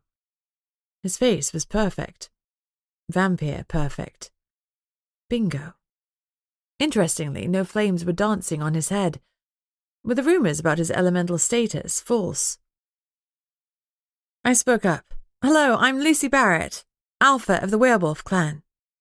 "I know who you are. Why are you here?" His tone was even, neither curious nor aggressive. He was studying me intently, like I imagined a scientist would watch a chemical reaction. Intently and almost with anticipation.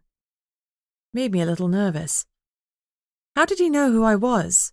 I'm no one in the other realm, not even a blip on anyone's radar. For all I'm an alpha, werewolves are a dime a dozen. "I understand your grandson has been taken," I stated. "Yes, it is being dealt with." "By the vampires or the elementals?" "Why are you here?" he repeated, ignoring my question. "A werewolf pup has been taken too. I wanted to ask you some questions." There was a long silence as if he were choosing his words carefully. "I do not have time for a Q&A session right now," he said finally. "You're a vampire. You have nothing but time," I snarled back. His calm attitude was starting to piss me off. Didn't he care his grandson had been taken? Greg grimaced. Given that Alessandro was a vampire, he clearly didn't think taunting him in his lair was wise. Even so, his hand stayed loosely by his hip, no doubt ready to draw a weapon. "You may examine the scene, and then you must leave," Alessandro finally allowed. "I will not have your presence upsetting my customers or my staff." What kind of uncaring prick is still sitting here calmly while his grandson is being kidnapped? Greg made a strangling sound behind me. Finally, I had a reaction from Alessandro, though not one I expected. He smiled, though it didn't reach his eyes. "The kind that kills insolent wolves for fun. The Red Guard has put you under their protection, for now. That's the only reason I let you into my office. Now you have satisfied your curiosity, you may go." Despite his smile, his tone suggested that if we didn't go now, we'd never leave, except in a body bag. "How old is Jason? Is he a vampire like you?" I asked. "He's 11 years old, and no, he is an elemental."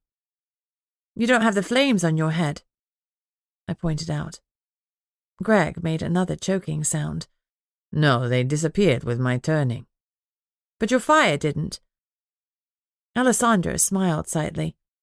He raised a hand, and suddenly he was holding a fireball. Crackling and round, it danced in his palm. I stared at it, fascinated. Greg hastily pushed me behind him, to protect me should Alessandro be overtaken with the urge to throw the fireball at me. I blinked out of my reverie, and Alessandro extinguished the flames. His smile faded. "No, the fire didn't leave me. Now, that is all the information you will get out of me. Get out, Lucy." I opened my mouth to disagree, but Greg grabbed me by my elbow and yanked me out of the room. "You have no survival instinct," he muttered. "Vampires can be on us faster than we can shift into wolves. You could have had us for dinner." "Faster than you can shift," I corrected. "Esme and I can shift almost instantly. We've been practicing lately after the whole Ace debacle. We wanted to ensure we were as fast and as deadly as we could be. We'd even tried to shift with our clothes on, just to see what would happen. Let me tell you, your clothes vanished, never to be seen again. I lost a beautiful Gucci watch that way. I thought the clothes would just tangle Esme up and she'd be the blingiest wolf around. But no, I lost my Gucci watch forever. Life's a bitch." "Rub it in," Greg muttered. "You're better in all other ways," I assured him. He smiled. "That's not true, but I'm glad that you think so." He winked, which sent butterflies to my tummy. "It would be better if you just mate." Esme sounded a bit disgruntled. "It's not something you leap into." "So exchange a few of those mouth-to-mouth things you do, then leap into it." Her view of the world is simplistic, but the imagery she sent to my mind made me blush. Greg looked curious as fuchsia stole up my neck. "Esme," I commented. "One of these days I'd love to hear what she says." "She's got a lot to say about you," I admitted, before my brain could censor my mouth. "Is that so? I'm glad to hear it." He was turning on the flirting dial. I wasn't sure what had changed. I thought we'd agreed, non-verbally of course, that we weren't going to do the flirting thing. Half an hour ago he'd been glacial and calling me boss. His signals were definitely mixed. "Come on," Greg said. "Let's go to the bathroom." "You take me to the finest places." "Only the best for my girl," he joked. I stamped on the wistful thought that I'd love to be his girl. In another life, maybe. We walked down the long wooden-panelled corridor until we came to the bathroom. The men's door had a laminated sign that said, "Out of order, please use the disabled toilet." Greg pushed open the door. I hesitated for a second before following him. It goes against the grain to go into the men's bathroom. I was prepared for the smell of sweat and stale urine, but the room was fresh and cold, largely due to the huge hole in the wall. Maxwell had downplayed the extent of the damage. It looked like a car had driven into the wall, but from inside the restaurant, which was impossible.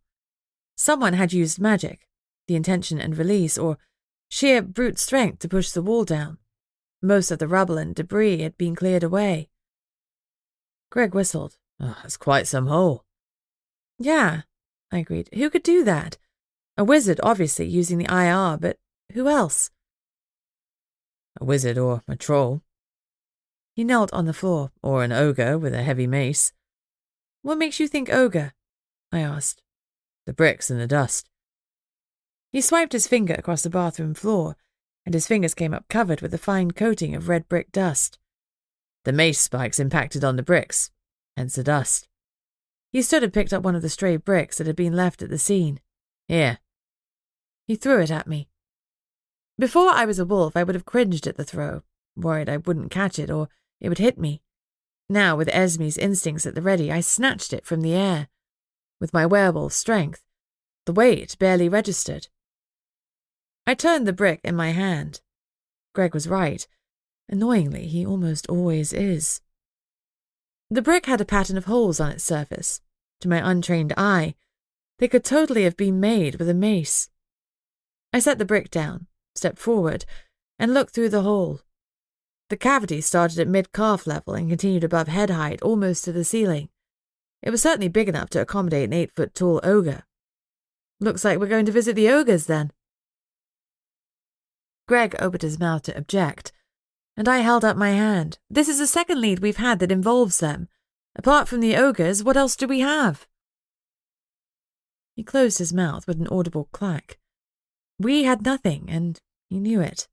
In total, we had a dead gargoyle who had probably died trying to protect his son, a missing werewolf pup, and a missing fire elemental. Both of the snatched kids were boys, but there the similarities ended. They were both other, but in totally different ways, and Bobby was 8 to Jason's 11. Still, I hoped to hell they were together. See what you can do. About what? I rolled my eyes. About arranging a meeting with the ogres, I said in a well-dured tone of voice. Lucy, you really don't want to mess with these guys. I don't want to mess with them. I want to meet with them. To accuse them of killing a gargoyle and kidnapping our pup. I won't use those exact words, I assured him. He sighed. We're going to die. Ever the optimist. I'll make the appointment for first thing tomorrow. Aren't ogres nocturnal? They're not owls. I kind of figured they'd be like gargoyles. No. He looked amused. They keep regular business hours. It's important to have a work-life balance. Even for henchmen. They're more accessible when they're on the job. Well, that makes sense. A 9-to-5 henchman wouldn't be very convenient. My phone rang. Renard. Hello, my bitey pups. My lead didn't pan out. I'm sorry I've struck out, but it's good news that you still seem alive. Alessandro wouldn't talk to us, apart from giving us some threats and playing with his fireballs. But he did let us explore the kidnap scene, and we found some clues. Greg thinks the kidnapper is an ogre. An ogre on a contract, no doubt. Ogres give little or no about any other species. The gargoyle sounded disgruntled. So question is, who hired the ogres? I'm going to visit them to find out. Do you want to come with me? Not even a little, ma anglaise. Ogres kill you if you look at them the wrong way. You can't walk into their den unless you've got some serious protection. And let me be clear, my petit pup, I am not your protection. As you saw from Hamlet's sad and untimely demise, gargoyles don't fare well against ogres. When you consider the food chain, we're very much at the bottom, and we're not always on the ball because of the pain we're always in. But I'll keep digging at my end. Let me know how it goes with the ogres. If you survive your meeting. On that upbeat note, he hung up. Everyone and his dog was telling me not to meet the ogres, but my need to find Bobby outweighed my survival instinct. Luckily, Esme agreed. As Alpha, it was our job to find Bobby, and that was what we were going to do, whatever the cost. Chapter 12. Before we left Alessandro's, Greg did his thing. He called someone and lined up an early meeting with the ogres. Greg was a soldier, and old habits die hard.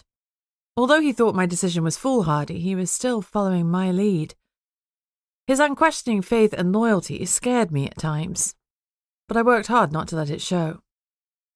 It was getting on for 11 p.m. when we returned to the mansion. As Greg rooted around in his pocket for the mansion's front door key, I reached out to touch him lightly on the arm. "Thank you," I said softly. "For what?" he asked.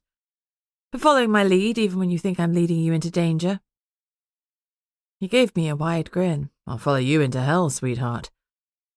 He gave me a wry look. "And tomorrow I may well be doing just that. I'm not feeling warm and fuzzy about visiting the ogres in the morning." I nibbled on my thumb. Honestly, I was feeling nervous too. Greg reached out a gentle hand and pulled my thumb from my mouth. "You always do that when you feel nervous or you're thinking something through. It's cute, but I can think of much better uses for that mouth." Yet again I felt myself blush, as I thought of several of them. However, I managed to glare. "You're blowing hot and cold faster than the car heater," I complained. "You're confusing the heck out of me." "And Esme?" "Esme is never confused. I admitted. She always has a view on what's best to do and where's best to go. He stepped closer. The scent of him was intoxicating, and Esme was purring in my mind. And what does Esme think about me? She thinks you're swell, I blurted out. Swell? Who the hell says swell these days? Esme laughed. Your mating dance is complex, but very amusing. Well, good. I live to amuse you. As you should. Greg tilted my chin towards him, facing my eyes to make eye contact. Stop talking to Esme right this second, and talk to me instead. He closed the distance between us, and his eyes focused on my lips. I'd been thinking about our first kiss ever since it happened, and finally, I was getting a repeat. He leaned towards me slowly, giving me plenty of time to object. I tilted my mouth towards him and my eyes closed. Anticipation was running through me, and it was all I could do to stay in one place and let him slowly close the distance between us. The front door to the mansion slammed open, and Greg drew back like I was on fire. I levelled my harshest glare at the interlopers, Archie and Thea. Archie was swaying a little, clearly intoxicated, which is no mean feat for a werewolf. He must have been trying to get his drink on. "Oh," said Thea, eyes wide. "Sorry, Alpha, we didn't mean to interrupt." Archie grinned. I glared a little harder, if anything. His grin intensified. "You've been drinking, Archie?" "Yes, Sir Alpha, Mum." "Good, just checking you haven't been drugged." "Not this time," he said cheerfully. "Sorry we interrupted. Whatever this was." "You didn't interrupt anything," I said firmly. Frustratingly, Greg and I hadn't quite got to the anything part. Greg stepped away from me, and something like hurt flashed across his face. It was gone in an instant, and I would have missed it if I'd blinked. "No," he said coolly. "Then good night, Alpha." He laid great emphasis on my title, and entered the mansion without looking back at me. Damn it. I hadn't meant that our almost kiss didn't mean something to me, but I didn't want the whole werewolf pack involved in any potential dalliance we might have. Talk about hot and cold. I'd accidentally flipped the switch to downright glacial. "He'll come around," Esme said confidently. "Should I go after him?" "We only chase prey," she said firmly. "Let's shower and go to bed." I agreed silently. I gave Archie and Thea a nod. "Night." "Sleep well, Alpha," Archie called. Doubtful. By the time I got up to my bedroom, Jess had sent me an email with the results on her search on Alessandro. My heart was hurting and my brain was feeling fuzzy, so I set it aside to read tomorrow. I sent her a text to say thanks. "No worries, Luce. I'm going offline for a day or two, so don't panic if you can't reach me. XX. Everything okay?" "Nothing I can't handle." "Take care of yourself." "Always." XX. Greg hadn't said what time he'd arranged a meeting with the ogres, so I had cautiously set my alarm to 6 a.m. Surely no one would have a business meeting earlier than that. I groaned as it beeped. Today I didn't want to be an adult. I wanted to bury myself in the duvet and maybe watch a chick flick or two. But Esme was raring to go, jumping up and down in my mind, full of energy and ready to play. Or kill. She was happy with either option. I pulled myself out of bed, opened my wardrobe doors, and looked with dismay at my clothing choices. Most of my clothes were business chic from my accountancy days. Not quite the right apparel to meet a horde of evil henchmen. Okay, maybe defining them as evil was unfair. A horde of hardy henchmen. Say that 5 times fast. Still, I needed my appearance to say tough and kick ass. Finally, I gave it up as a bad job and threw on some ripped jeans, a tank top, and a leather jacket that was entirely too feminine and fussy, but all that I had. I plaited my hair, and because I was feeling a bit insecure, painted on some liquid eyeliner and lipstick. Feeling ready to face the day, I sneaked down to the communal kitchens. It was still early, and I was pleased to find myself alone. As always, the inestimable Mrs. Dawes had already set the coffee to percolate before she bustled off somewhere else. It felt like a latte morning, so I warmed some milk and poured in a good amount of coffee before adding in a couple of sugars. I was certainly not feeling sweet enough already. I ate 3 rounds of toast. By the time I was done, the caffeine had kicked in, giving me some toe-tapping energy to start the day. Maybe Greg wouldn't be awkward with me. Maybe I was making too much of a big deal about the whole thing. Maybe it would be totally fine. Yeah, and maybe the Queen was my biological mother. I tried not to admit how much I hoped that my birth mother was someone cool, and that whatever circumstances had led her to give me up were valid, because I didn't want to carry all this resentment around anymore. I hoped Jess could dig something up, and soon. Sure, I'd had questions about my birth parents my whole life, but lately they were louder and incessant. Who was I? Who had I been born to? And why could I remember nothing of my first 3 years? Mum had always said she was confident I'd come from a loving home, and there had been no sign of abuse, but the worry was still there. Family is important, Esme interjected softly, feeling my pain. But your family is Sandy, Dennis, and Ben. And the pack, she added. It doesn't matter who whelped you, but who reared you.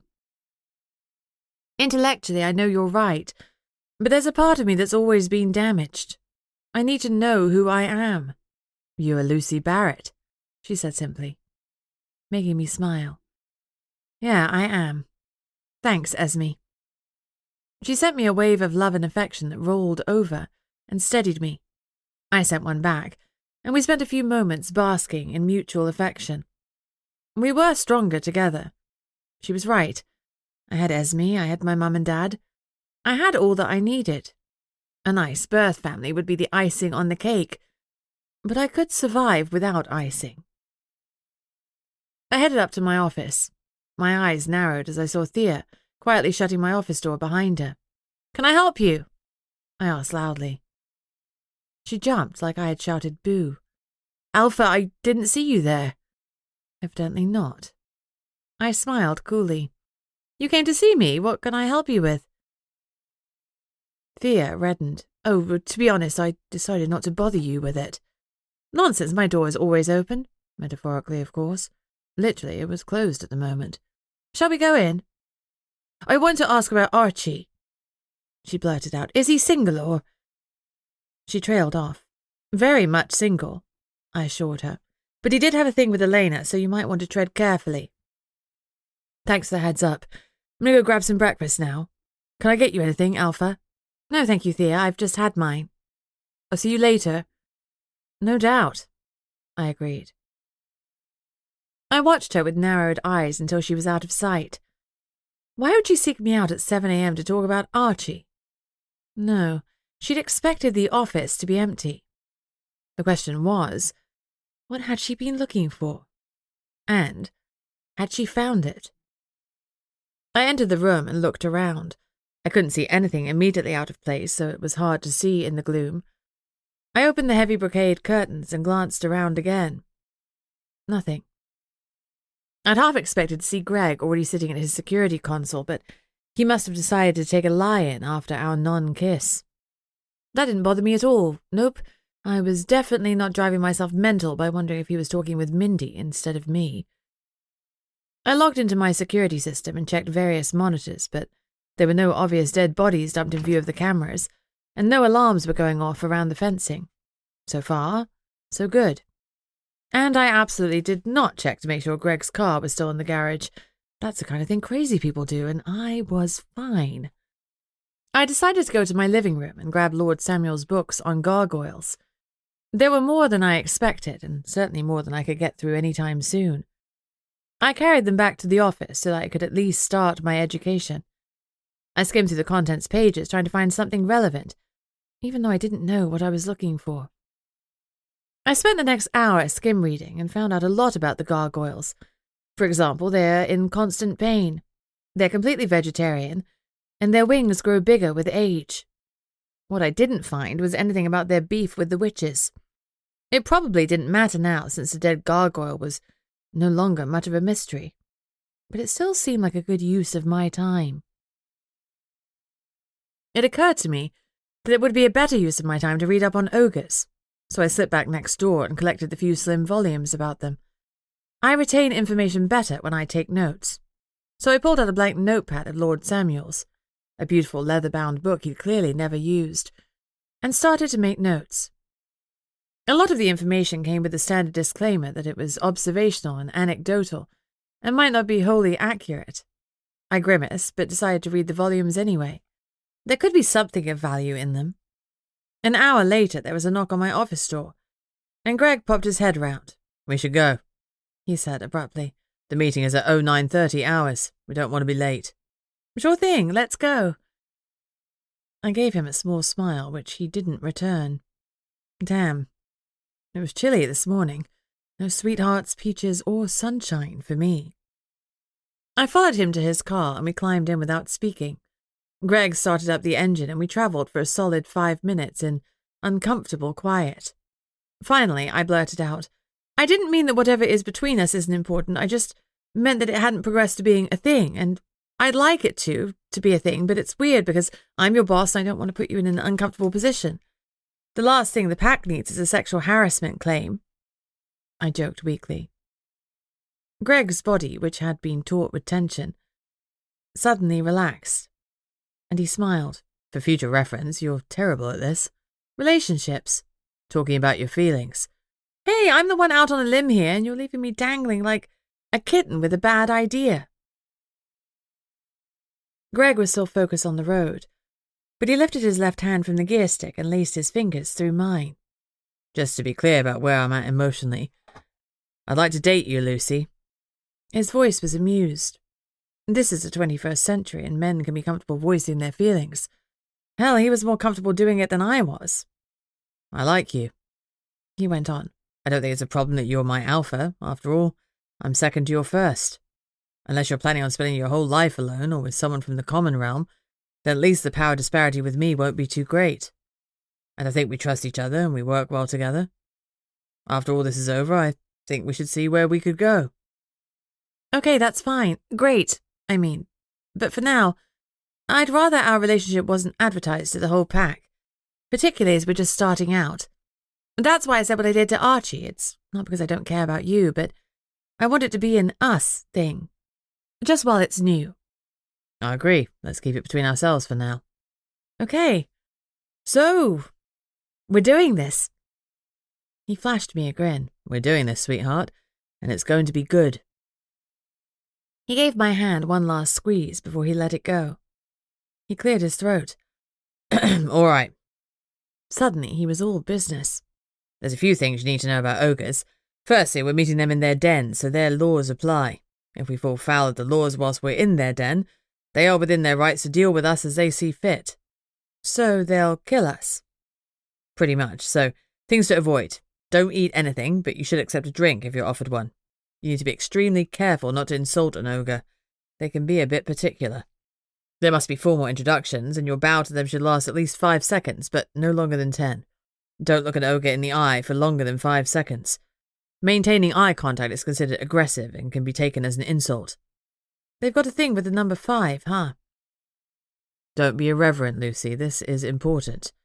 "I did my homework," I assured him. "I've been reading up on ogres all morning. Apparently, when you accept that drink, you should pick up the cup with your right hand, and you shouldn't allow your shadow to touch their shadow. If you feel the urge to pick your nose, use your left hand. I have no idea whether that last one is real or not, but I suggest we avoid picking our noses." "Noted." Greg smirked. "Did your homework include the correct modes of address?" "We should call the High King Your Excellence. Why, it's not just Your Majesty, it's beyond me." "Probably an excuse to find insult." "Great. What's the name of their current High King?" "Robert Krieg." "Robert? That doesn't inspire fear. High King Bob." I sniggered. There are too many Bobs floating around. There's Bobby, Renard Bob, and High King Bob. Greg rolled his eyes. "High King Bob can tear you in two, and is totally allowed to if you piss him off while we're in his den. Play nicely and don't call him Bob." Wait a second. Renard called himself Bob when we first met and said that it was a clue.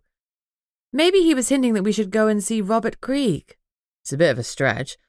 I assumed he was hinting at the gargoyles' relationship with Bobby. Hearing Bobby's name again had a sobering effect on me. Suddenly, I remembered why we were here. and it wasn't to make jokes about the High King. This was serious. Determination settled within me. I was here to get answers, and I wasn't going to leave without them. Chapter 13. It turned out that the ogre's den is in Beaconsfield. I'm familiar with the area. Jess and I went to Beaconsfield High School for girls, plus Jess has lived in Beaconsfield our whole lives. It's a kind of quiet place you imagine when you think of a town in England. The hottest thing to do there is to go to Beaconscott Model Village, where there's ice cream, train rides, and a lot of miniature models. The town didn't strike me as the place for hardy henchmen to reside, but perhaps that was the point. Greg and I stopped outside a house that couldn't have been more picturesque. An old thatched cottage complete with exposed black timber framework and cream walls. The front even had roses creeping up a trellis. It wasn't what I'd expected at all. Remember to bow for at least 5 seconds, and don't make eye contact for long, Greg repeated. It occurred to me that he might be a little bit nervous. It wasn't showing in his body language or on his face, but from his previous comments he was obviously convinced that we were marching to our doom. I've got it, I reassured him. We'll be fine. As if to belie my words, an eerie screech rang out. Instantly, Greg pushed me behind him next to the car and drew a gun I didn't know he was carrying. He scanned the sky and tensed even more when he saw a griffin careening towards us. He widened his stance and aimed, then waited. The griffin's white wings caressed the wispy clouds above us as he headed directly for us. As he came closer, we saw that his claws were tucked up into his body. Greg relaxed slightly. I guessed that this wasn't griffin attack mode. He landed next to us with a whoomp, folded back his wings, and let out an avian scream. Bastian, Greg greeted him, holstering the gun. The griffin shimmered and changed into a man dressed in black. His combats and t-shirt were painted on, revealing far too much muscle for your average guy. His dark eyes met mine, and he inclined his head in greeting. Lucy Barrett? Bastian, have you got our car bugged? No. The mansion? No.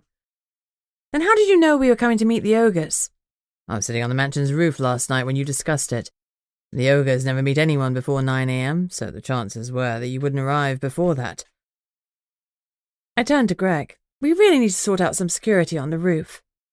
Looking pissed off at himself, Greg nodded. He was head of security. He should have thought of the sky. I turned back to Bastian. Are you stalking us? No, of course not. I'm here to keep you alive. If you die, Jess will be sad. Bastian thinks of himself as some kind of pseudo-uncle to Jess. When she was younger, he'd watched over her like some kind of deadly griffin guardian angel. As I'm Jess's best friend, he has ended up looking after me as well. I nudged him with my elbow. You like me too, admit it. You'd be sad if I died. He stared at me blandly. I'm here to protect you from insulting an ogre and ending up a pulverised mess. Because you love me, I persisted. His lips turned up fractionally in what might just have been termed a smile. Refer to the High King as your Excellence at all times. Avoid sustained eye contact. Ensure that you introduce yourself appropriately. And bow for at least 5 seconds. I sighed. Does everyone assume that I'd rock up to an important meeting with a whole new species I've never met without doing some research? I'm not to accept any food they offer me, and if I have a drink, I must hold it with my right hand. My shadow shouldn't touch any of the ogre shadows.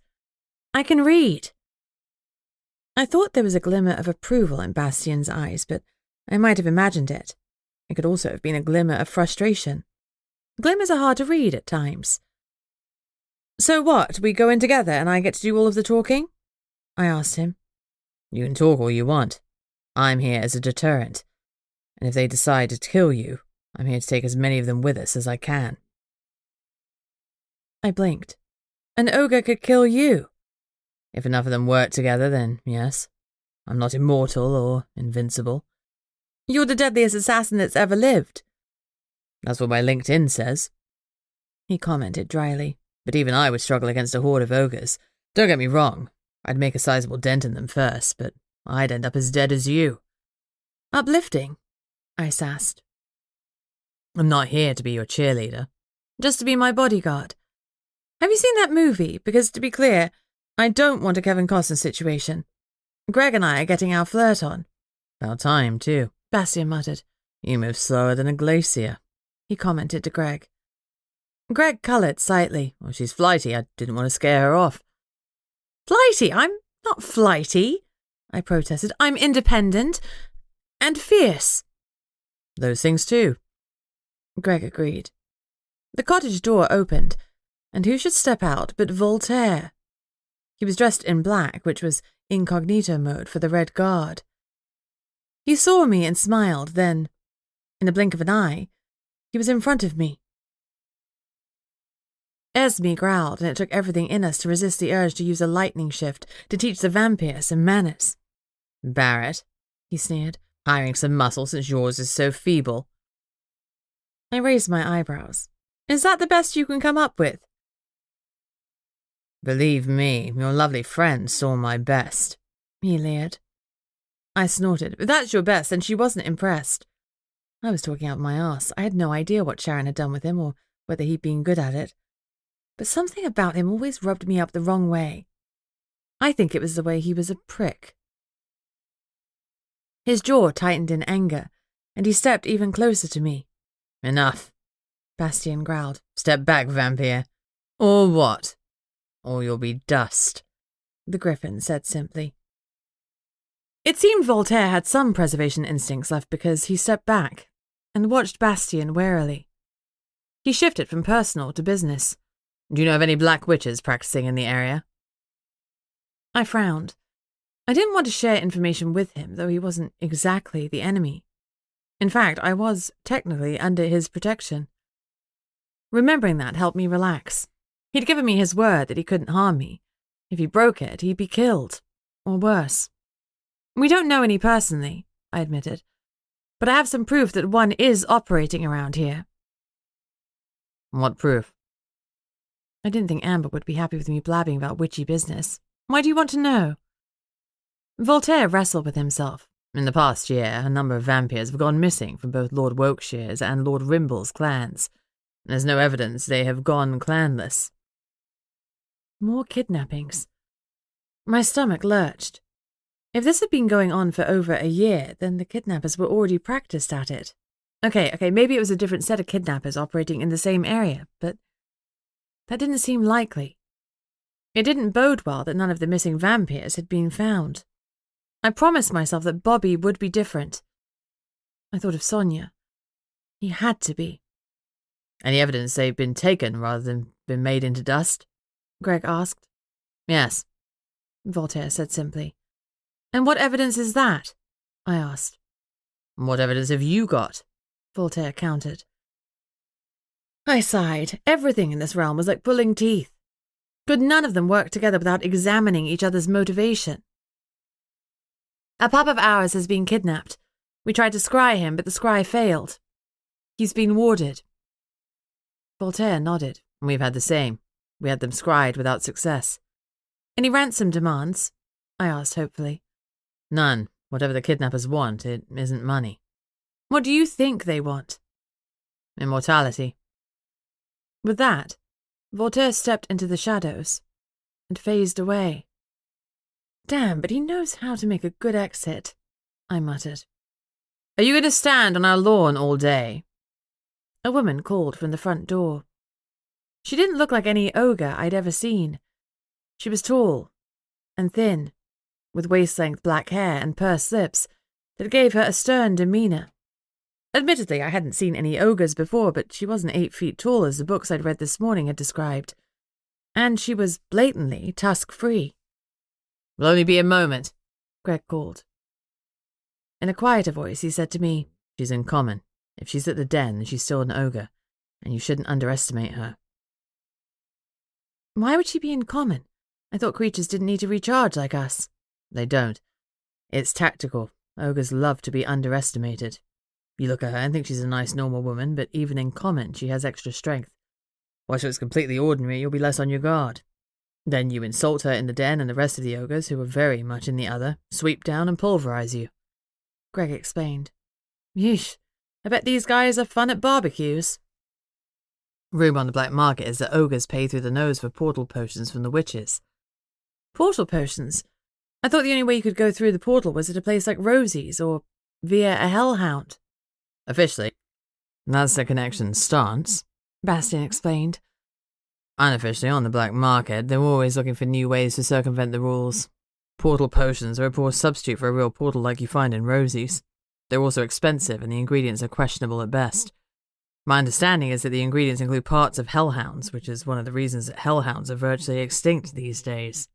The problem with portal potions, besides being immoral, is that they will only portal the person who drinks them for a maximum of 5 minutes. After that, they revert to the common state with one hell of a hangover. But for an ogre fixing for a fight, 5 minutes with their size and strength is all that they need. That woman may appear to be uncommon, she may even be uncommon. If she downs a potion, she could be kicking your ass before you can say illegal drugs.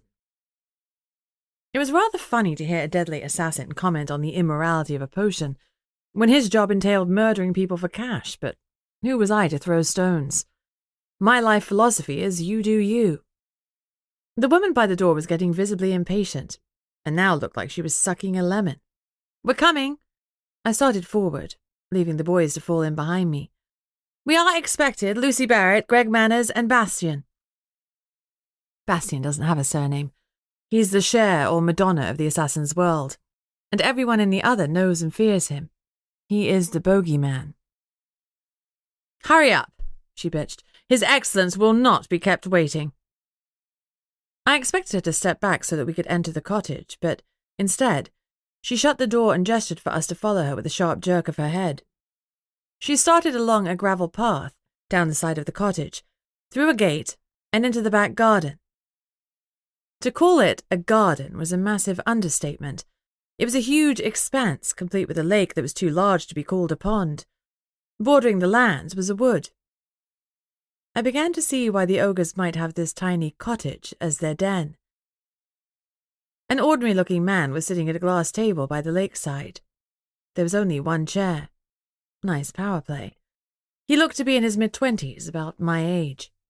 He had black hair, copper skin, and a generous mouth, and he was lean and wiry. There was nothing about him to suggest that he was an ogre. I guessed that, like the woman, he was also in the common realm. I glanced around the vast garden. The first thing I noticed was that he was surrounded by what is correctly termed a murder of crows. He was feeding them scraps, and they were cawing with delight. They made quite the visual impact, so distracting that I almost didn't notice a couple of ogres lingering behind the nearest trees. If I hadn't been looking for a trap, I'd have missed them, though I doubted Bastian or Greg were distracted by the cacophony of cawing crows. Glancing towards the cottage, I saw an ogre's face at every window. However relaxed he appeared at first glance, His Excellence was still being heavily guarded. I'm fairly used to shocking sights these days, but even so, I felt a tendril of fear at the sight of the beasts. They were huge, hulking creatures with tusks protruding from their faces. Even with their broad shoulders, their heads were overly large for their bodies. They all seemed deformed in some way, with misshapen noses or mouths, or one arm longer than the other. "We couldn't take them all," Esme said regretfully. There wasn't even a zing of fear running through her. "All? I doubt we could take one of them." Esme harumphed. "Of course we could take one alone. Maybe even two of them together." "Well, let's not try it, shall we? I'd rather leave this place alive. If we die, then so does Bobby." That was enough to sober Esme's bloodlust. "Okay," she agreed reluctantly. "We won't kill any of them." "Thank you," I replied primly. I started forward towards the High King, touched my hand to my heart, and bowed low for 5 seconds. Actually, I made it 6 just to be sure. "My honor to meet you, High King Robert Krieg. My name is Lucy Barrett." He reclined indolently, eyeing me with open distrust. After a long moment where all I could hear was the thundering of my heartbeat, he finally inclined his head, touched his hand to his heart, and gave me the barest of bows from his seated position. "My honor to meet you, Lucy Barrett. You have requested this meeting in my den. Can I get you something to eat?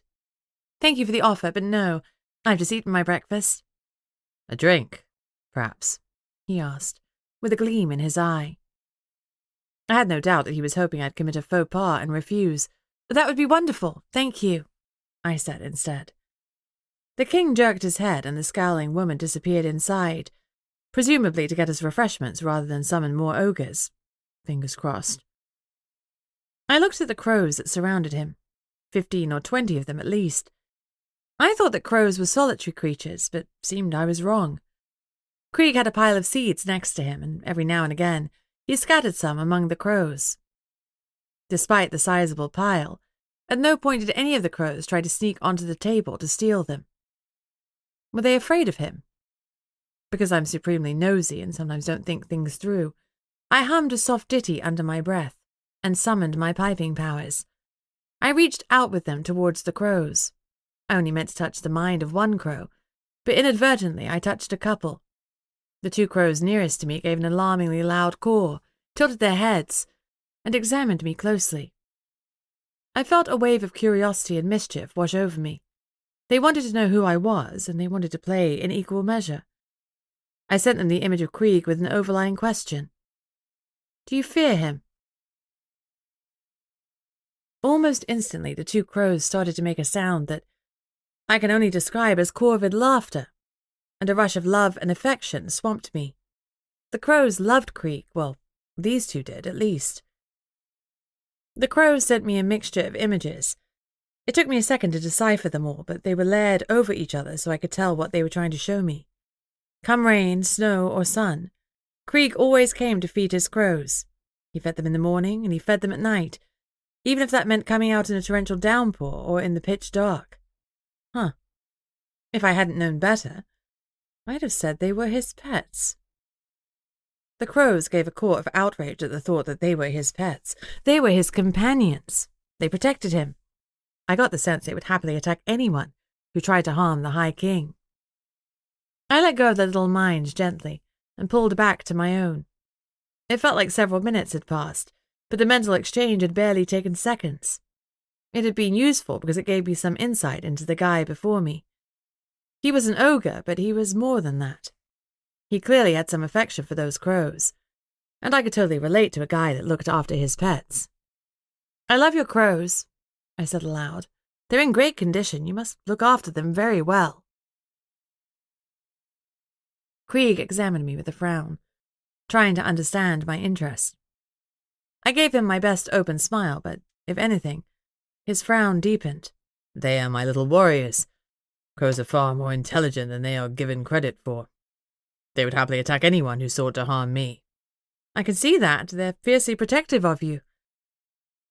He raised an eyebrow. And you'd know that how? Wolves are pack creatures. I recognize certain behaviors when I see them. I lied smoothly.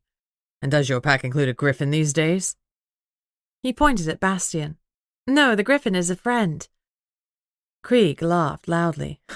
Griffins don't do friends, Lucy Barrett.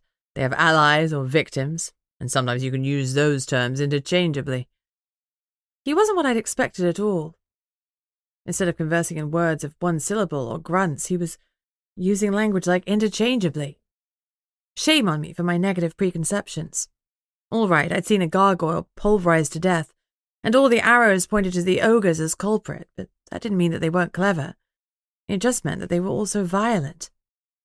They weren't alone in that in the other realm. Standing next to me was Bastian, the realm's paramount assassin. His violence made the ogre's achievements look like child's play. And I had a wolf in my head that constantly suggested that we should kill things. Perhaps, I agreed, but not today. Today Bastian is here to ensure my safety. And how does he do that? Krieg's voice dropped dangerously low. Do you think one griffin can survive the might of a devouring horde of ogres? I snorted irreverently. Of course not, but he'd take an awful lot of you down with him. By all accounts, you're an excellent leader. Flattery never hurts. I doubt you'd want to see your ranks destroyed just to kill me today. Better to kill me another time. I spoke lightly, like my heart wasn't hammering in my chest. The ogres are the premier warriors of the other realm. If I'm ever threatened, I want to hire you guys as my protectors. But in the meantime, I wonder if I could ask you some questions. You're not here to hire us? I hesitated.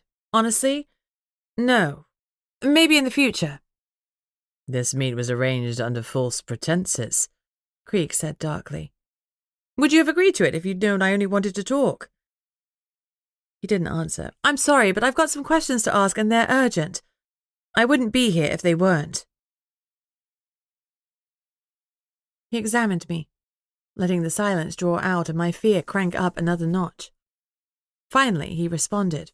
Questions are dangerous, Alpha. It's not the questions that are dangerous, I disagreed. It's the answers. In the other realm, the act of questioning can get you killed. Some things are better left a mystery. I shook my head. Unfortunately, I grew up reading Nancy Drew and Poirot. I'm all about solving the mystery. I let any hint of warmth drain from my face. He needed to know I was tough, too. Someone has kidnapped a pup. They took him from school when he was at his most vulnerable. There's been no ransom demand, so we don't know why he was taken. I'm sorry for your pup. Our children should not be touched by our squabbles. He waved a hand dismissively. But perhaps there was no purpose to his taking. I searched his face for any hint that he knew more than he was saying, but I got nothing. Nada.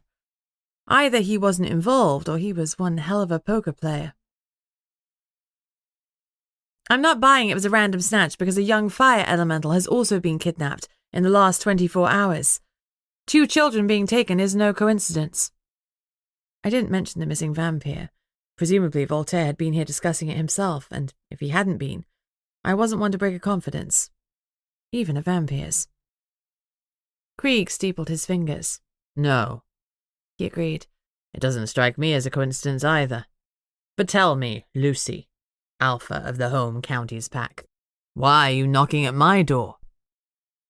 I had to tread carefully. Sometimes, a picture is worth 1,000 words.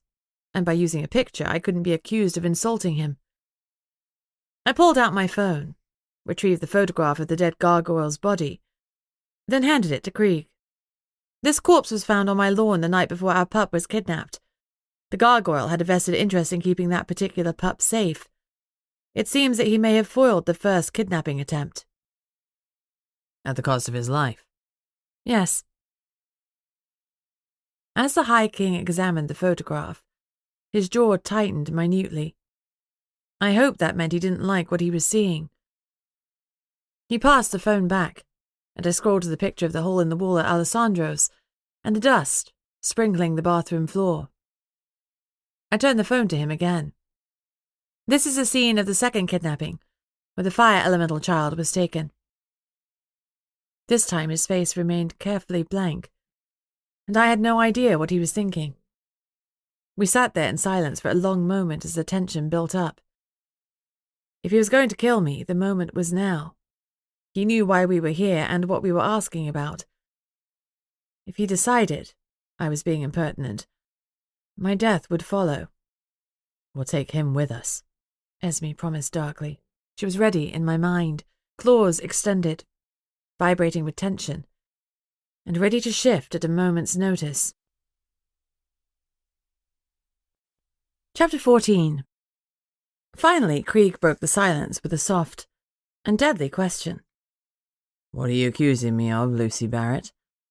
Absolutely nothing, I said firmly, meeting his eyes so he would know I wasn't lying. Crap. No long eye contact. I looked away hastily. The silence dragged on. Krieg was using it to great effect, and I itched to fill it. The woman finally reappeared with a tray on which there was water and orange juice. I hesitated for a moment, hoping no insult would be attached to my choice. Whilst I hesitated, Bastien reached from behind me to take an orange juice. I realized at the last second that he was reaching out with his left hand. I quickly slapped it down, gave him a warning look, and reached out with my right hand towards the orange juice. Bastien smirked slightly as he grabbed the orange juice, this time with his right hand. Greg took a glass of water. The woman stood sentry a few steps away, clearly intending to remain. Thank you, Gillian, that will be all, Krieg said dismissively. She sniffed at being dismissed, then turned and left. Krieg let the silence roll on. This man certainly loved a power trip. I let my eyes wander whilst we waited so that I didn't stare at him. Suddenly, the tiniest movement caught my eye. I reached out with my Piper senses and saw a renard. He was hidden in the darkest part of the tree, sheltered from the sunlight. He'd come along to spy. I looked away hastily and hoped I hadn't gaped. Renard? Why had he lied about coming along? We ogres are mercenaries, Krieg said, interrupting my panic.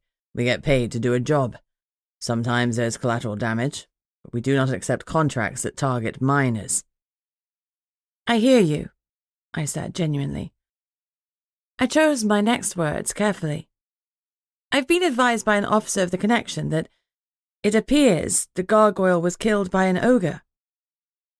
I would agree with that assessment. However, I have reviewed the contract book this morning and there are no ongoing jobs that match this scenario. Would you tell me if there were? Krieg smiled. No. Regardless, there's no sanctioned contract that involves minors. The phrasing there was clearly important. No sanctioned contract. Does that mean that you believe there is an unsanctioned contract?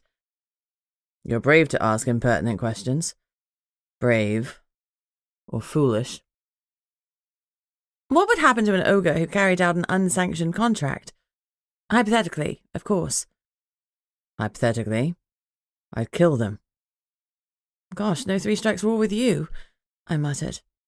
Only the strong survive here. In the ogre's den? In the other. If you want to survive longer than a New York minute, you must be prepared to kill. Unbeknownst to him, I had already killed. Admittedly, it was under duress and during a battle, but there was still blood on my hands, even though Esme was in control at the time. We're a package deal. I was as responsible for Ace's death as she was. I realized abruptly that Krieg was trying to derail my questioning, so I turned the subject back to the ogres. Have any of your ogres been unusually absent of late? I queried. He smiled without warmth. You've outstayed your welcome, Alpha. I trust you can see yourself off the premises. I wanted to argue, but it wouldn't do me any favours. Indeed, it might actually get me killed. I gave him another bow, making sure it lasted at least 5 seconds, of course. Thank you for taking the time to meet with us this morning, Your Excellence. It has been illuminating, Krieg conceded. I will look into your accusations. I didn't accuse anyone, I protested. He smiled faintly. No, you were very careful not to. Perhaps you will survive in the other, after all. Good day. Good day, I replied. Greg and Bastian both bowed respectfully, and the 3 of us retraced our steps alongside the cottage. We maintained silence all the way to the car. I had no idea how good an ogre's hearing was. Will you come back to the mansion with us? I asked Bastian. Do you have need of me? I pondered. Not really, I just feel better when you're around. I did. People were way less likely to kill me when he was there.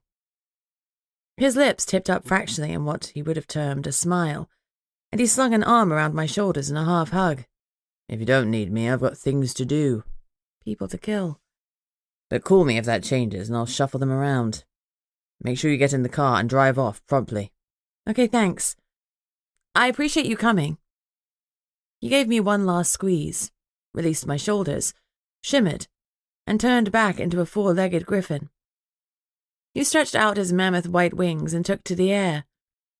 What was it with all these winged creatures constantly jumping into the skies?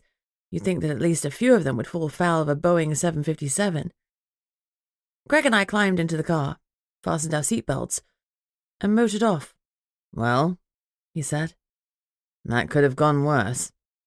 Sure, we're still alive, and in my book that counts as a victory. Renard was hidden in the trees. Did you see him? No, but hiding on ogre territory is a sure path to death, Greg observed grimly. He should have told us what he was planning. I hope he manages to stay hidden until night falls. If he tries to leave sooner, he'll be granite. I grimaced. Reynard was old, couldn't remember his mum old, so surely he'd be all right. Did you believe Krieg?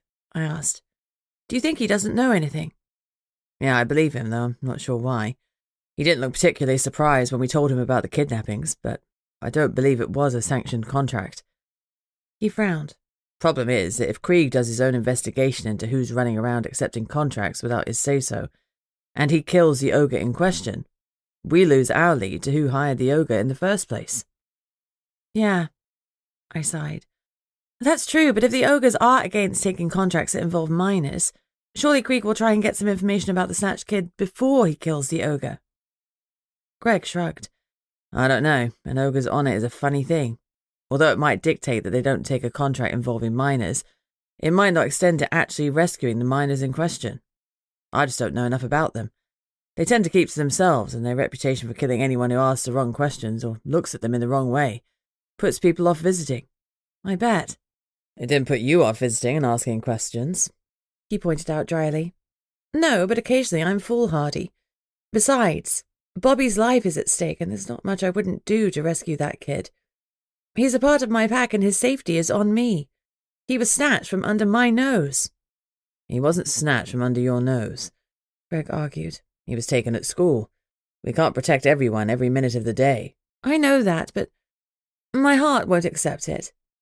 It feels bruised. I keep thinking about what Sonia must be going through, and it cripples me. I shook my head. No parent should be separated from their child in circumstances like these. It's heartbreaking. Sonia knows you're doing everything you can to get Bobby back. Maybe, but it feels like we're not doing enough. Marley's on it too, and he's the professional. In the meantime, we're tracking down leads. There's nothing else we can do. We've run out of leagues to tug, I pointed out morosely. I know, Greg replied softly. I was hoping he'd have another idea. Instead, we had nothing. Chapter 15. When we arrived at the mansion, Greg hugged me. It was nice to be enveloped in his arms. He smelled of sandalwood and spice and something else. An element that was uniquely Greg. Butterflies took up residence in my tummy, and the moment hummed with tension. Then he pulled back and pressed an unsatisfying kiss to my forehead. I'll see you later, he promised. I'm going to explore the roof and see what security measures we can put in place. I'll contact the company we use for the rest of the security and try and get some night vision cameras mounted. I'm also going to speak to Amber. I'm sure she ordered runes to stop eavesdropping, yet Bastian was able to hear us. You think someone screwed with the rune on purpose? It's a distinct possibility. Let me know what she says and get me a quote for the roof monitors. Let's get the ball rolling sooner rather than later. He nodded. All business. Will do. He peeled off inside and started upstairs to gain access to the roof. I went to my living room so that I could at least do some helpful reading. This time, I stuck to some of the books on gargoyles because Reynard's beef with Amber was still annoying me. I hate ignorance. Knowledge dispels fear, and I wanted to know as much as I could about the other realm. I hated walking about not knowing what I was facing. I'd been reading for some time when there was a knock on my door. It was Archie. "Come in," I called. He sauntered in and sat on the sofa opposite me. I wondered if I could have a few moments of your time, Alpha. Of course, what can I help you with? I set my book aside. I want to talk to you about Thea. Sure, how's she settling in? He looked serious. I think she's been through the mill. What do you mean? She's so jumpy all the time, skittish, like she's afraid. We talked a little about her role in the pack. She's being cautious about what she tells us, but I also spoke to Elena.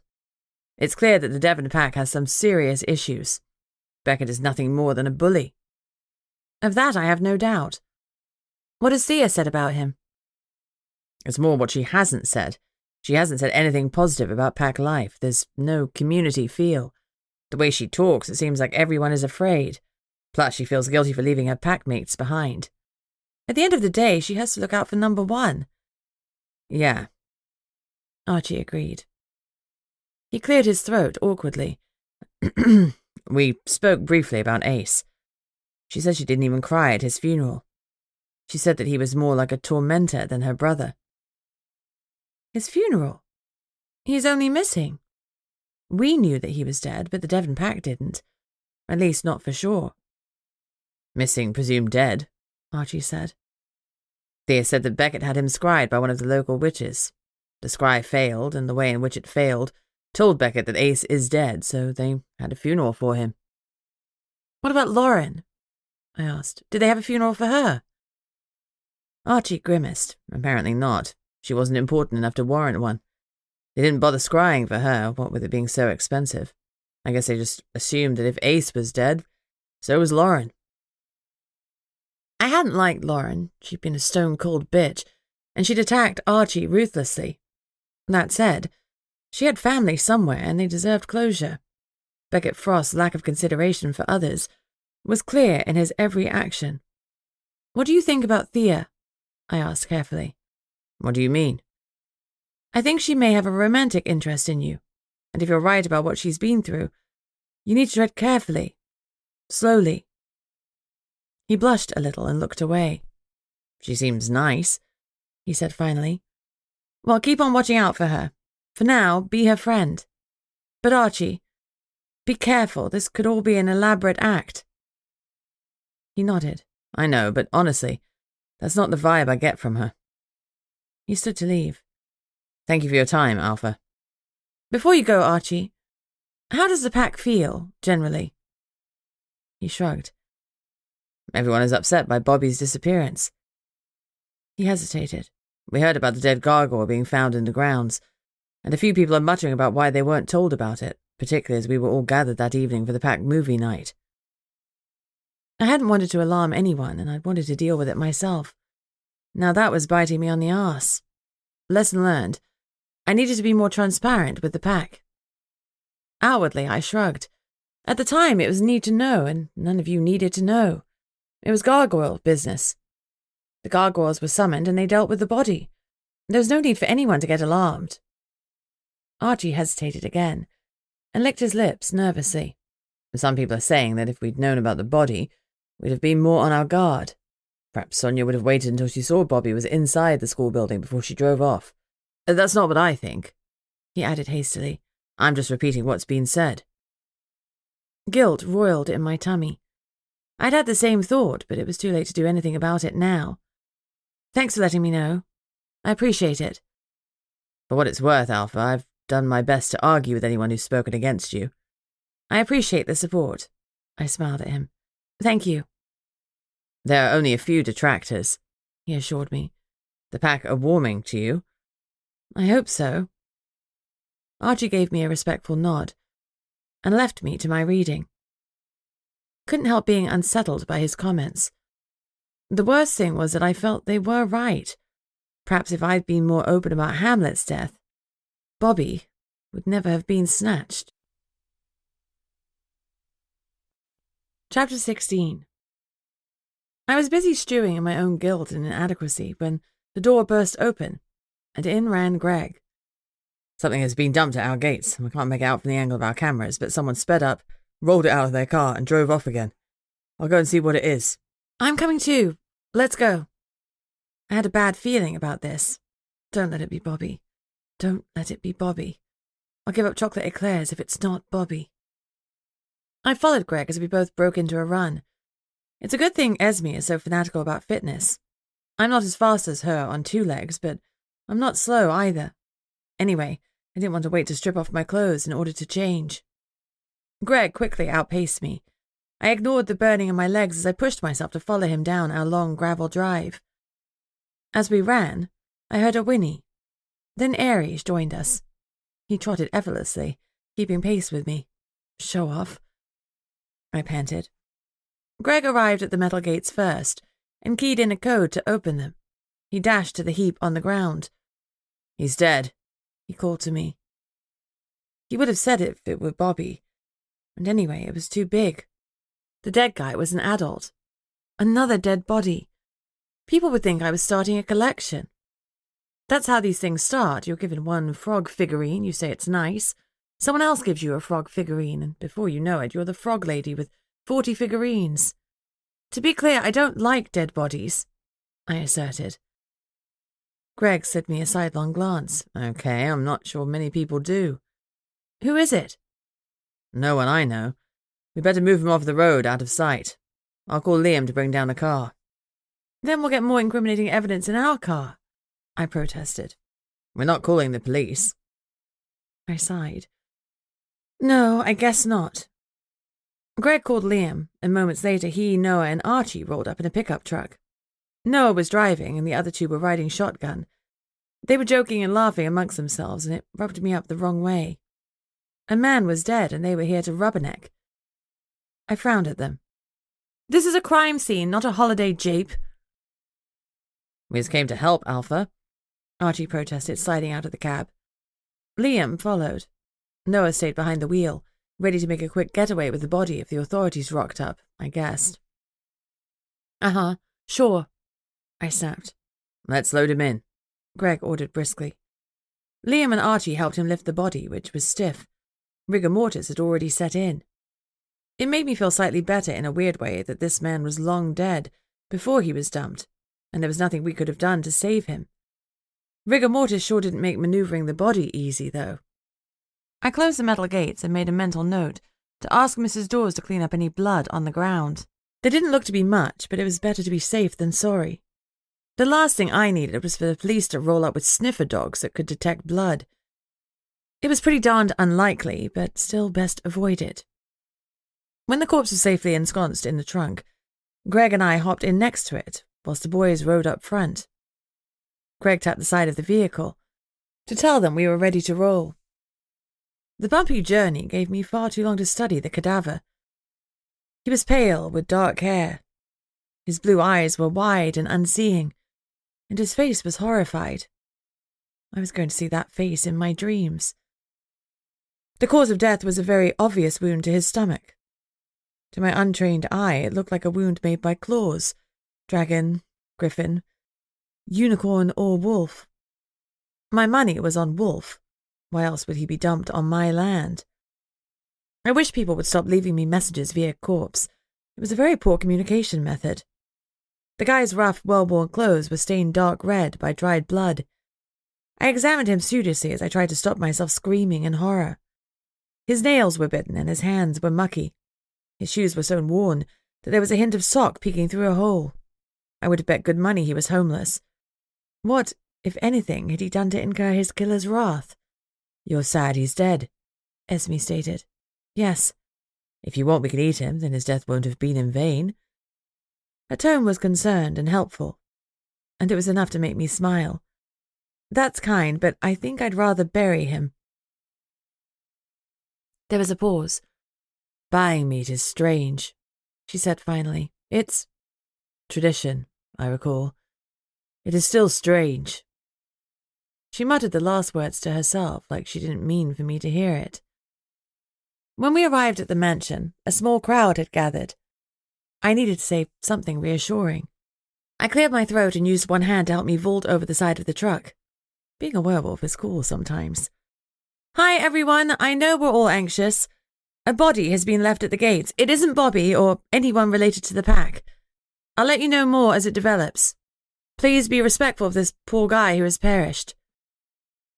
Who dumped him? Tristan called out. Challenge evident in his body language and his tone. He hated me. We're not sure yet, I admitted calmly. We'll let you know more when we can. Everyone inside, please. David, if you could stay. There was some grumbling, but everyone left except for Thea. Her eyes were wide and staring, and she'd wrapped her arms round herself. Thea? She started. I'm sorry. For what? Check his mouth, she suggested weakly. What? The body. Beckett likes to leave notes in the mouths. He finds it funny like the corpse can still talk. Ugh, that was sick. I raised an eyebrow at Greg and he clambered around the body. It took a bit of an effort, but he managed to pry open the corpse's mouth without breaking any of his bones. Grimacing, he pulled out something. It looked like a small plastic bag that you'd wrap a sandwich in. Inside was a note. It was hard to take the bad guys seriously when they wrapped their threats up like a BLT. Open it, I instructed. Greg pulled out the note and carefully opened it. I'm coming for you, he read aloud. And? That's it. That's a pretty naff threat. Not when it comes in a body. He had a point. Noah had climbed out from the driver's seat and was looking at the corpse. It's Rob. Rob? Yeah, he's a loner. He was a loner. I met him at the Black Tourneys when I went with Mark. Rob Jones, Thea said softly. Loner, formerly of the Devon Pack. So it was someone Thea knew. Wait, I said. Is this message for me or for you? Thea shook her head. I don't know, but either way, Beckett is gunning for the home county's pack. She bit her nails anxiously, spitting bits of broken nail onto the gravel drive. I should leave. It's me he's after. I should just go. Anxiety and fear were radiating off her. I couldn't imagine feeling that way about my own family, and I couldn't imagine what it had been like being raised with a psychopath who thought leaving messages in a corpse's mouth was funny. We're not sending her back to that Alpha. We are not afraid. Esme growled. Speak for yourself. I'm a little afraid. Little fear keeps us cautious, but we will not be governed by it. We will not be cowed by his meaningless yapping, she said firmly. Sometimes, often, Esme is a better person than me. You're not going anywhere, I said firmly to Thea. Let him come. We'll be ready. With tooth and claw.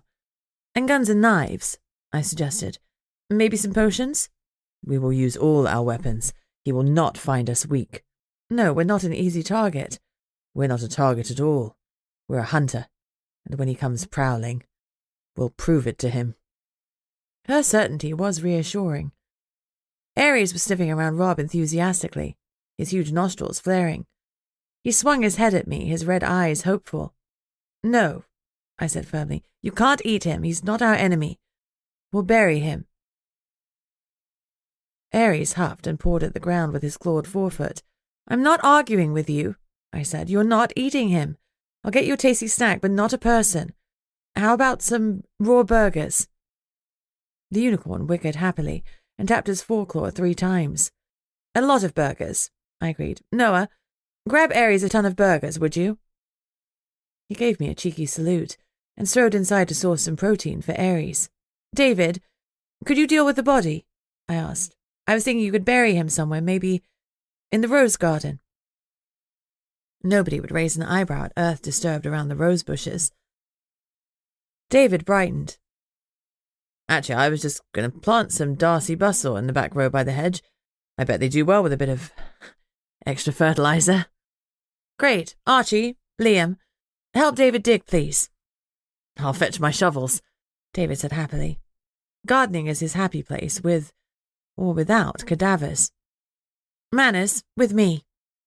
I tipped my head towards the mansion to indicate we should talk in my office. I'll park the truck round back. Be with you in a minute. Greg climbed up into the cab, and I let myself admire the way his jeans fit him. What? A girl can look. He didn't keep me long. He closed my office door behind him so we'd have some privacy. What's up, Peaches? He asked by way of greeting. Besides the dead body and the kiddie kidnappings? I rolled my eyes. I'm wondering about the security footage. Will we be able to get anything off the cameras? You said a car was used to drop him off. A van, actually, but no, we didn't get a plate. We should cut back the trees around the entrance to the drive so the view will be less obscured next time. I really don't want there to be a next time. But call a tree surgeon. Make sure you plant some more trees somewhere else, so I don't want to be responsible for more deforestation. 2 trees hardly makes deforestation, he pointed out with an amused smile. We've all got to do our bit, I said primly. A tree or 2 here and there adds up. Anyway, my point is, can we send the footage to Fritz and get him to zoom in on the image or something? Greg grinned. This isn't James Bond. We can't zoom in on pixels we can't see. Magic is real, but we can't get a number plate. I huffed. What good is magic anyway? I gave a huge sigh. Greg was staring closely at me. Hey, he said, all jokiness gone. Are you okay? I don't like dead bodies, especially not ones that stared at me accusingly. Do you need a hug? A hug a day keeps the psychologist away, I quipped. I swallowed. Actually, yes. A hug would be nice. He wrapped me in his arms, and I sighed as the yummy scent of him surrounded me.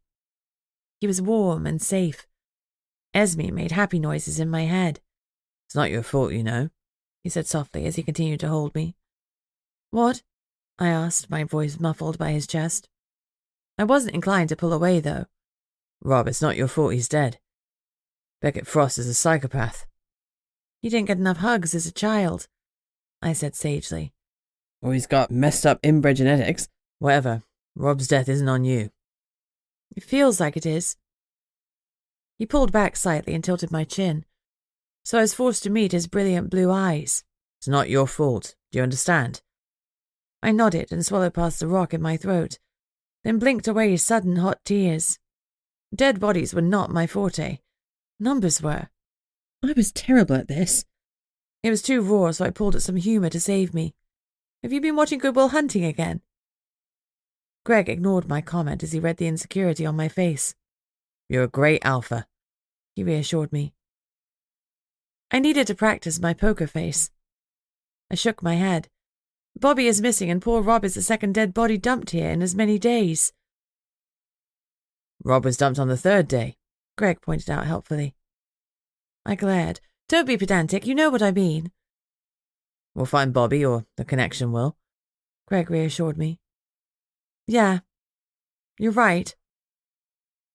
I wondered how Steve Marley's investigation was going. I'd have to check in with him. Maybe he'd have some leads I could use. Greg pulled me into a hug again, and this time the air crackled with tension. What wouldn't I have traded to give in to it? Reluctantly, I stepped back and cleared my throat. Now wasn't the time. Would it ever be? Anyway, Rob has got me thinking about the Black Tourneys. We haven't heard anything about the fallout from the Werewolf Council. Did the Red Guard not do anything with the blackmail material we gave them? I'm not exactly chummy with Voltaire, but at a guess, I'd say they're waiting for the opportune moment to strike. To do what? To cause maximum chaos. They're vampires. Immortality means they can play the long game. That's not what I wanted, I huffed. Damn it. I should have kept a copy of the blackmail material. Now that you mention it, when I dug it up, I may have pierced the plastic bag with my claws, and one of the USBs may have fallen out. I grinned at him. Oh, tell me you've got the information. Not exactly, Greg conceded. But almost. I went back another night and retrieved the USB. It was encrypted, so I couldn't get in. Encrypted? Mark had a password on it, and I couldn't open the file. Did you try password? Mark wasn't very bright. I did. And I even asked Cassie the name of his first pet and his mother's maiden name, but no dice. Last week I couriered it to Fritz for him to open. Brilliant. Well, not exactly. He's gone off-grid like he does occasionally, but when he's back, he'll pick it up. That's why I didn't mention it before. I haven't really got anything to report. It's not nothing. Maybe not, but it's not something. Hopefully Fritz will get to it soon. I suddenly felt more optimistic. This information could give me an ace in the hole if the Werewolf Council came knocking. I'll let you know when I hear from him, Greg said. I should go and make sure they're digging deep enough. I'll get Mrs. Dawes to bring you a brew. Why don't you try and relax? Because we have a missing pup and a dead body we're currently burying in our gardens? Welcome to the other realm. Life is never boring. Just deadly, I commented dryly. Especially for poor Rob Jones.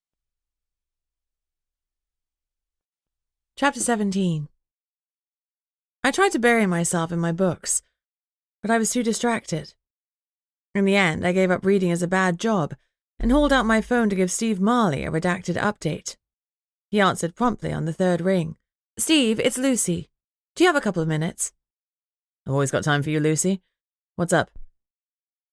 I'm sorry to bother you, but I wonder whether you had any more information about Bobby's or Jason Alessandro's kidnapping. I wasn't going to mention the cadaver on my lawn. Sorry, I can't discuss any kidnapping cases with you except Bobby's. But they are being treated as linked incidents, right? They are, but I'm confirming that unofficially. Okay. You didn't hear it from me. Another detective has been pulled in and we're doing everything we can to track down the kids. One more detective? That hardly seems enough. One of the problems with the other realm is that there aren't enough people who can man crossover positions, particularly in the police force. The connection obviously has its own inspectors and detectives, but we're vastly outnumbered by the other population. The common police have a huge task force set up for Bobby and Jason, which both of us, as crossovers, are in. We have far more information available to us than the common police task force. They're not going to have much success. This is clearly something that involves the other realm. I think you're right. I went to Alessandra's last night. Greg thinks that an ogre did the kidnapping. I hope you didn't contaminate my crime scene, Steve groused. I winced. I'm sure we didn't. I wasn't sure. Steve sighed. And I hope you managed to stay on the good side of Alessandra. He's not someone you want to mess with. Hard to say. He keeps his cards close to his chest. He wasn't warm and fuzzy, but he did let me examine the scene, so I'm taking that as a win. You're still alive. I'm taking that as a win. Yeah, that's even more impressive when you know that I visited the ogres this morning as well. I threw in. You did what? Steve exclaimed. Bloody hell, you have a death wish. Krieg and his crows were surprisingly nice. Was he in common? Yes, why? Because apparently when he's in common, he's at his most dangerous. He's hoping to trick you into making a mistake so he can kill you in his den. Well, he didn't kill me. That may have something to do with Bastian coming along for the ride. Steve exhaled. Well, that makes sense. Even the ogres will hesitate before attacking a griffin. Especially that griffin. Bastian could do some damage. He would pulverize them. He might die eventually, but I wouldn't put money on it. Bastian has survived horrific things in his enhanced lifetime. Rumour is that he fought in both world wars. I blinked. I forgot that griffins live for longer than us mere mortals. The important thing to remember is that you are a mere mortal. As a werewolf, you don't get an extra life. You get to heal yourself and survive from some pretty horrific wounds. You get some extra strength and you get a wolf. That's it. If you're not careful, you'll die. I don't get why people keep giving me this lecture. Because you can be a little foolhardy at times, Lucy. For example, you visited the ogres in their den. I had backup. I had Greg and I had Bastian. Not to mention Esme. And Krieg probably had 30 or 40 ogres on the property. And the crows.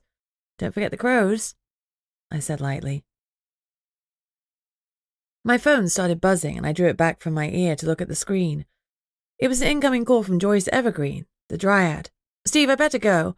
I'm getting a call that I need to take. All right. Touch base if you find out anything else. You too.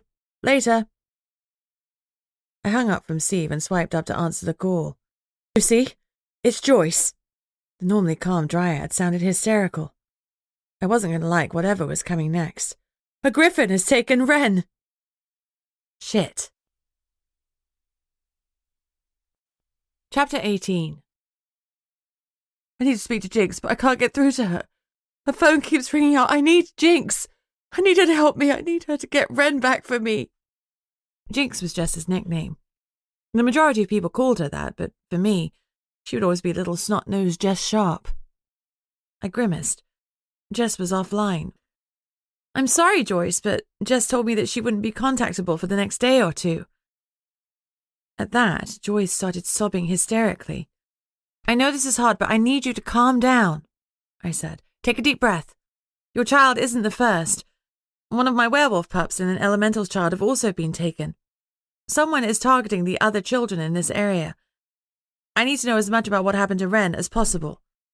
You said a griffin took her. Yes, Joyce managed. She took several long breaths while she tried to get herself under control. I could even begin to imagine what she was going through. I'd met Wren, albeit briefly, and she was a delightful 4-year-old girl. Plus, Joyce had already been through the ringer. Her husband, Reggie, had been brutally murdered not that long ago, and she was still finding her feet. To have her child kidnapped so soon afterwards stretched the boundaries of bad luck. Can you tell me what happened? We were at the park. Rose was fussing, so I got her out of the pram to let her play on the swings for a while. I took my eyes off Wren for a second. God, I should never have taken my eyes off her at all. You can't blame yourself, I consoled her. This isn't your fault. Then why does it feel like it is? Joyce continued brokenly. Wren was on the climbing frame at the very top. She was playing with the binoculars. I settled Rose into the baby swings to give her a push, and suddenly Wren shrieked. I turned around assuming she'd fallen, but I couldn't see her. I just couldn't see her. She was still screaming, and I realized the sound was coming from above. I looked up and saw her being carried in a griffin's claws. I screamed for help, but there was no one around me. What did you do next? I called the connection to report the kidnapping. I've already given a detective a full report, and they have the most recent photograph of Gargoyle. She was wearing jeans and a white hoodie with a picture of a unicorn on it. She's obsessed with unicorns. I'm sorry, you don't need to know that. Oh, I'm in pieces. It's okay, Joyce. Marley had known about this when we spoke. He'd said kidnapping cases and missing kids. He'd already known that a third child had been taken. Steve needed to watch out because he was on my bad list. Lying by omission is still lying. I need to speak to Jinx, Joyce insisted. She'll be able to find Ren.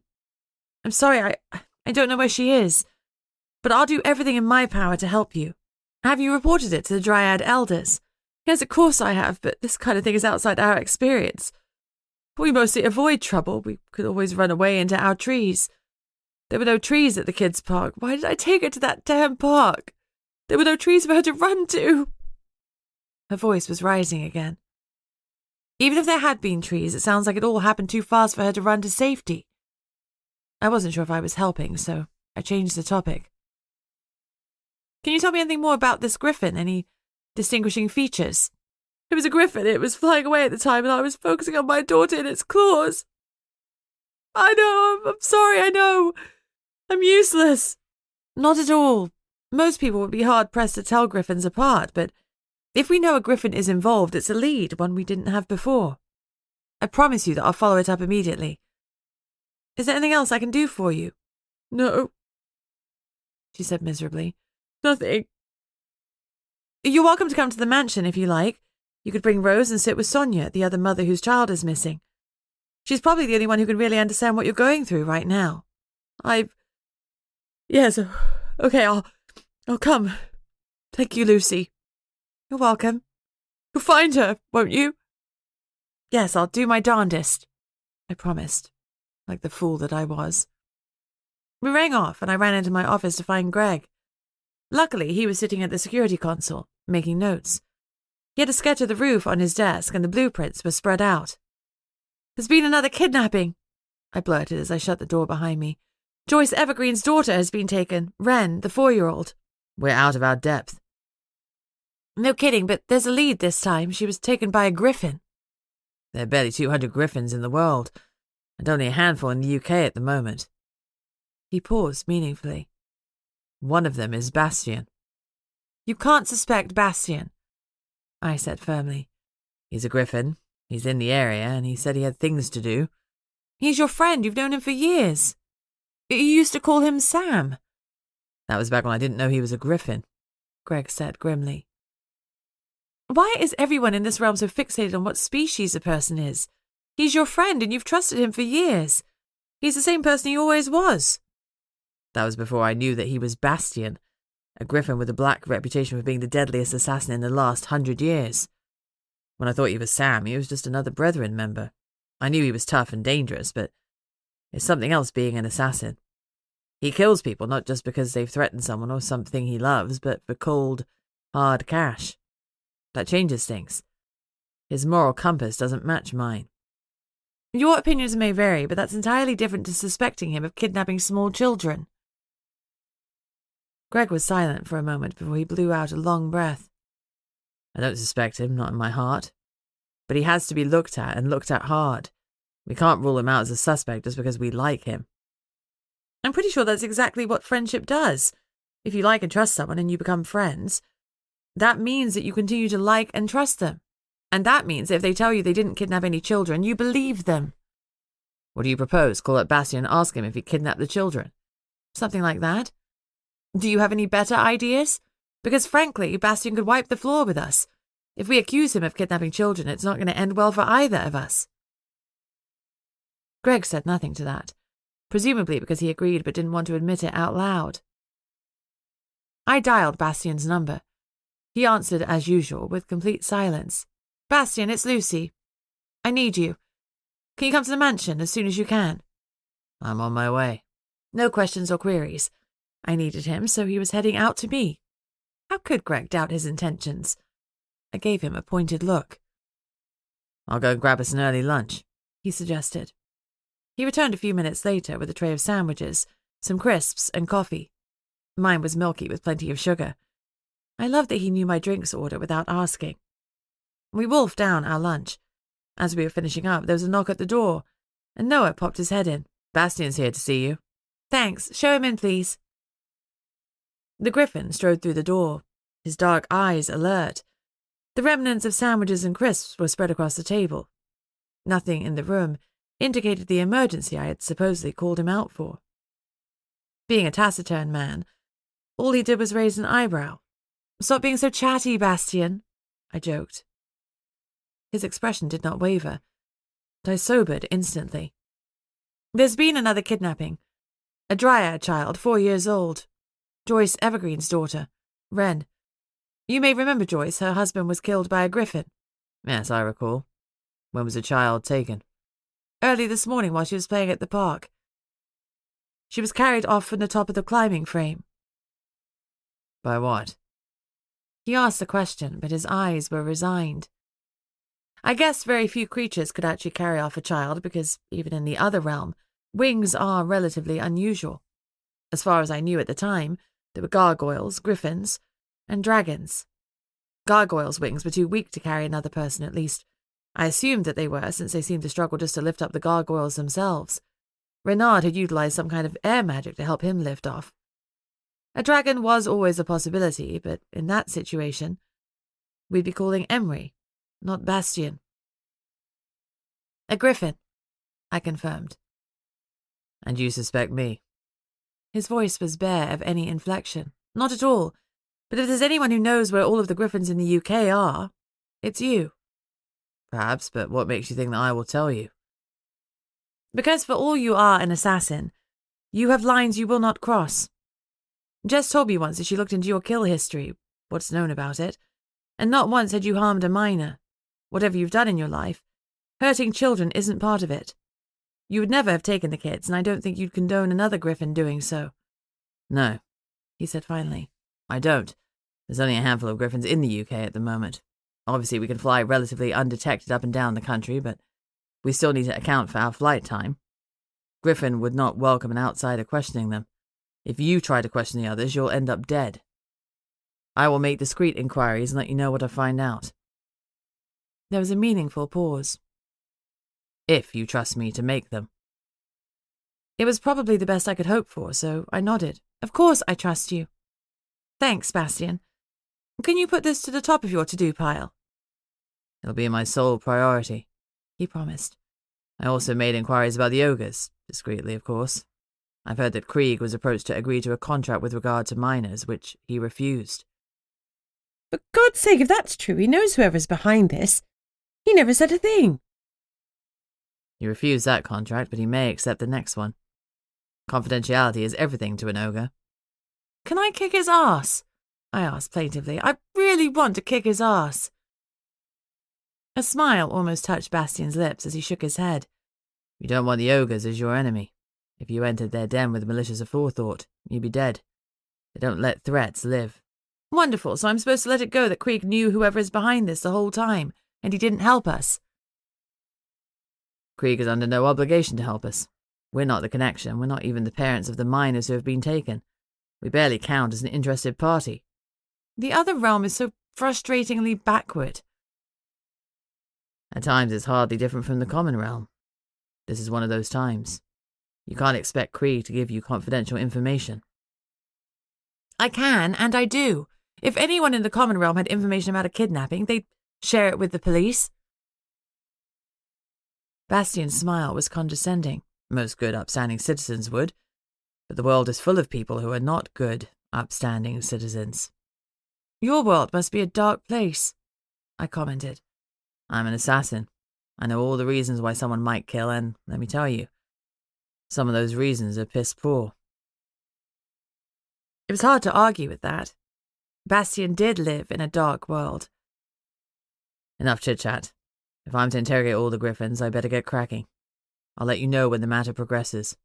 Greg, you really need to secure your skies. I'm on it, Greg muttered, looking surly. He was still pissed off at the hole he'd left in our security. Bastien gave an abrupt nod, turned on his heel, and left as quickly as he'd arrived. Amber isn't free to check the runes today, and I don't want to entrust it to anyone else, Greg commented. She'll come when she can. In the meantime, we shouldn't have any conversations that we need to keep secret by open windows. I've got the security company coming out later today to review the roof. I studied him. No problem. I don't blame you, you know. You don't blame me as head of your security for failing to secure a huge portion of the property. It's not a huge portion, I protested weakly. He gave me a dark look. I own my failings, this is one of them, and I'm not happy about it. To err is human. To forgive is divine, so I'm grateful you forgive me. I grinned. Are you going to call me goddess now? I'll call you whatever you want, he promised. I blushed. Greg grinned, his mood successfully lightened. It's not an excuse, but the dragons normally secure the roof. The security company are brethren, and I'm brethren, so we're used to the skies being handled. It's an oversight caused by my upbringing. It won't happen again. I winced in sympathy. I bet he'd given them a blistering. The sooner we get it secured, the better. At the moment, I feel like my days are spent pulling at loose threads. What loose threads? Well, there's whatever the hell is going on with the gargoyles and the witches. There's Thea visiting for who knows what reason. Bobby's been taken, and I still don't have the foggiest idea who my birth parents are. The gargoyles and the witches is old news. Put it aside. Doesn't need to be on today's to-do list.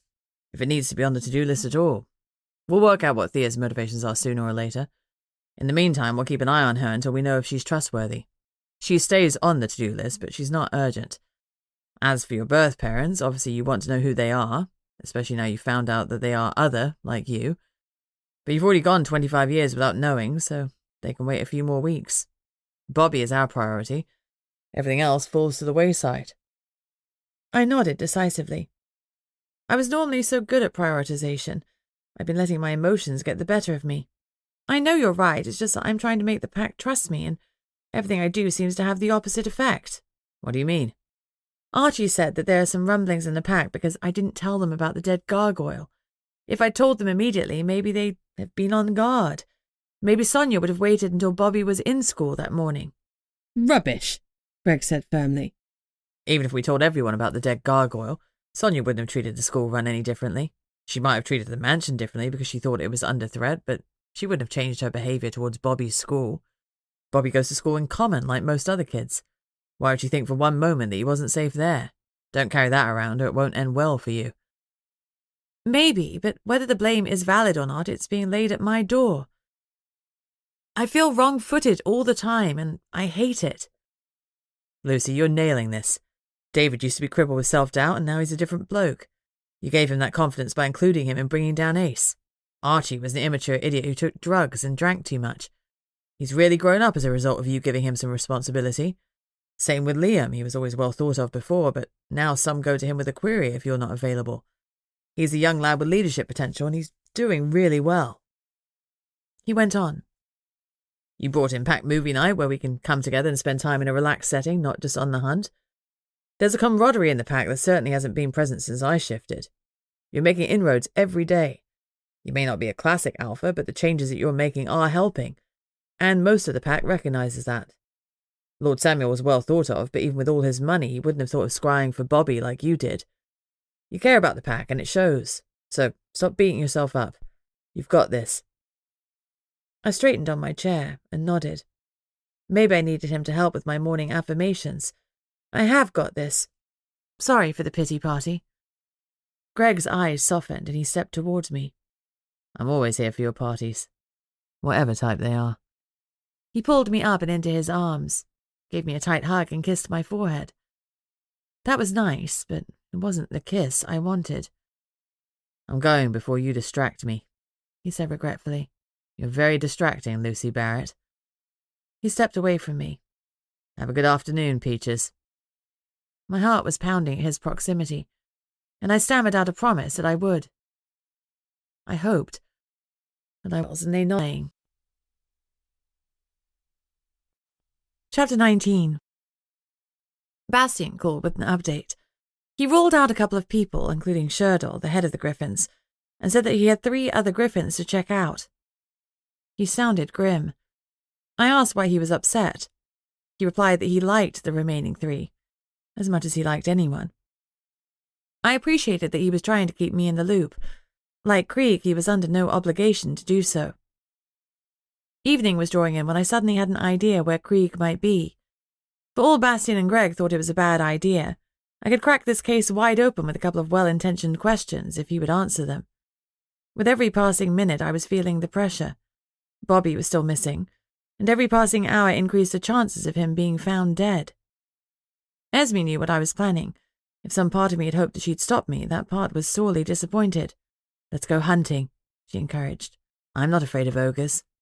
"You're not afraid of anything," I said admiringly. "I'm not fond of ghouls," she admitted. "It's the smell." Although she was trying to downplay it, I could feel her revulsion. No, she didn't like ghouls. For some reason, that made me feel better. I rang Bastien. "I'm going to speak to Krieg again. Will you come with?" There was a barely audible sigh. "You're not supposed to poke a hornet's nest." "Are you coming or not?" "You'll go without me, won't you?" "Obviously." "I'm still local. Give me 30 minutes. I dropped Greg a quick text message to let him know where I'd be going, and confirming I had Bastien riding shotgun. He wouldn't be happy with me, but at least he knew I had backup. It didn't take long to drive to Beaconsfield and park outside the chocolate box cottage that housed the ogres. I was just climbing out of the car when my phone beeped. I checked the message, half expecting it to be a blasting from Greg. But it was a message from Jess. "I've got news. I'll ring shortly. XX." Curiosity killed the cat, and I have curiosity in spades. I muted my phone.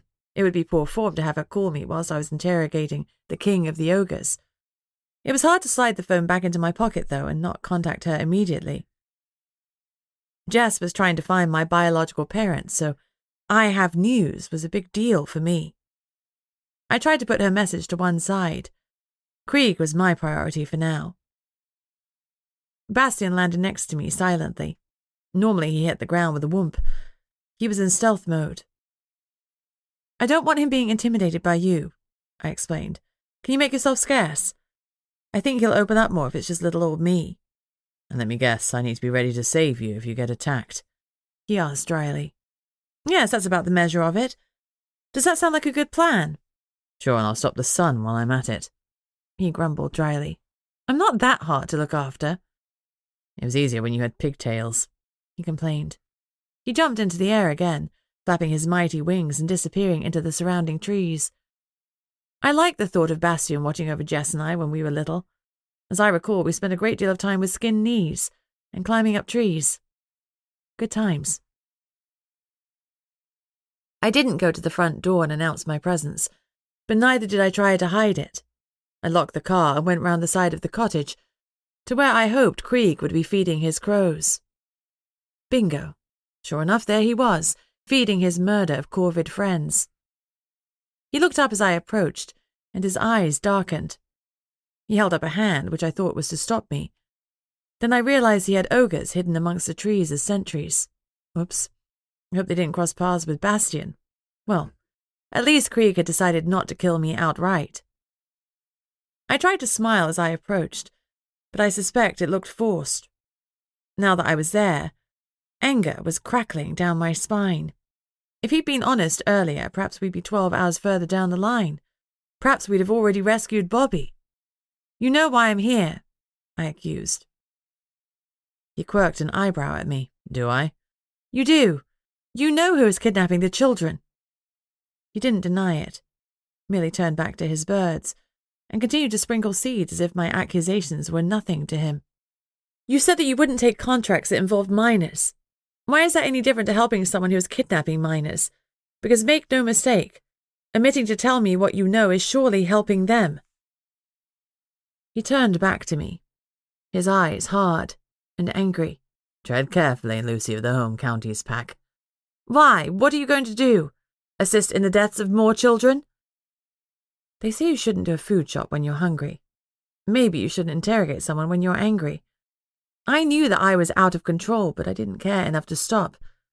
How dare he espouse some level of morality, then go behind my back and conceal the identity of the ones who'd taken the children? Taken Bobby. I'm not helping the kidnappers, he stated finally. By keeping their identities hidden, you are, I said firmly. I don't know their identities. I only know of the one who came to the den to negotiate the contract. And who was that? I could see him weighing his response. Finally, he said, It was a griffin. And given that you were in the company of a griffin when you came knocking, it hardly seemed sensible to disclose that fact. Was he suggesting it was the same griffin? It couldn't be. I trusted Bastien utterly. Not that I believed that Bastien would never lie to me, but I believed him on this. I wondered if Bastien could hear our conversation from the trees. Probably not, I decided. Nonetheless, I covered my lips with a hand, in case Bastien could lip read. Are you suggesting Bastien came to you? I clarified. Krieg shook his head and relief washed over me. No, not Bastien. That doesn't mean that he's not involved in some way. Griffins stick together. There's so few of them that they have to. Do you know the name of the griffin who came? Of course. Will you tell me who it was? The silence dragged out, and I tried to control the growing rage in my belly. If he was toying with me, I would push back at him. I had no idea how, but I'd definitely give it a go. Esme was ready, raring to attack. I struggled to keep her impulses at bay. The griffin is known as Ghost. The one who runs the Black Tawnies? I asked. His expression changed fractionally as he tried to hide his surprise. I contained my smirk. Oh yes, I might have been new to the other realm, but I wasn't a total babe in the woods. Just a babe. Yes, he confirmed. But I also know her birth name. Tell me that, and I'll never tell anyone I got it from you. Indeed, Bastien could easily have told you himself. He could tell me who's involved in the child kidnapping. He shook his head. Perhaps not, but he could tell you the identity of Ghost. My frustration boiled over. Bobby doesn't have time for you to dick me around. Just give me a name. What will you give me in return? What do you want? He smiled humorlessly. A favor, when I call for one. I will not agree to any favor that will kill another being or harm my pack in any way. He smirked. Conditions noted and agreed. Done and done. Well, I snarled. Charlize, he said finally. Bastien's daughter. Chapter 20. You're quite certain? I demanded. I am. Thank you for your help. I managed to keep the sarcasm out of my voice. My mum had drilled my manners into me. The favor will help me justify to my people why I revealed the name. But that isn't why I helped you, Lucy. Do you want to know why I helped you? No. Yes.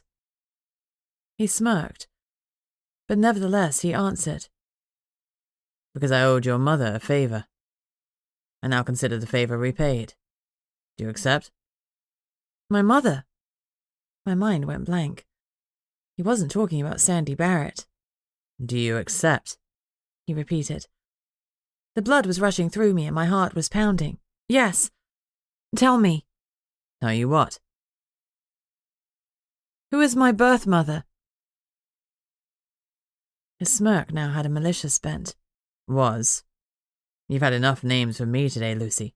You should have asked that before you agreed that my debt had been repaid. Run along now. He jerked his head and 3 ogres started towards me. The power play made my anger boil over, and I glared at him. He was being a malicious jerk. I didn't care what his crows said about him. He was an arsehole. You're a son of a bitch. I never said that I wasn't. No, but your crows did, I grumped, glaring at the fickle birds scattered at his feet. I wanted to leave on my own terms, not be frog-marched out of his garden, so even though I wanted to beg for my mother's name, I refused to give Krieg the satisfaction. Besides, Jess's message was still in my mind. Maybe she already knew my mother's name. I walked out to my parked car and waited for a moment to see if Bastien would join me. I tilted my head up. I could just make out his griffin form circling high above me. He let out a screech goodbye and flew off. What had he heard? Or was he still just in stealth mode? I got into the car and started for home, trying to ignore the vindictive way Krieg had said, was. My mother was dead. I felt numb.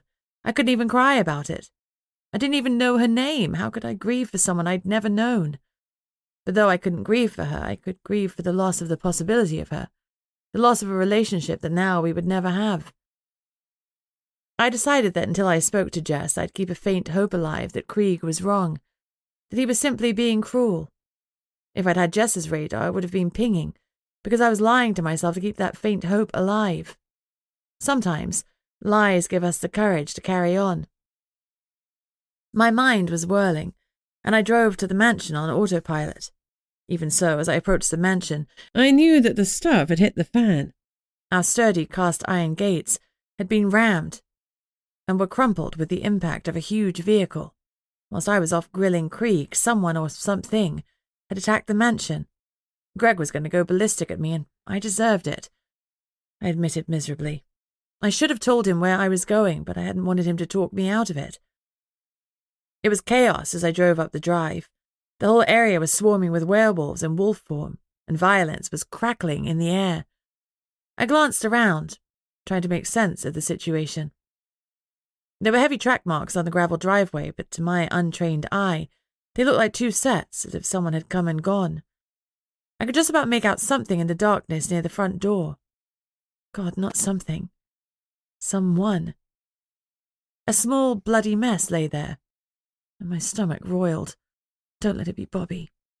Anyone but Bobby. I raced over to the body and felt a surge of relief when I saw greying skin. It was a gargoyle. I experienced a moment's guilt. Whether it was Bobby or not, someone had been beaten to a bloody mess. I went closer and gasped as I made out Renard's features. He hadn't been turned to stone, so presumably he'd managed to leave the ogre's den okay. But then he'd been caught by someone. I should have checked in on him earlier. Tears welled up in my eyes as I knelt by his side. I had liked the quirky little Frenchman. The tears started pouring down my cheeks. I didn't care if that made me look weak in the eyes of the pack. Then, through my tears, I saw Renard's hand twitch. My sobs died in my throat, and I scrubbed my eyes to clear my vision. I leaned closer, held my hand over his mouth, and felt the faintest of breaths. He was still alive. All that blood, how could he be alive? My hands were shaking as I dialed Amber's number. Amber, I need your help. Renard's been dumped on my doorstep and he's covered in blood. I barely recognize him. He's breathing, but only just, and I don't think he's got long. What can I do? Can you get here? In my panic, I was babbling. Amber's voice was reassuringly calm. I can head out to you, but if he's as bad as you say, I won't get there in time. I'm at least half an hour away. I gave Mrs. Dawes some emergency supplies. I can talk you through a general healing rune that should keep him alive until I arrive. Mrs. Dawes! I screamed at the throng of werewolves. I need you! I need Amber's emergency kit. I'll get it, Mrs. Dawes said briskly. Thankfully, she was still in human form. The only other person still on two legs was Thea Frost, and I didn't have the headspace to wonder what that meant. She was pale and wringing her hands with anxiety. Mrs. Dawes returned moments later with a black leather bag. I've got it, I said desperately to Amber. What do I do now? There are 3 jars inside. You need to get out the one that looks purple. Pull on the plastic disposable gloves before you do anything. Then get out the thickest paintbrush. I'm going to hang up, then give you a video call so I can show you the rune you need to paint on. She didn't wait for me to agree, and suddenly the dial tone was ringing in my ears. I was all too aware that Renard would die if I failed to do this right. My hands were still shaking as I struggled to pull on the plastic gloves. Mrs. Dawes passed me the Kilner jar filled with purple gloop. As I tipped the paintbrushes onto the floor, the phone started to ring. Amber was on video call and I wasn't ready. I didn't have the paintbrush. My heart was hammering. Esme stepped up and took control of us for a moment to calm me down. All it took was a second or two of her steady presence thrumming through me. And I calmed. We could do this. Could save Renard. There were a dizzying number of paintbrushes. Amber wasn't bloody Monet. Why did she need so many of the damn things? I flicked through them impatiently before Mrs. Dawes calmly selected the thickest, as per Amber's instructions. I swiped up to accept the call. What took you so long? Amber snapped. Renard doesn't have time for you to piss about. I wasn't pissing about. I was trying to find the bloody thickest brush. Why do you need so many brushes? It's ridiculous. Enough. We need to focus. I'm going to show you what to do on this board here. You need to copy me exactly, or Renard is dead. No pressure then, I muttered.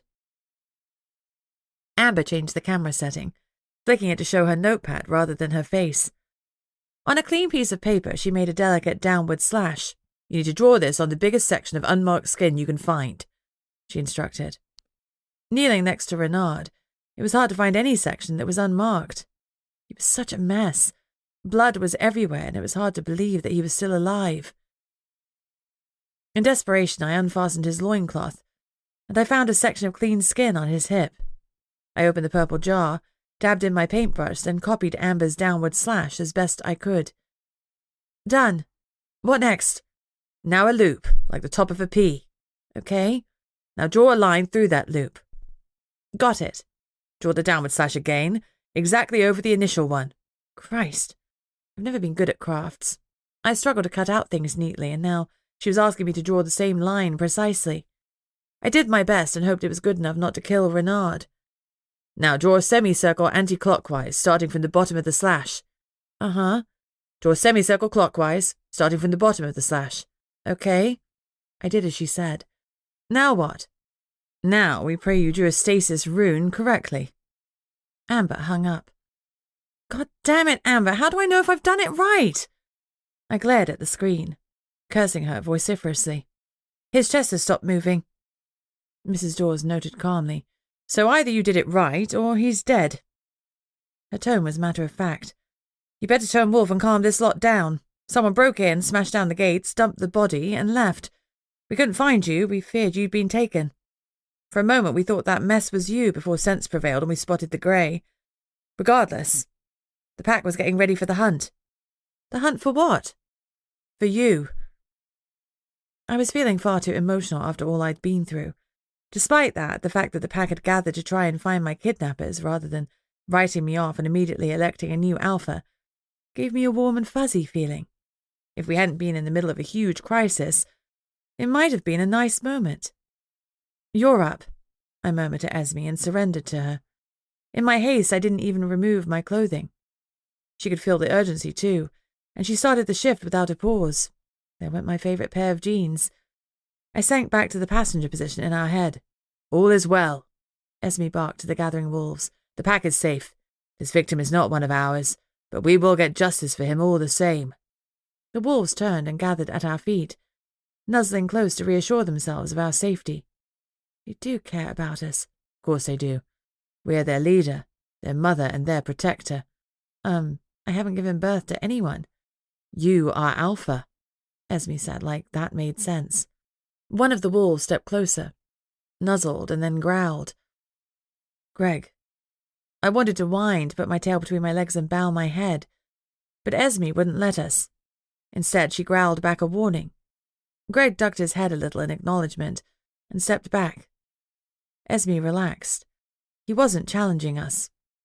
Of course he's not challenging us, I thought indignantly. Until we're mated, it remains uncertain. What, are you saying he can't challenge us if we're mated? Exactly. Is this why you keep pushing for us to get together? Of course. For our safety. That's messed up. You don't screw out of fear. Esme snorted. Not fear. I do not fear a challenge from him. But you would be sad if I killed him. I swallowed hard. Please, don't kill him. You always think we should kill things. That's your solution 50% of the time. I grumped at her. What is the other 50%? She asked curiously. Yes, mating is important. You could do with some mating. It would relax you, if done right. And if done wrong? You could kill him. That would also make you feel better. Kill it or screw it is not a life mantra. Says who? Society. I am a wolf. Hard to argue with that. Lucy Barrett, mate with Greg, or we'll end up having to use the other 50%. She said it calmly, but she had unleashed a maelstrom within me. I'd have to fight Esme if she tried to harm Greg. And I didn't want to fight with her. Our harmony was our strength. I can't deal with this now. Can we just table it? I have no idea why a table would help. We are not sitting down to feast. It means we leave it alone for now, I said impatiently. Ah, we can leave it alone for now. she agreed. But it won't disappear just because you don't like to think about it. What did you tell me? The greatest thief the world has ever produced is procrastination, and he is still at large. Yes, thank you, just not now. Esme turned her attention back to the other wolves and focused on them.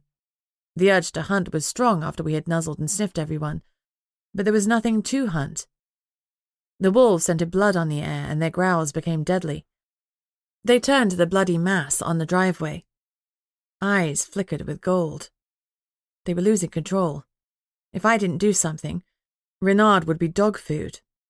As if summoned, Ares arrived at the end of the long driveway. In his maw, he was carrying a young deer which was struggling against him.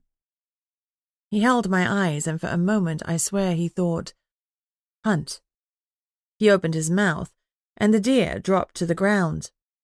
It bounded off, adrenaline and fear making it extra fast. Esme threw back her head and howled at the pack to hunt. We raced off after deer.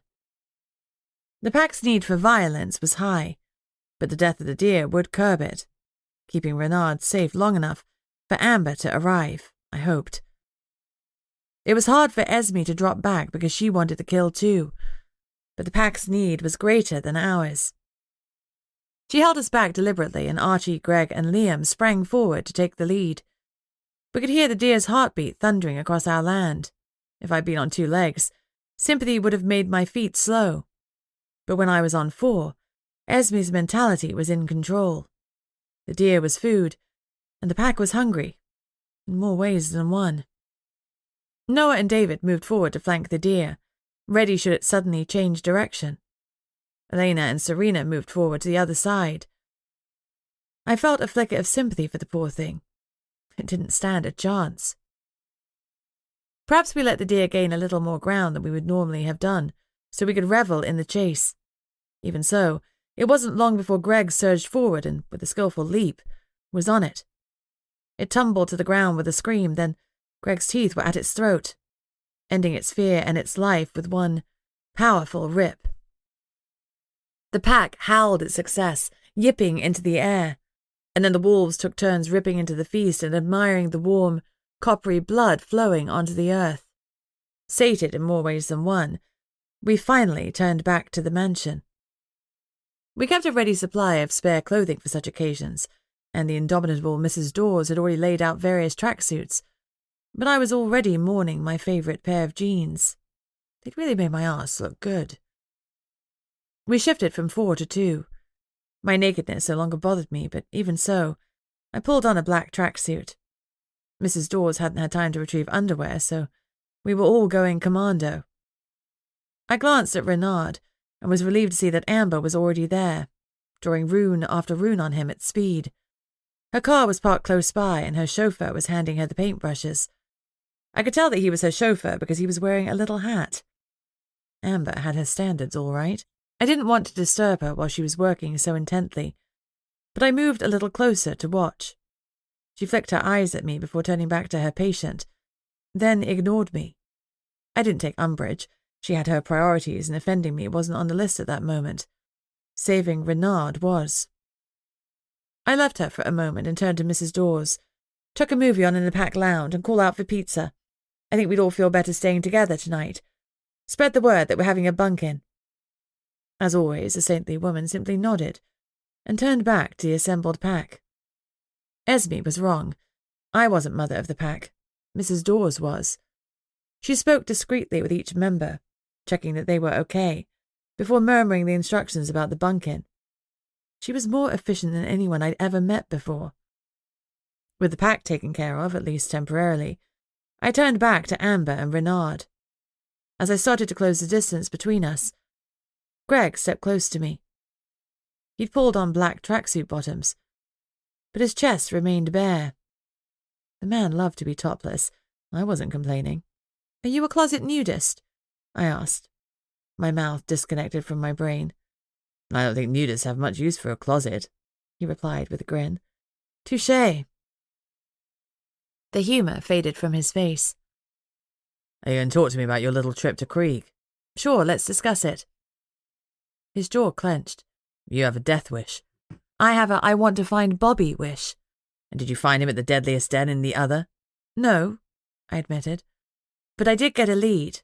Well, don't leave me hanging, he said dryly. The griffin involved is called Ghost. Great, the one behind the black tourneys. That's another dead end. Not quite. Krieg knew Ghost's real name. I indulged in a dramatic pause. Charlize. Apparently, she's Bastian's daughter. Blast. Chapter 21. After Amber finished working her magic on Renard, his body was carried carefully into my sitting room. Mrs. Dawes had stoked the fire. The room was warm, and I was grateful for the reassuring normality of the flames. They laid Renard on the same sofa that I'd been placed on when I was at death's door. A shiver ran down my spine at the thought. Would his life be similarly transformed? Amber fussed around him, checking that she had healed every last cut.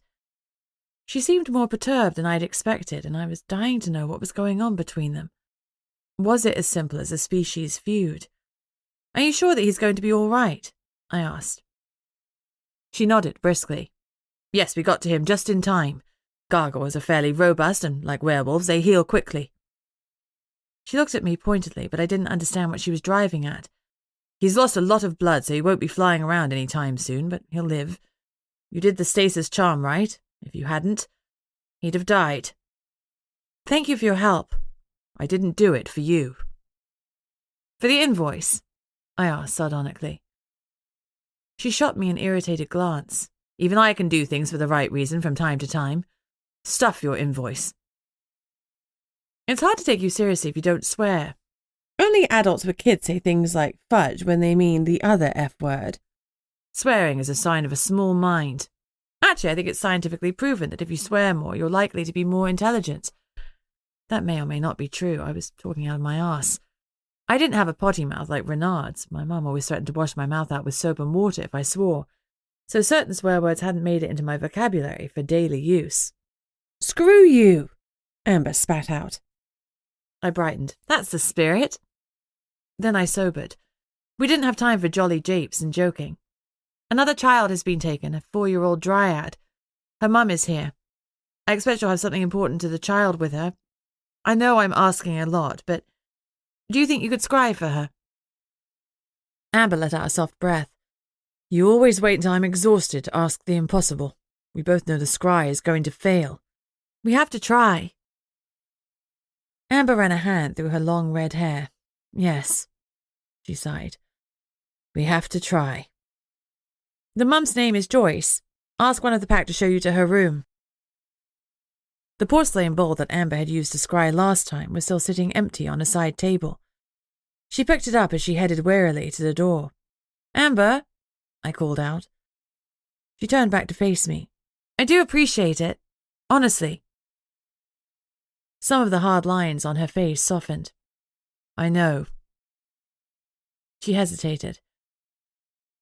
There's a witch involved in all of this. If she's local, she's from my coven, so I must know her and trust her. I've been checking whether any of my witches have been absent more than usual, but so far nothing has come up. We've had a bad press recently, what with Skye and Amelia Jane's deaths. I could do with some good press. If you can help me find these kids, or find the witch involved, I'll shout your praises from the top of any mountain you choose. But why do you think so many witches are subverted?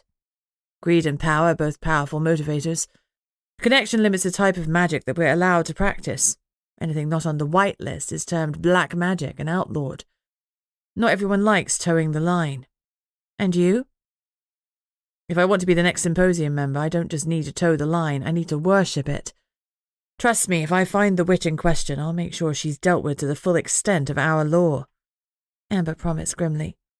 She clutched the porcelain bowl and stalked out of the room, leaving me alone with Renard. I sat gently on the sofa at his feet. God, I hope she's right.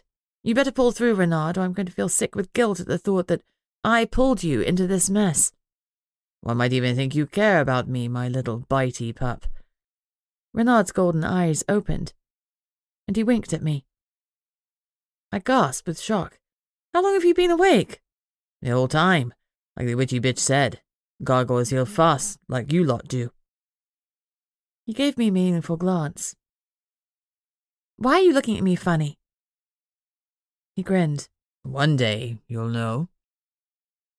Can that day be now? It's late. I'm tired. I've had my fill of BS for the day. Tell me whatever you're hinting at. No can do, Wolfie darling. I hate this bloody realm, I huffed. No, you don't, lovey. You just don't love the secrets. But that's part of its charm.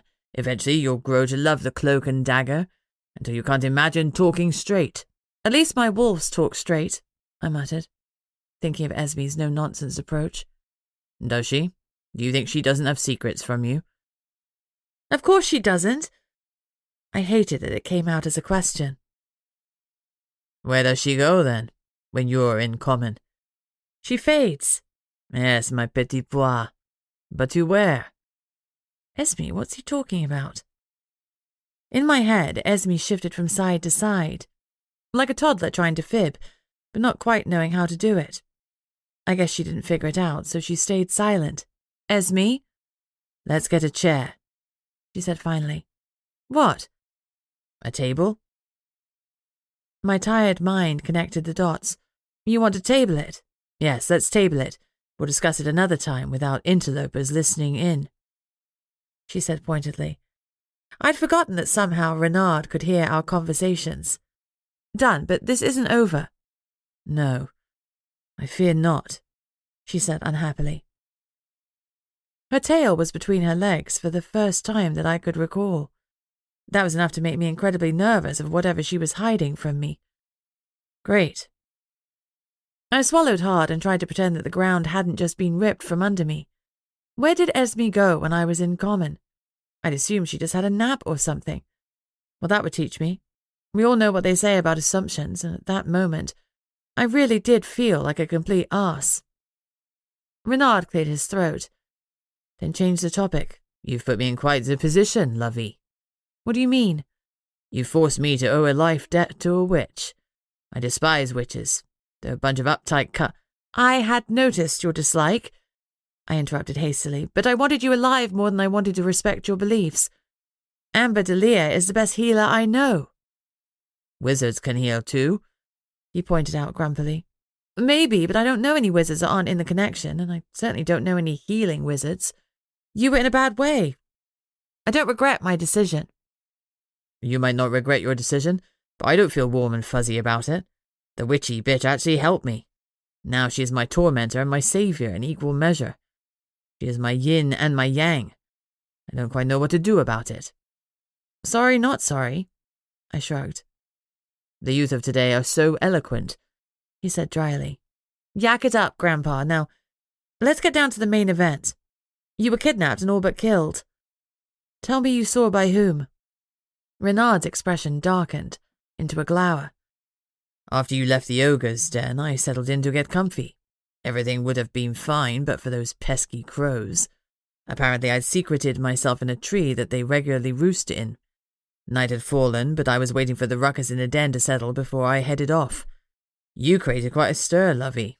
I was hoping to get some more information, but instead, the little hoppies came back to their tree and started to make an unworldly racket. That pinch-faced ogre came out to investigate, and lo and behold, she found little old me. I didn't have time to fly before she grabbed me and started slamming me into the tree repeatedly. She didn't even ask me any questions, he complained balefully. When I came to, I was in a stinking cell, though calling it a cell is generous. I think it was a dog crate. I was still looking around, trying to make sense of my surroundings, and I spotted your fella. My heart started to race. My fella, the only fella I had was Greg. Oh, please, God, no. He couldn't be involved. I wouldn't believe it. The little bugger wasn't trying to disguise himself. He wanted me to know. He also wanted me to live so that I could tell you all this. His plan nearly went tits up when your wolves went psycho because they couldn't find you. Suddenly, looking after me was the least of their worries, and I was left bleeding out whilst they gathered to hunt for you.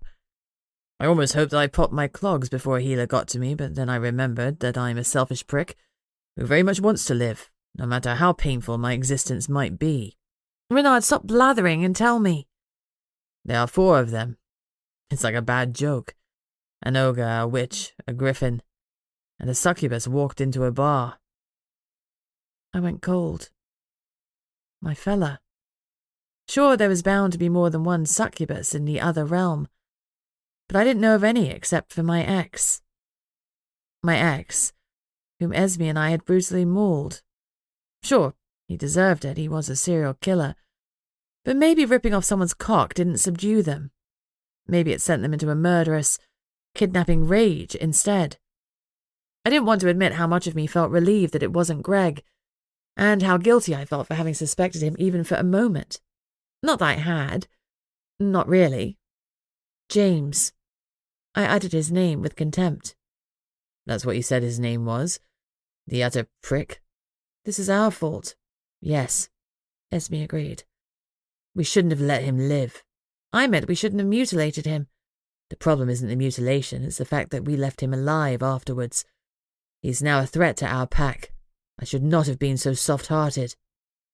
Soft-hearted wasn't something I would ever accuse Esme of being, but I was. I was the weak link here, not her.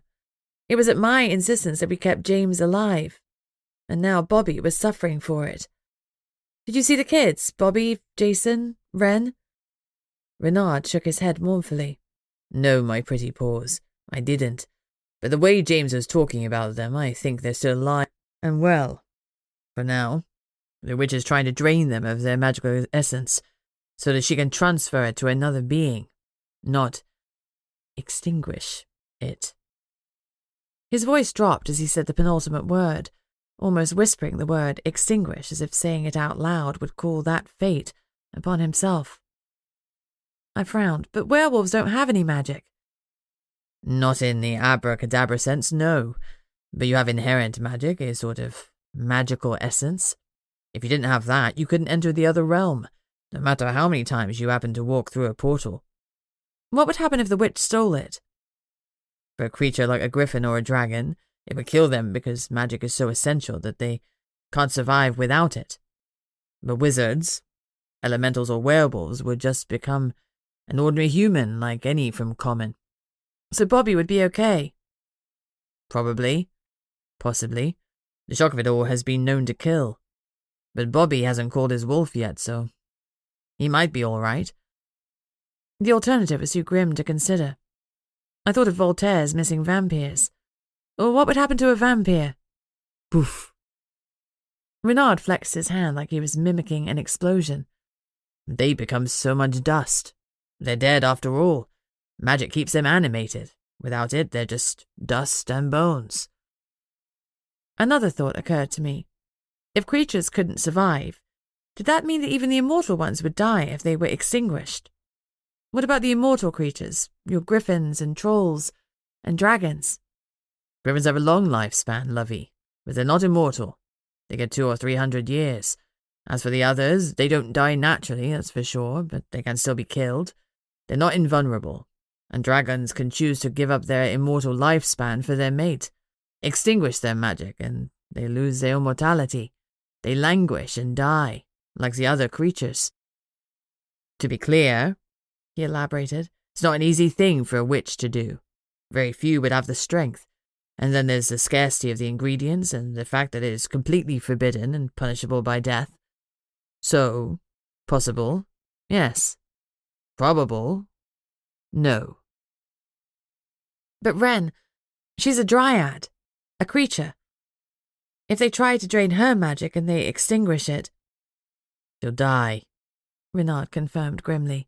But even if they wrest the magic from Jason and Bobby, they won't leave them alive to tell the tale. But why? Why do they want extra magic so badly?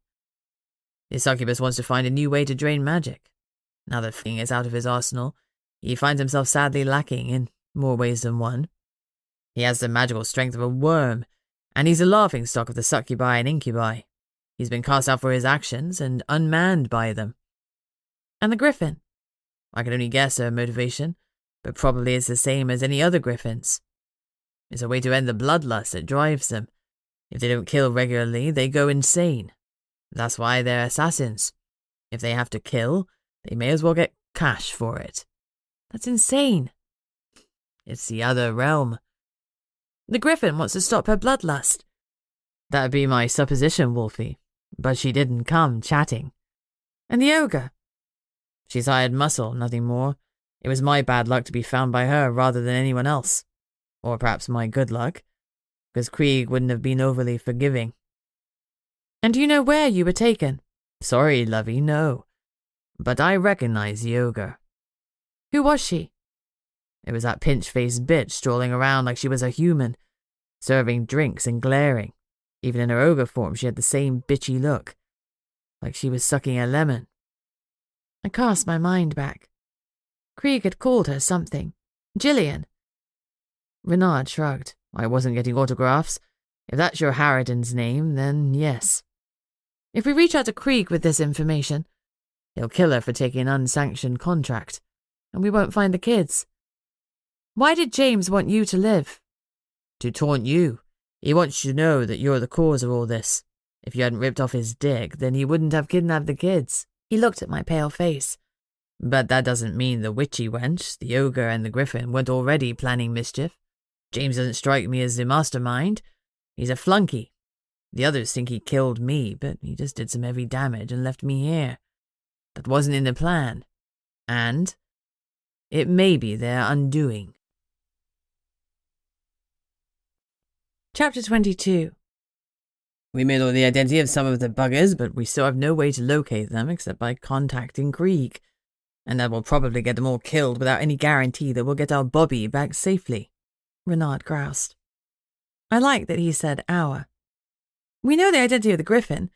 It's Charlize, Bastien's daughter. Renard winced. Well then, we have our next move. Bastien will be able to locate her. He's the best assassin there is, and that's partly because he can always find his mark. He may be able to find her, but will he help us? I asked dubiously. I trusted Bastien and considered us friends, but Charlize was his daughter. Blood is thicker than water. There's that, but for all he's a murdering prick, he's a moral one.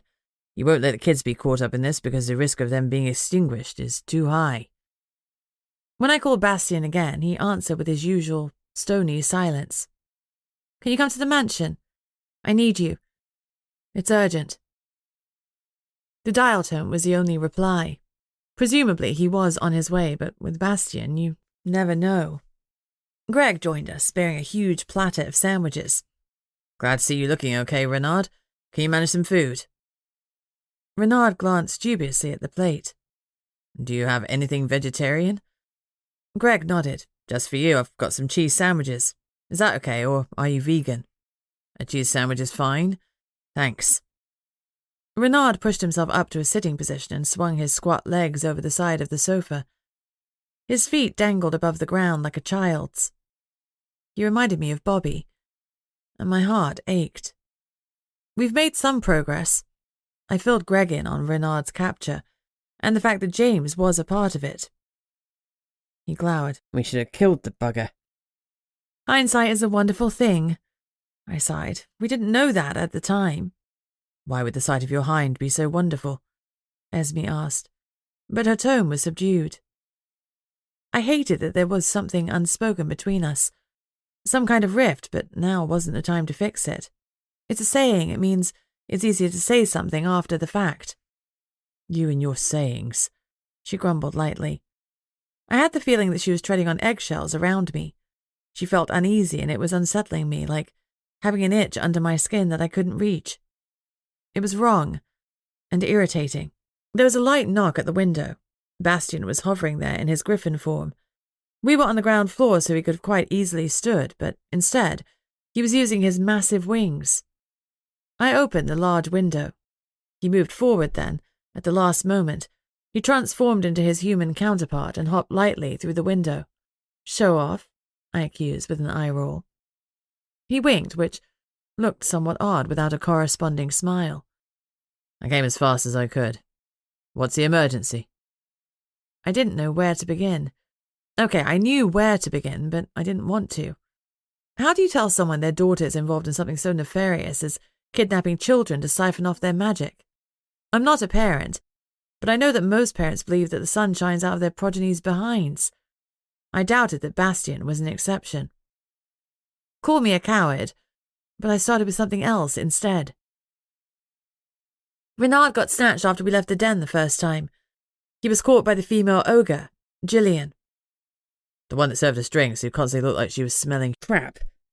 Greg interjected. That's the one, I confirmed. She kidnapped Renard and took him to an unknown destination where he regained consciousness in a cage.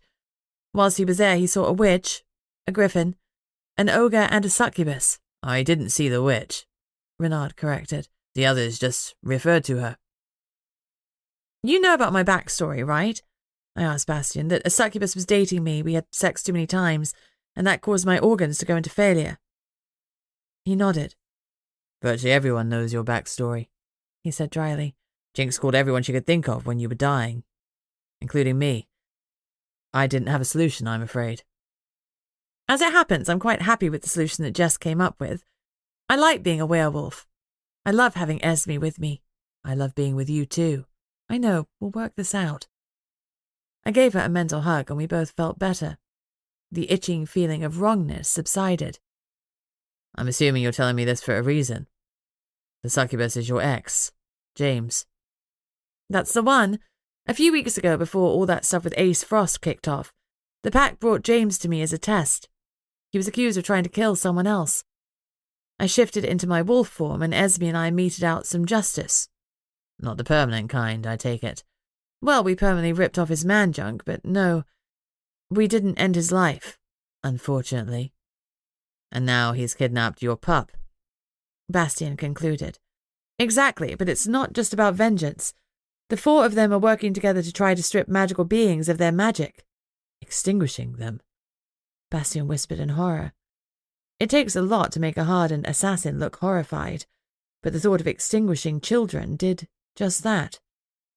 Worse than extinguishing them, they don't want to stop the children's magic, but to steal it for themselves, to transfer it, to make themselves stronger. Bastien looked grim. We know the identity of 2 of the kidnappers, and I've narrowed down the Griffin suspect to 2 suspects. I cleared my throat awkwardly. Actually, Krieg knew the name of the Griffin involved. Did you hear any of our conversation? If he had, that would save me an awkward chat. Bastien shook his head fractionally. Damn. I decided to tell him the truth quickly, like ripping off a plaster. I'm sorry, Bastien, this is a bit awkward. It's Ghost. Charlize. Bastien's expression stayed deliberately blank. I reminded myself never to play poker with him. He showed not an iota of shock. I sighed. You knew that Ghost was Charlize this whole time, didn't you? Obviously, he drawled. That's how you found the location of the Black Tourney so easily. Your daughter runs it. My voice was only a shade away from accusatory. Griffins have to kill. At the start of the tourney, it was a way for Charlize to get rid of the urge. She took part in 1 round of the tourney, and that was her sorted for the week. It's no different to taking an assassination contract. It's a tourney. It's not supposed to end in death. All contestants know that death is a possible outcome, and if you agree to fight a griffin, it's almost certain. The family of the dead are well compensated from the tourney proceeds. But this... He frowned. Taking someone's magic, extinguishing them. It's wrong. Charlize needs to be stopped. Because she's kidnapping children. Because she's bringing griffins into disrepute. We don't kidnap. We're not mercenaries, that's the ogres. We are assassins. We kill people, and that's it. There are only 200 of us left in the world, so we can't afford for any one of us to go off-piste. Not even my daughter. So let me get this straight. You're pissed that she's not off killing people. This time I didn't even try to keep the accusation out of my voice. She is an assassin. I've let her mess around with the black tourneys for long enough. She should be proud of what she is. Being an assassin is the 2nd oldest profession after prostitution. If the oldest profession is prostitution, the 2nd oldest profession is pimping, I muttered. Men have been taking advantage of women since 56 AD. If we're being factual, Greg interrupted, the first profession was probably farming or building. We're getting off topic, my quibbling magical beasts, Renard interjected. How do we find these pricks and rescue the kids? That's easy, Bastien confirmed. I'll track my daughter. Are you one of those creepy parents who has tracking devices on their children, even when they're fully grown? I asked. Bastian raised an eyebrow. Correct me if I'm wrong, Lucy, but I don't believe that you are a parent. So, what's your point? My point is that you won't be familiar with the crushing love that a parent has for their child. I wondered if my birth parents had loved me. Move on, Lucy, it's not healthy to get obsessed. I focused on the conversation again. Crushing love? Love shouldn't be crushing, it should be uplifting, bunnies and cookies and flowers. He gave me a flat look. Once again, I repeat that you are clearly not a parent. Once you are, life changes. You go from being an easygoing, relaxed kind of person to worrying about everything. Will your child make friends? Will they hurt themselves if they fall over? Will they ever master knife throwing? Wow. I think your parental worries will be different from my parental worries, I asserted. It made me think again about my birth parents, but I shoved that stray thought down hard. I didn't have time to wool gather. You think so? Bastian gave me a superior look. You don't think you're going to worry about your werewolf child, to wonder if they'll successfully attain dominance over their wolf or form a healthy symbiotic relationship, such as the one that you enjoy with Esme? You're not going to worry that they will get lost to the wolf, that they'll pick a fight with the wrong alpha? He smirked. You've got it all to come, Lucy. But until that day, don't judge me for tracking my daughter. Non-parents aren't allowed to judge parents. It's a rule that transcends either realm. Renard cleared his throat. As lovely as this chit-chat is, my darlings, shall we get down to the actual point? Bastian nodded briskly. I'll locate my daughter, then we can move in at first light when they'll be sleeping. I shook my head. Bobby, Jason, and Ren have been apart from their parents for long enough. We go in tonight. Chapter 23. Bastian did his thing, and before long we had a location. It appeared that Charlize had taken up residence at a small suburban property in the quaint village of Woburn Green. He went ahead of the rest of us and performed some initial reconnaissance, then reported back that there appeared to be 6 people occupying the property. With the 3 children, that accounted for 3 of the kidnappers. Obviously, in an ideal world, we would have captured all 4, but I didn't want to delay matters further. Every moment we risked one of the children getting extinguished, or worse. That wasn't a risk I was willing to take. I asked Amber to come with us in case there was some black magic runes mumbo-jumbo that we shouldn't disturb when we arrived, and she agreed to come for the nighttime raid. She pulled out a bottle from her ever-present tote bag and gulped it down. An energy potion, she admitted. I'm flagging after that last unsuccessful scry. Should you come? Maybe not, but I'm in it now until the end. This will keep me going. Afterwards I'll need to recharge in the common, but I'll be good for tonight. I accepted her at her word because she knew more than me about this stuff. But she didn't look happy at the price she'd have to pay by taking the potion. It was witchy business. She left us to go back home, change and pick up some defensive potions. She would join us later at the rendezvous point. I called Maxwell. All right, he hadn't exactly embraced me with open arms over the missing children situation, but his hands were very much tied by Roscoe's commands. Besides, Maxwell had made it clear that Roscoe needed this win. I liked the 2 of them, and wanted to do everything I could to help them secure their position, even if it meant them coming on the raid with us. Plus, I wanted allies. No man, woman, or werewolf is an island. The weak get swallowed by the other realm, and, relatively speaking, werewolves are fairly low on the food chain. We're not immortal, we don't have proper magic, other than our intrinsic magic that allows us to shift, so we needed allies. Calling Maxwell was the first step in securing some. He confirmed that he and a couple of other fire elementals would join us. I could feel his anxiety down the phone, vibrating between us. He was desperate to get his cousin back, and who could blame him? We agreed to meet a few houses down from Charlize's property, on the field that the locals referred to simply as the Green. Around it were a number of beautiful Victorian houses, in one of which Charlize and her compatriots had secreted the children. I decided against notifying the Dryads. Joyce had said that their magic was not offensive in nature, so there was no point in bringing them, and I'd be risking their lives unnecessarily. I toyed with alerting Krieg, but decided against it. The more people involved, the messier this could become. And above all, I wanted to ensure the children were rescued, safe and sound. We needed to hit hard and fast, And okay, I was still desperately pissed at Creek for pulling that about my mother. I briefly thought about contacting Voltaire, but dismissed the idea just as quickly. We had no proof that the missing vampires were taken by any of this motley crew, and I didn't trust him. I took Liam, Archie, Alina, and David from the pack, and, of course, Greg. I needed people I could rely on at my back, and that was the sum total of my known allies. Sonia, Bobby's mum, would obviously want to come, but she was very emotional and therefore a risk. I had Mrs. Dawes, Noah, and Tristan on our security desk. Mrs. Dawes was on standby to alert Sonia and Joyce if we were successful. I made them all swear to stay together. I trusted Noah and Mrs. Dawes to keep Tristan out of trouble. Tristan had been the one to find James and bring him to the mansion. I couldn't risk them knowing each other somehow, so I collected the phones from all of the wolves, myself included, with the weak explanation that they could be tracked or hacked. I locked them all in my safe. I didn't want word of our coming raid getting out. Sure, I was being paranoid, but it's only paranoia if they're not out to get you. And someone was definitely out to get me. I felt a skitter of trepidation as I saw Thea at her bedroom window. I met her eyes, and she darted back behind the curtains. If she was involved, the kidnappers would know that we were on our way. I didn't think that she was too timid, too broken to be behind this.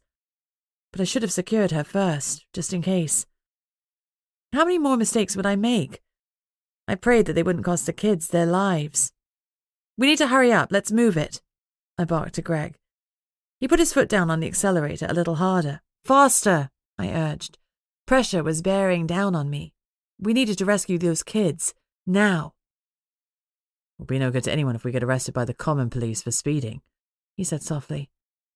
He was used to adrenaline pouring into his system when he needed it, and he remained calm and collected. Faster, Greg, please, I pleaded. It was hard to explain the urgency thrumming through me, but he took one look at my face and pushed his foot flat to the floor. The car roared forward. When we arrived at the green, I was both relieved and irked to see that the elementals were already there. They were earlier than the time we'd agreed, but then again, so were we. After we left the car, I tugged at the collar of my shirt as a signal, and my people started stripping obediently. It would take some of them up to 5 minutes to transform onto 4 legs, and we needed that clock to start ticking. Greg and I stayed on 2 legs. I stayed upright because I could shift in seconds. Greg did the same because he was just as deadly on 2 as he was on 4. Sometimes guns are handy. We waited for Amber Delia to arrive. In true Amber style, she turned up precisely on time. In concession to the raid, she was wearing black leggings rather than her usual swish of colour, and she'd foregone her peasant-style top for a leather jacket. I approved. She looked kick-ass, not a look I'd seen on her before. She wore an old tool belt at one hip, each loop containing different pots. On her other hip she had something like a quiver, which held an array of paintbrushes. She looked like an emergency artist. Maxwell stood next to Roscoe and a couple of the guys whom I recognized from Rosie's. Roscoe was gesturing to his team, looking like he was totally in charge. That rubbed Esme up the wrong way. This was our op. Now isn't the time to get territorial, I said to her. It's always time to get territorial. That is how we got more territory. We don't need more territory, we just need to keep ours safe. For now, she agreed. I felt her settle down. Maxwell? I greeted him with a nod. Normally I'd have smiled, but I was so damn tense. He stepped forward from the cluster of elementals and pulled me into a massive bear hug. Thank you for calling me, he whispered hoarsely. Thank you. I squeezed him back just as hard. Let's get these kids back. Do you have a preferred strategy? Roscoe called out. Hit them hard and fast and grab the kids, I suggested. So, no then, Roscoe replied glibly. I glared. We'll mix teams of wolves and elementals, Greg suggested. Bastien and Reynard can go in high and fly into the top floor. Half of us take the front door, half of us take the back. Bastien and Reynard will create a distraction while we find and secure the kids. They are the priority. Roscoe gave an approving nod. And where do you suppose we should be? Came a call from the shadows that instantly put my back up. Voltaire, this has nothing to do with you. Au contraire, the vampire sneered. I'm told the witch I'm looking for is here, so we're coming in too. You can't phase into a residential house, Roscoe bit out. No, we can't, but this particular house is vacant. It's currently owned by the mortgage company after one too many missed payments. It's why the witch set up here. She can bring in the vampires she captures. You think? Anger flared in his eyes. I know. And who is this witch? Amberdelia asked. What's her name? Voltaire glared a little more. I don't know, he admitted. What does she look like? I don't know that either. I was just told that she'd be here. Amber huffed. We'll see. We turned away from him and spent a whispered few moments pairing up the wolves and the elementals. They gathered round, together with Bastien and Renard, and Greg quickly outlined the plan. The elementals had earbuds and radios to communicate, so each team could keep in touch. Voltaire and his handful of vampires lounged back against our cars.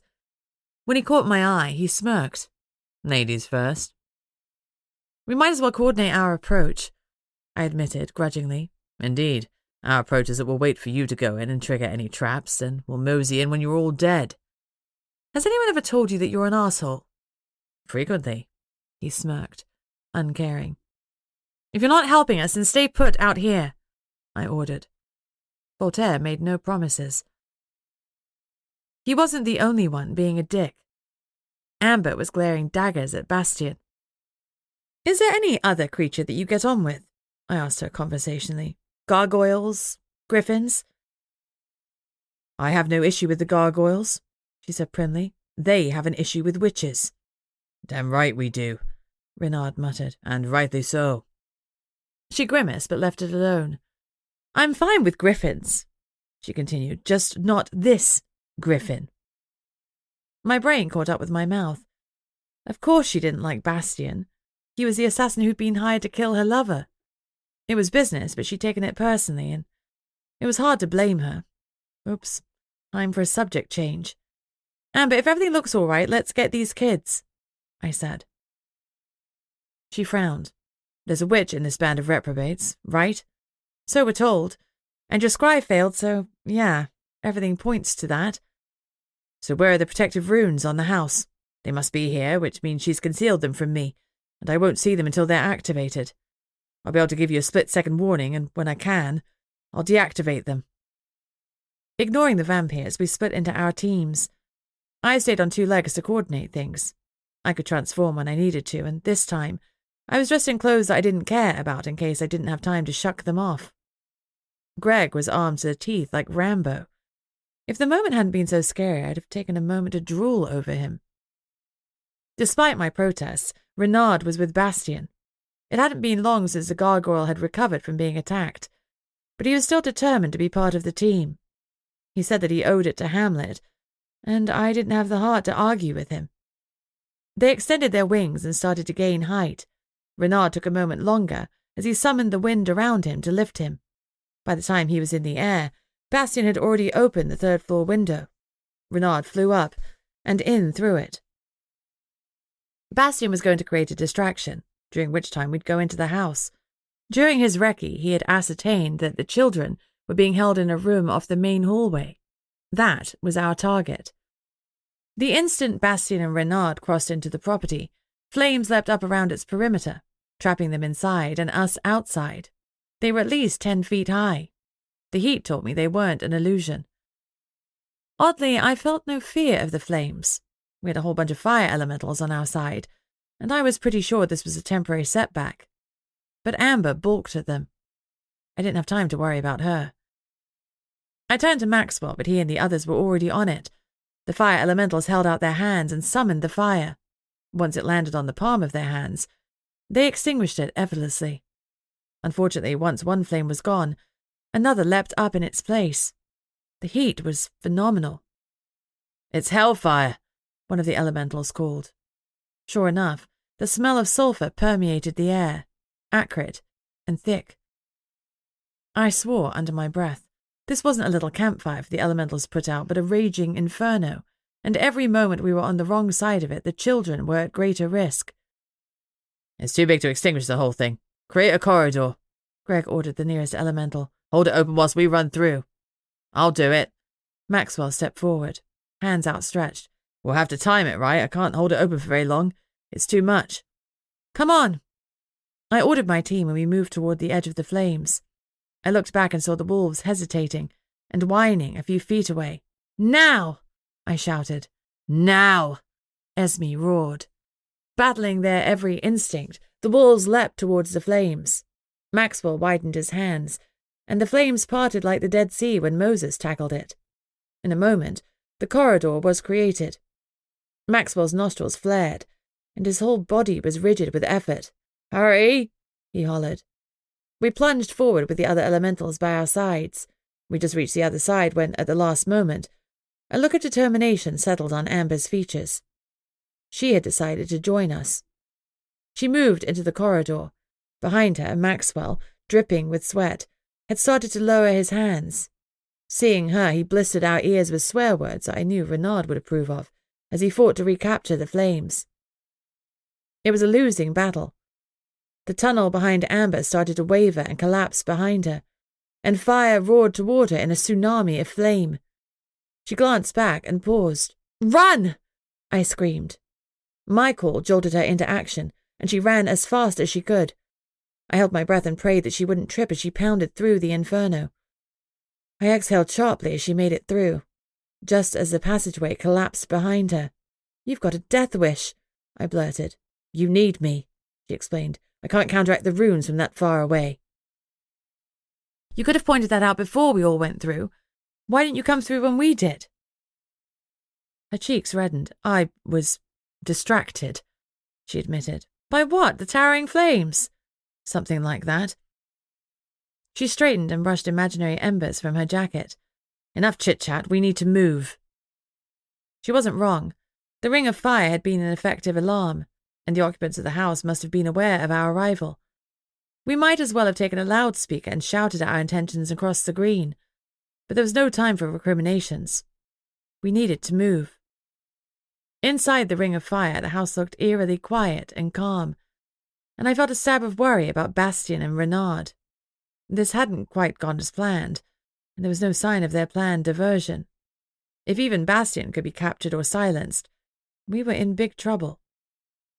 Bastien had said that we'd know when he created a diversion, and that was the only signal we would get. With the flames announcing our presence, we had no option but to move forward. Diversion, or none.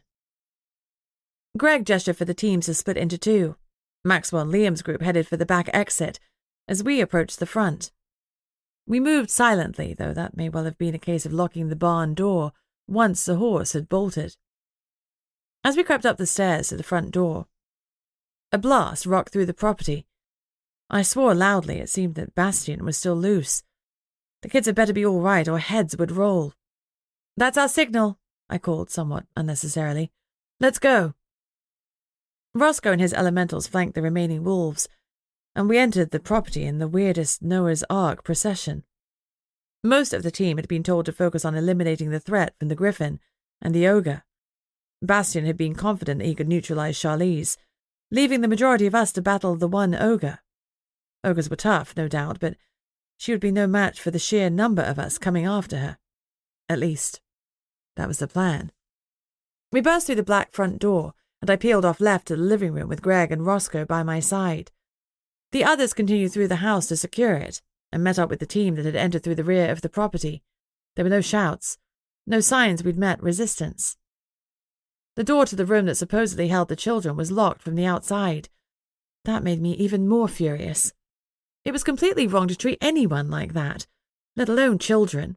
Stand away from the door, I called. I gave a few moments for the children to move back before kicking it with all my might. The door slammed open, and I ran into a completely empty room. No furniture, no kids, nothing. They're not here, I shouted to Roscoe. Where in hell are they? Roscoe hastily used his radio. The kids aren't here. Report. Voice after voice called that the property was empty. I couldn't understand it.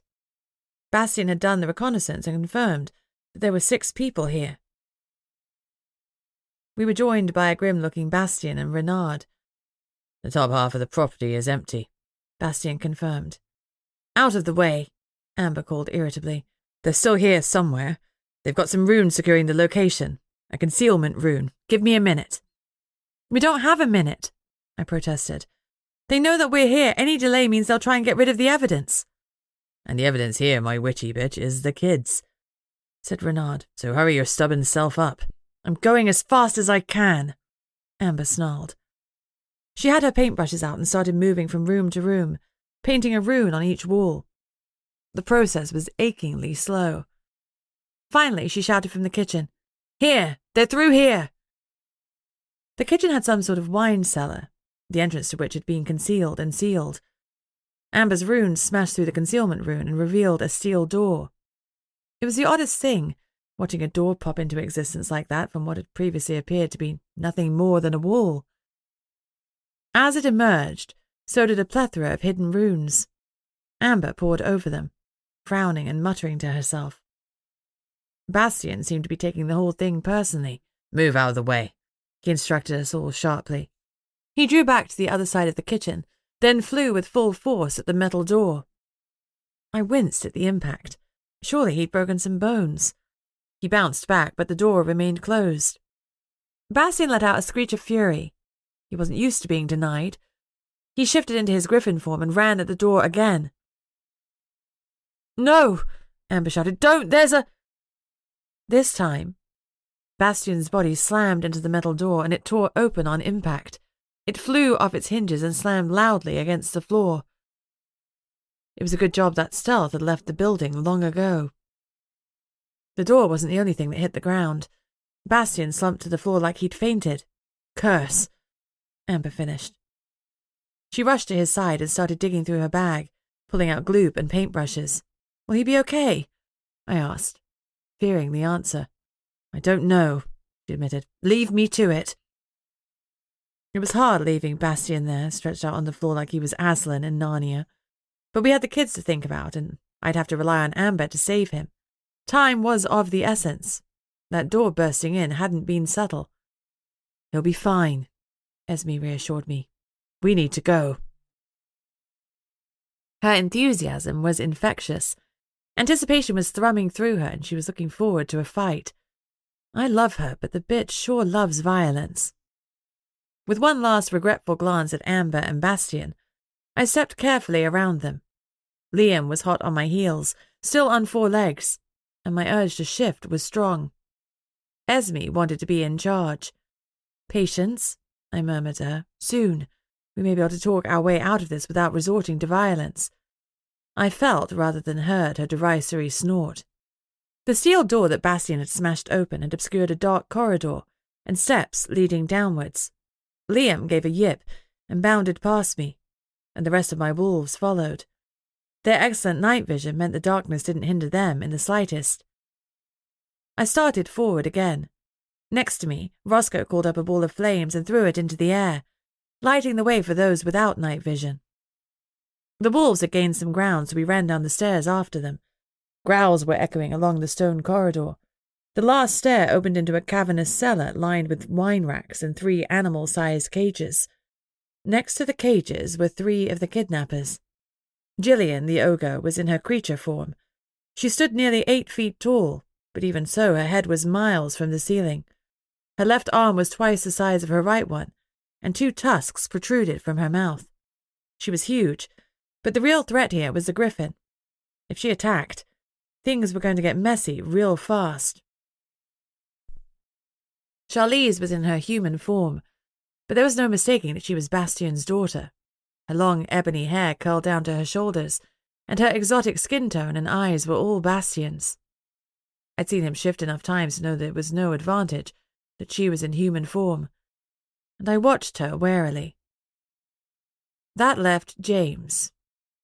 James was about as dangerous as a wombat, unless you exchanged bodily fluids with him, at which point he became deadly as heck. No fear of that. This time. Damn it! Gillian snarled at the griffin. You said they wouldn't be able to find us. She swung her mace belligerently and planted her feet akimbo, fixing for a fight. Behind her were the 3 cages that held our children. They were no better than dog cages, The oldest child, Jason, had to sit with his head bowed to fit in the confined space. Outrage flared within both Esme and me. "We must free them," she said. Yes, the whatever it takes was unspoken, but understood. "I said if they didn't have a witch, they wouldn't be able to find us," Charlize protested. "Evidently they have a witch, but that won't save them. We have a griffin." "We have a griffin too," Greg informed them drolly. "I don't see him," Charlize sneered. "I know he's a bit unconscious at the moment, but your dad is going to be really pissed when he wakes up." A flash of uncertainty crossed her face. "You're lying. My father isn't here." "Not in this room, no. He's out there. Go and check." Her eyes narrowed. "Nice try," she spat. "You want me to turn my back on you? You won't find me such easy prey." With that, she shifted. She was smaller than Bastian in his griffin form, but only just. A few beats of her wings and she was airborne. I didn't want to hurt Bastian's daughter, but Esme had no such compunction. I let her take the reins and we flashed onto 4 legs. Greg was as practical as Esme. He recognized a kill or be killed situation when he was faced with one. His gun was already in his hand as Charlize flew towards him, and we saw the muzzle flash. Esme wasted no time in attacking while Charlize was distracted. Greg fired his gun repeatedly as Charlize ducked and dived out of the way. Liam and Roscoe were tangling with the ogre, and James was slinking around the room trying to reach the stairs. We couldn't let them distract us. One wrong move, and we'd be Griffin dinner. Esme, ever daring, crazy-ass Esme, leapt onto the top of the cages and used it as a springboard to send us flying into the air. Our claws were extended and we landed on Charlize's airborne back. She screamed as Esme dug our claws into her, ripping and wrenching at her exposed flesh. With a screech of pain and fury, she darted forward, gathering momentum for something else. "Hold on," I warned Esme. Charlize pulled in her wings and threw her body left in a dizzying roll. She overestimated the size of the cellar, or maybe she didn't care, as she flew towards one of the walls at speed. "Brace yourself," I barked. This was going to hurt. Charlize had timed her roll perfectly so that we would be crushed by the wall and cushion her impact. As we barreled towards a stone wall, Esme suddenly retracted her claws and pushed us away from Charlize. We started to fall towards the hard cellar floor. As we fell, Charlize slammed into the wall, hard. We crashed onto the stone slabs equally hard, but at least our body hadn't cushioned hers. The fall robbed us of breath, and we lay for a moment, stunned. "Lucy!" Greg shouted. It took a moment before our lungs would obey us and we could draw in a shuddering breath. We saw the flash of griffin claws as Greg drew closer to us. Charlize wasn't as unconscious as she'd appeared. "Watch out!" Esme barked a warning and Greg whirled around. "Please stop!" Came a bellow from the top of the stairs. Charlize froze, her sharp claws inches from Greg's face. "Father?" she said in astonishment. She retracted her claws and shifted into human form, complete with clothes. "I didn't know you were here." "I did tell you," Greg grumped. "It turns out you weren't lying. Who knew?" "I did." Charlize turned her dark eyes to her father, watching him make his way slowly down the stairs. The curse had clearly done a number on him. "This didn't work out the way that I planned," she murmured. "Father, I submit myself to Sherdal's justice." Bastian nodded like he expected no less. "I accept your request for sanctuary." He glared around the room. "None may harm her. She'll be tried under Griffin law." "That's it!" the ogre shrieked to Charlize. "You're giving up, just like that. If my father weren't here, I'd happily kill them all, but he is here, so I have to assume that the others are allies of my family's clan. Under Griffin law, I have to lay down my weapons, so I surrender." She gave Gillian a cold smile. "I suggest you follow suit, or you'll die." The ogre was bleeding from 6 places, and her clothes were scorched. The others hadn't been twiddling their thumbs whilst we were trying to kill Charlize. She raised her mace. "I'm on a contract. Ogres don't surrender." She sneered and charged. Not at us, but at Charlize. In an instant, Charlize shimmered and transformed back into griffin form. As the ogre ran towards her, she gave a few mighty flaps of her wings, and in moments was in the air, preparing to dive-bomb the ogre. Gillian raised her mace, but Charlize nimbly ducked away from the lumbering blows. The griffin raised herself level with the ogre, waited until an ineffectual pass had gone by, then reached out a claw and expertly sliced the ogre's throat. Gillian's brain hadn't quite got the message that she was already dead, and she swung her mace over and over again as she tried to take out her opponent. She was still swinging when she toppled to the ground. "Well," Charlie said into the shocked silence, "looks like you'll die anyway, fool." She snorted disdainfully. "She's getting rid of the evidence against her," Esme murmured cynically. She was. It was a cold, calculating move, and I'd seen nothing to dissuade me from thinking that Charlize was exactly that. "I love it when our enemies kill themselves," Voltaire said smugly, stepping out of the shadows. Esme agreed to let me deal with him, and we shifted back onto 2 legs. I glared at the vampire. "I told you to stay outside." My glare may have been somewhat undermined by my nudity, but I rolled with it. "And I didn't listen," Voltaire replied. I snarled, but before I could respond there was a noise on the cellar steps. James. He was trying to make a sneaky exit. "To be continued," I said to Voltaire. "Greg, get the children out of there," I ordered as we turned toward the stairs. James was ours, damn it. He was surprisingly quick, and we only took a moment to decide to swap 2 legs for 4 and fur. Esme was the hunter, so I let her take over. The thrill of the chase was roaring through us, our blood pounding as we raced after the succubus. James had kidnapped Bobby, terrorized the other realm community by snatching children, and beaten Renard into a bloody mess. Whatever sympathy I'd once had for him was long dead. And Esme's sympathy? She'd never had any in the first place. He ran out of the house onto the green. There was only a crescent moon, but our canine eyes had no difficulty making him out in the darkness. He ran a good way, casting glances over his shoulders, as Esme and I followed. Esme was moving at a leisurely pace, enjoying the hunt, holding some energy in reserve should James have some hidden talent for evasion that we didn't know about. After a couple of 100 meters, it was clear to James that he wasn't going to lose us. Panic was confusing him, and he looped back around until he was almost outside the house again. He stopped, bent double, and turned to face us. He was panting, but even in the darkness, we could see his glare. "You've got it in for me," he accused. We said nothing. Esme prowled a step closer. "I'm not defenseless this time," he snarled as he pulled out a gun. He clicked off the safety and aimed it at us. We didn't hesitate before we leapt towards him. The shot rang out in the darkness, and we felt a moment of pain. Esme blocked it out, moving it to one side. Pain didn't matter now, but our survival did. We landed heavily on James and pushed him to the ground. As he fumbled again for the trigger, Esme's sharp incisors tore across his throat like it was made of paper. Blood surged up, and his hand lowered to the ground. His eyes were open and unseeing, and it was only a moment before his chest stopped moving. Esme wanted to rip into his flesh. "No," I objected. "We do not eat our enemies." "Why not? It's a waste," she complained. "For one, it's frowned upon. For 2, he'd give us indigestion."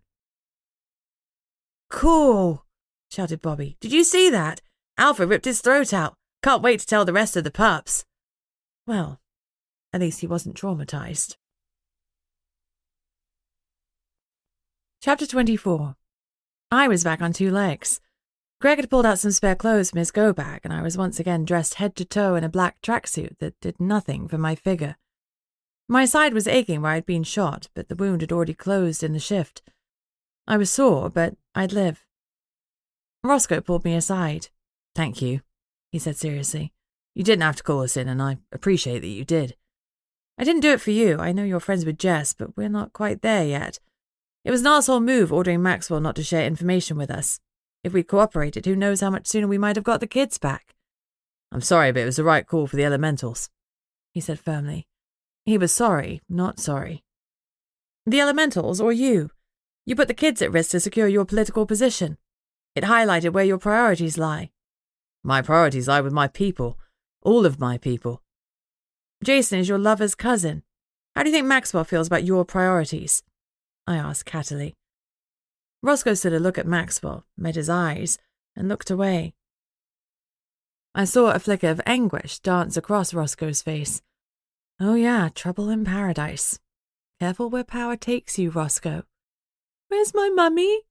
Wren asked, her bottom lip wobbling. She's on her way. She should just be a few minutes, I assured her. Once the kids had been secured, Greg had called Mrs. Dawes to bring Joyce and Sonia. They were on their way, no doubt breaking the land speed record en route. You okay? Would you like a hug?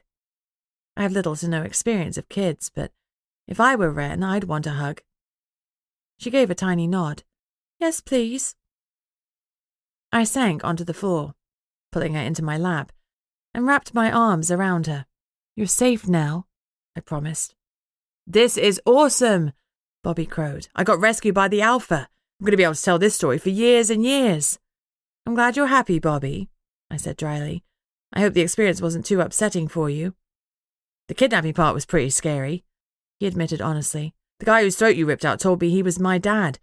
But he didn't look like Mum's photo, so I tried to run away, and that's when the ogre got me. That bit wasn't very nice. His voice was quiet and small, and I hated it. Bobby was never quiet or small. He brightened. But after that, it wasn't so bad. They kept us in one of the rooms upstairs with a big TV, and they let us watch it all day long, like, all day long. The worst thing was Jason kept wanting to watch Avatar: The Last Airbender, and Ren and I wanted to watch Paw Patrol or Blaze. I wanted to watch Peppa Pig. Ren muttered from the safety of my lap. Jason didn't want to watch Peppa. Jason reddened. I let you watch a few episodes now and again. Trust me, that was a supreme sacrifice. Ren rolled her eyes. You let me watch 5 episodes. That was still way more Peppa Pig than I wanted to watch, he said grumpily. And they let us eat popcorn, Bobby interrupted, as much as we wanted. And sweets, Ren admitted. Honestly, I kind of miss fruit and veggies. I gave her an extra squeeze. We'll get you a banana as soon as we're back, I promised. I met Jason's eyes. They treated you all okay? He nodded. Yeah, it wasn't the worst. We had to share a big double mattress on the floor, but the bedroom had an ensuite bathroom. We all grew a bit bored with the TV. It turns out you really can have too much screen time. But when we complained, they gave us a board game. Monopoly. We had to put it away again because Jason couldn't play nicely. Bobby chimed in. You and Ren kept giving each other money. That is not how the game works. Jason protested. She needed it to buy Mayfair. Bobby shrugged. You got all scary then. I did not get scary. I got frustrated. It was only scary when she visited, Ren whispered. Who? I asked, my mind picturing Charlize in her mighty griffin form. Jason paled. The witch. We got taken alone to another room. She had to sit down on a chair, and it was the only object in the whole room. It was creepy. She made me take my shirt off, and then she painted runes onto my skin. Didn't like it, Ren said softly, burying her head into my neck. The runes made my skin itchy. Bobby absently scratched his arm. I wasn't scared of the witch. She seemed okay. I don't know why you guys were mean about her. Besides the fact that she was part of the gang that kidnapped you, I pointed out dryly. He shrugged. Yeah, but she seemed nice. I don't know how, because she never said a word, but something about her just seemed nice. I smiled at Bobby, but made a mental note that he wasn't the best judge of character. What did she look like? I asked. Jason gave a one-shouldered shrug. We don't know. She always wore a hood, and you could never see her face. It was like looking into a shadow. How do you know it was a woman? Well, she was painting runes, so she has to be a witch, Jason asserted. Her nails were pretty, Ren interjected. A nice turquoise colour. She shuddered a little. I don't like turquoise now. A car screeched up the drive and slammed to a stop. It had barely stopped moving before the doors were flung open, and Joyce and Sonia jumped out. Joyce flung herself to the floor next to me and pulled Ren into her arms. Oh, my baby, I'm never looking away from you ever again. Ren snuggled tightly into her mum's arms. Except when I poo, she muttered. I need the door shut then. Her mum gave a strangled laugh. Okay, my love. Are you all right? Did they hurt you? Ren shook her head. No, I'm okay, Mummy. We're all fine. It was a miracle that they were, but I kept that to myself. Can I just check you all over before you go? Asked Amber. Wren buried herself deeper into her mum's arms and didn't answer. Wren, I know that you probably don't want to see any witches right now, but I promise you that Amber is one of the good guys, I said. She cracked the concealment rune the other witch had painted so that we couldn't find you. Without her, we wouldn't have you back yet. You can trust her. Will you let her check you? Wren nodded reluctantly. Okay, as long as I can stay with Mummy. For the rest of your life, Joyce promised tightly. I couldn't even begin to imagine how Joyce was feeling, but I suspected that Wren would find herself wrapped up in cotton wool for quite some time. Losing her father at such a young age must have been incredibly difficult, but being kidnapped as well? That was going to play hell with Joyce's emotions. I would suggest counselling to her when things were a little less raw. Another car rocked up. A woman piled out and ran straight for Jason. Being the oldest of the kids, he tried to be brave and hold it together, but he was still only 11. Relief washed over his features as he saw his parent. Mum!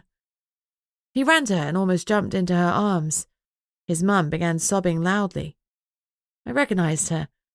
She was a fire elemental, the maitre d' from Alessandro's, the restaurant from which Jason had been kidnapped. Eventually, when they'd had a few minutes together and the mum had stopped crying, I approached them. I'm sorry to interrupt, but do you mind if Amber Delia just checks Jason over for any residual issues? Why would there be issues? His mother asked, concerned. What happened? A witch took us to a room and painted runes on us. Jason lifted his shirt, revealing a mass of black, swirling runes. Amber let out a strangled noise. Get them off, she exclaimed. She hustled forward with a bag of baby wipes, ripped off the tab on the top, and pulled out a fistful. We all leapt into action. I grabbed some and passed them to Joyce. She pulled up Wren's t-shirt and found her stomach similarly covered in runes. She started hastily wiping them away, and luckily they came away easily. Meanwhile, Greg had handed a bunch of wipes to Sonia, and she was wiping the runes off Bobby. Bobby lost some of his cocksure confidence and looked a little nervous while his body was being scrubbed. We'll be okay, right? He asked Amber.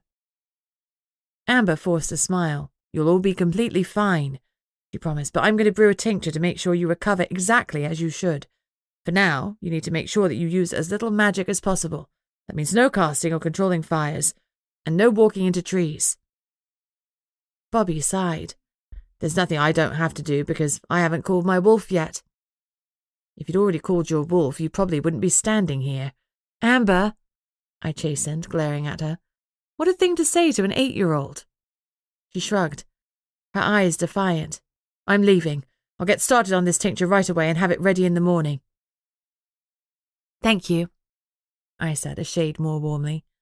Despite her brusque manner, her heart was in the right place. She was running on empty, but she was still going. I'll bill you, she barked as she headed to her chauffeur-driven car. Typical.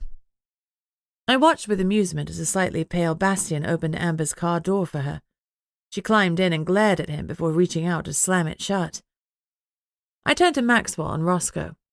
It makes sense for us to stay together, then Amber only needs to come to one place to deliver the tincture. Besides, if Jason and Wren can't use their magic, perhaps they'd be safer somewhere a little more secure.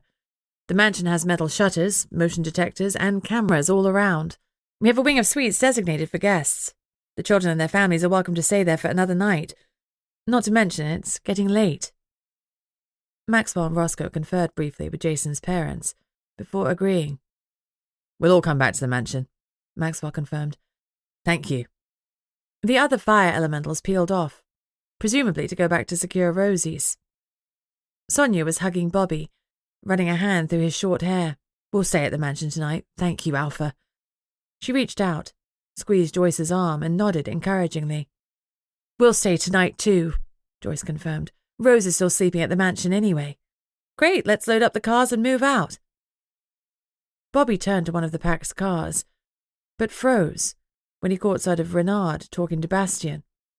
Renard's back was turned, but Bobby could see the gargoyle's grey wings folded carefully against his back. Yorick! He called happily. He wrenched himself out of his mum's arms and ran forward. Renard turned to face him, and Bobby skidded to a halt. Oh, sorry, I thought you were Yorick. Renard gave a sad smile. I'm sorry, Bobby. Yorick would be here if he could. That's okay, I'm sure he's busy. Renard shook his head. He looked over Bobby's shoulder and met Sonia's eyes for a moment, then grimaced. Evidently, he decided to tell the truth. I'm sorry to say that Yorick passed away. Being kidnapped did not suppress Bobby's effervescent personality, but news of Yorick's death wiped the smile from his young face. His bottom lip started to tremble. Oh, he managed. But who'll look over me now? Yorick was always there. Renard nodded, visibly choked. I'll be watching over you now, young pup, he promised. But I don't know you. No, but you will. I was great friends with your Yorick. What happened to Yorick? Bobby wiped the tears from his face.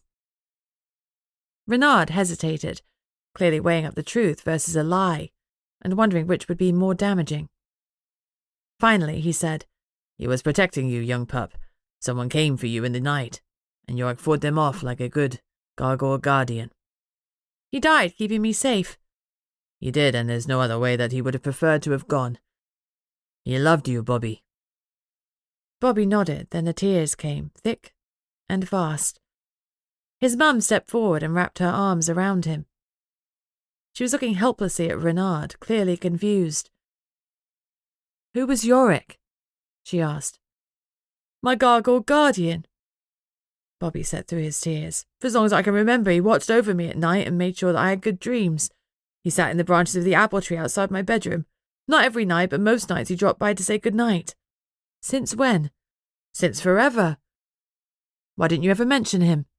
He told me that you shouldn't talk about your guardians. Was that not okay?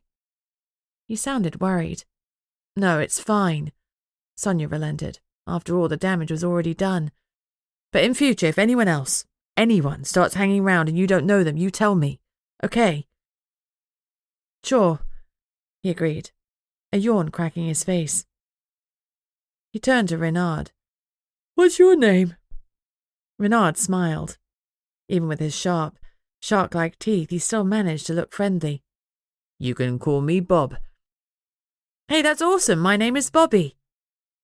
What a coincidence, Bob said dryly. Greg, can you get Bobby settled in the car? I asked. Most people were packed up and moving out. Liam had already called Steve Marley to come and assess the scene. We'd need the connection's firepower to do the clear-up. The earth was scorched and blackened, where the ring of fire had burnt for a good 5 minutes. What do you want to say that you don't want Bobby to know? Sonia asked flatly.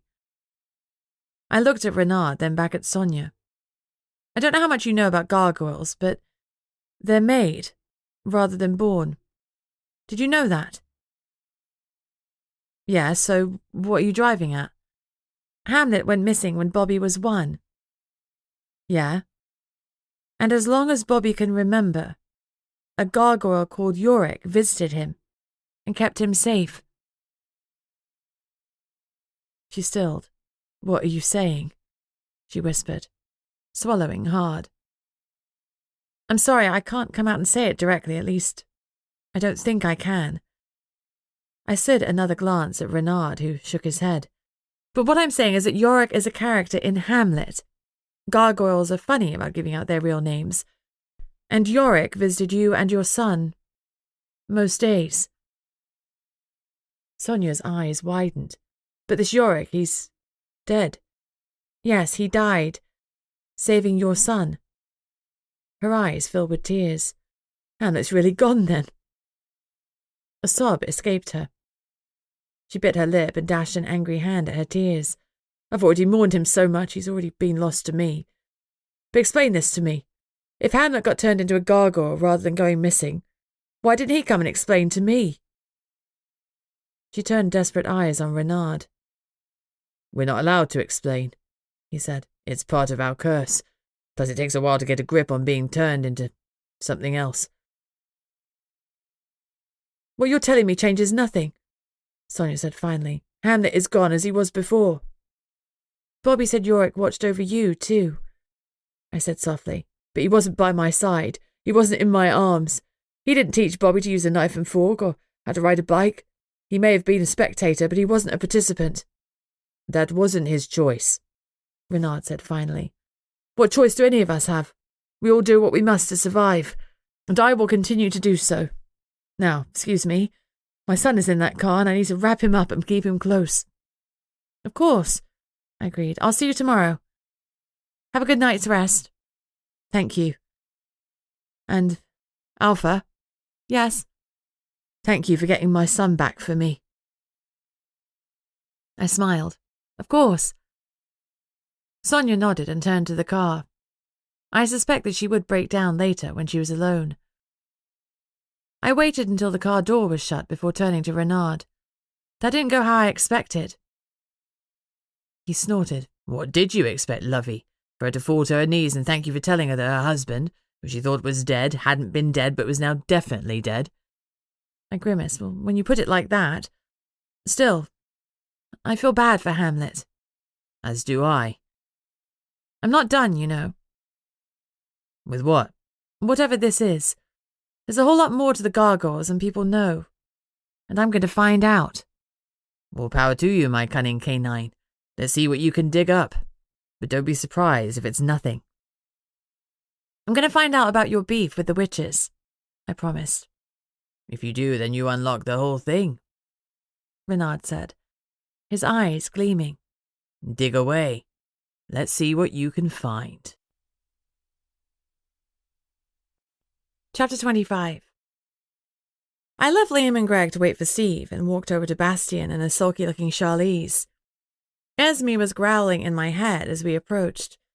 She remembered the slam on the floor all too clearly. So did I. My ribs and my shoulder hurt. Are you all right? I asked Bastien. He gave a slight shrug. I'm alive. That's not quite the same thing. No. It's not. Can I get you anything? Amdelia says I will recover further with time. Recover? Charlize asked. What's wrong? Your witchy friend cursed your dad, I said. She cursed the room and I pulled the curse down on myself. Bastien corrected me. Charlize's eyebrows shot up. That's a rookie mistake, Dad. I was concerned for you. I didn't want my companions to harm you.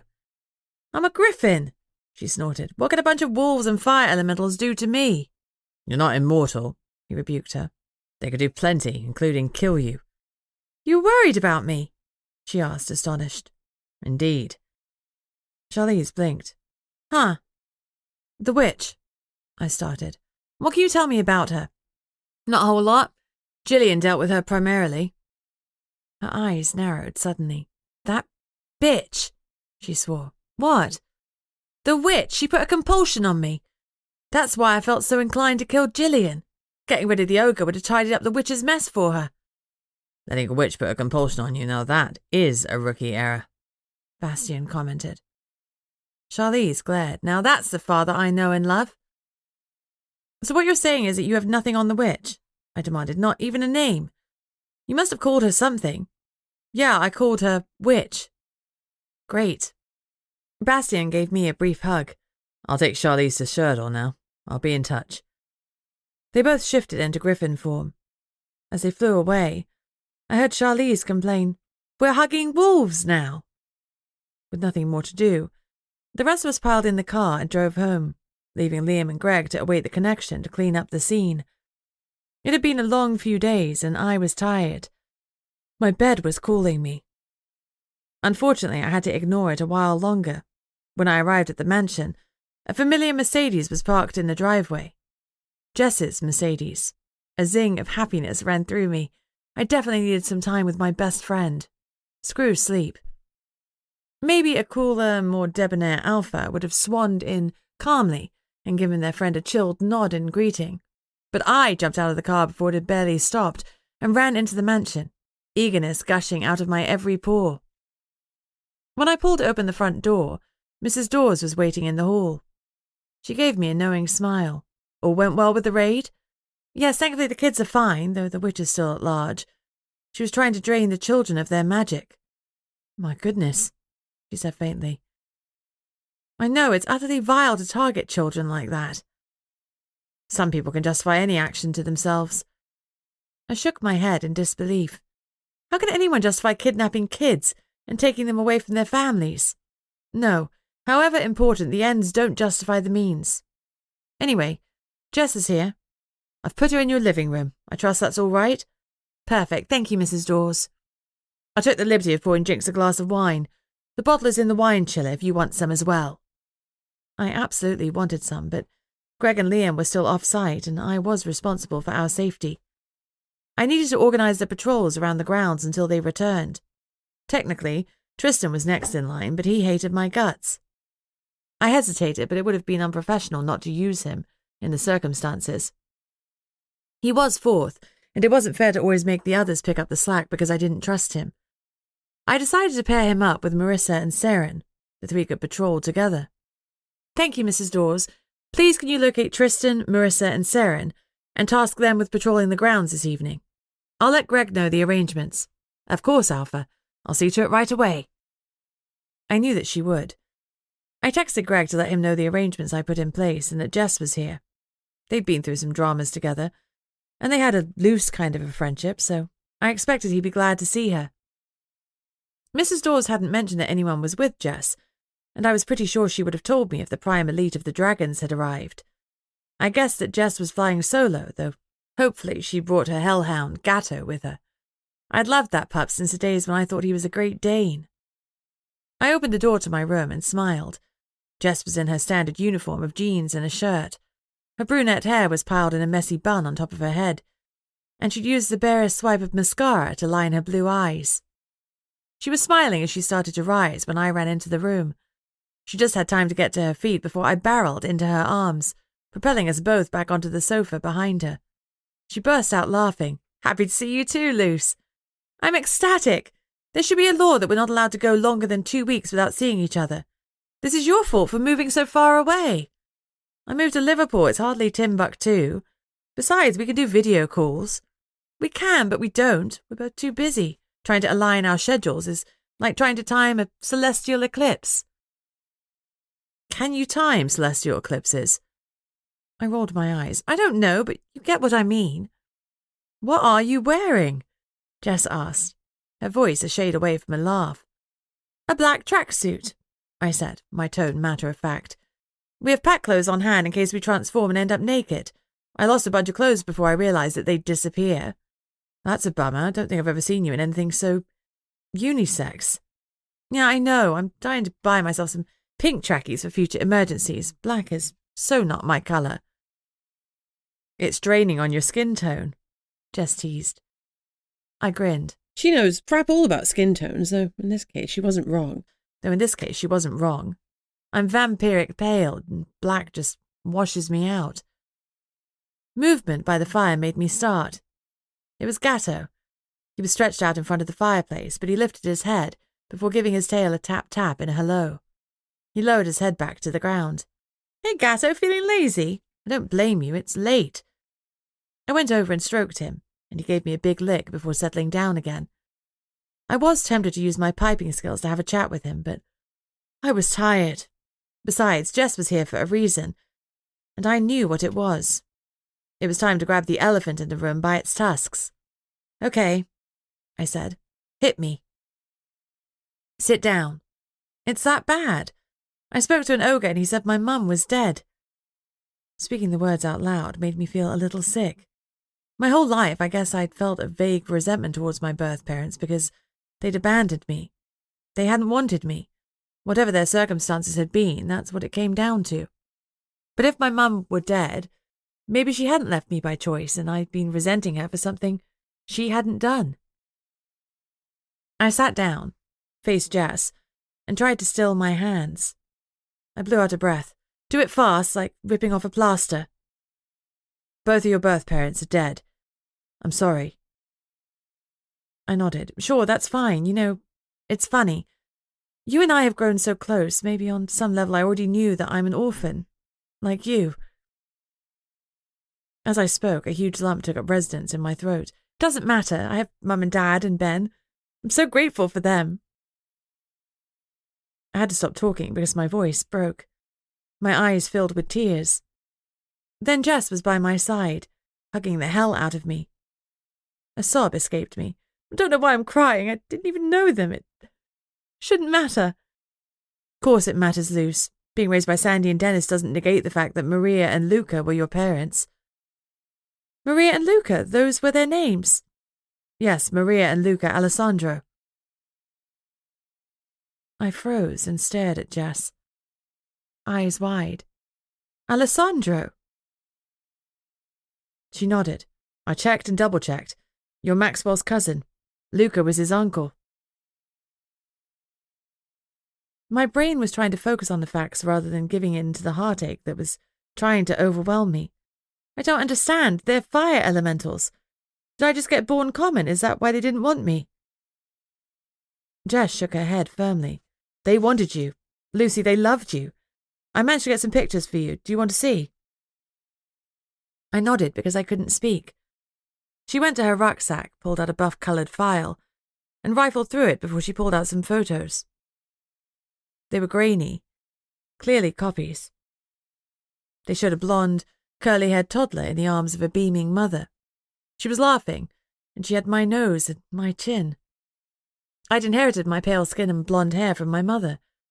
She was cuddling me, and the love that beamed out of the picture hit me in the chest. The image wavered because of my tears, and I struggled to keep it together. She loved me, I sobbed. She loved you, Jess agreed, hugging me tight. I cried until my tear ducts were running on empty. Then I took a shuddering breath. I'm all right now. No, you're not, but one day you will be. Ready to meet your dad? She asked gently. I nodded. Luca Alessandro looked like Maxwell, a shade older, a few more lines, but the family resemblance was striking. In the picture, Luca was helping me to ride a bike. I had a helmet on and a wide grin, and my legs were clamped to the pedals of a pink bike that had streamers behind it. My father was standing behind me, beaming with pride. He'd clearly pushed to start me off. I thought the tears were gone, but I was wrong. More of them coursed down my face. There was a soft knock on the door. I recognized it and managed to nod at Jess. She looked dubious, but called, "Come in." Greg had a smile on his face, which disappeared instantly at the sight of my swollen face. He crossed the distance between us with almost vampiric speed. "Hey, sweetheart. Hey, now." Jess let go of me, and I fell into Greg's arms instead. The scent of him surrounded me, comforting and familiar. For the last few weeks, he had been my only friend, my only confidant, and to Esme and me he smelled of safety. We knew he would guard us even in our weakest moments. And, man, this was our weakest moment. "Greg," I sobbed, "they're both dead." Esme was upset, but she was trying to respect my feelings, so she was keeping her overwhelming desire to kill something as quiet as she could. She's good like that. Greg lifted me up and walked us both to the sofa. He settled me on his lap. "I've got you," he murmured. "Let go." "We're here," Esme said quietly. I planned to joke that I'd let it go already, but something in his words and Esme's support unlocked me, and I cried again like I was broken. Some small part of me took comfort in the fact that, broken as I was, Greg and Esme would help fix me. I woke next to Greg, fully clothed and wrapped around him like a pretzel. I shifted against him and his arms tightened around me. "Don't go," he murmured, his voice thick with sleep. "Let me enjoy you a moment longer."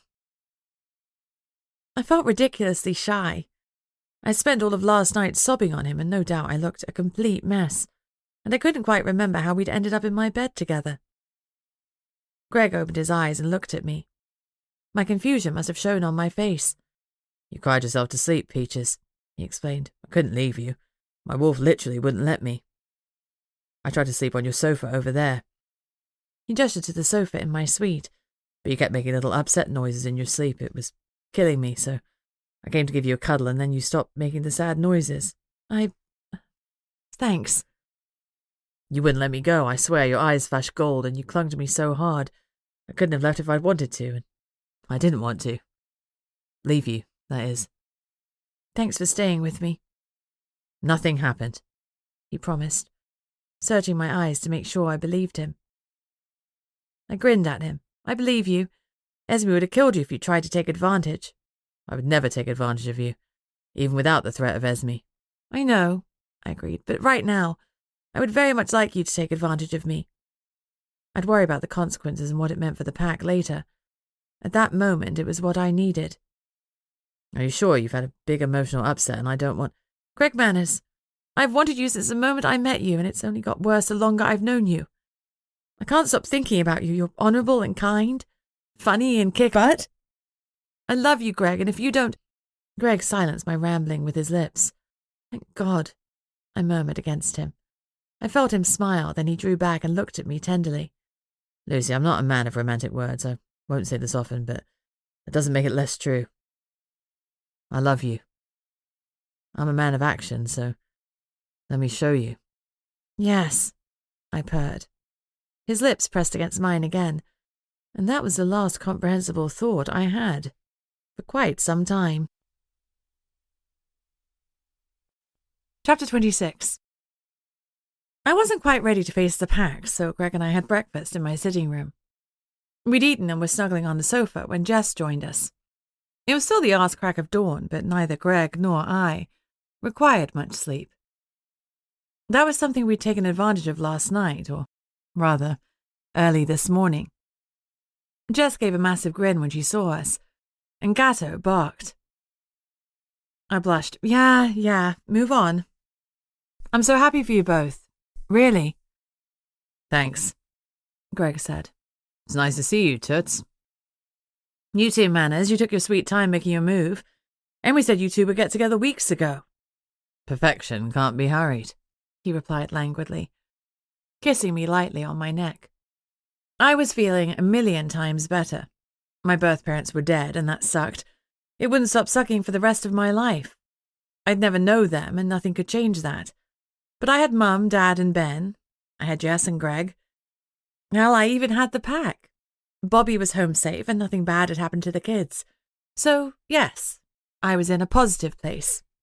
As Dad always says, you can't make a cake without breaking a few eggs. I was feeling a little bruised, but I was going to whip up a victorious sponge. I didn't quite finish debriefing you last night, Jess said. There's more. I don't want there to be more unless it's good news. Is it good news? Jess paused. It's not bad news, but it's definitely news. I sighed. Okay, hit me. I'm ready. I wasn't ready, and I knew without looking at Jess that her internal radar had just pinged lie loudly. It can wait, she said, busying herself by making a cup of tea. No, it can't. Go on. She met my eyes reluctantly.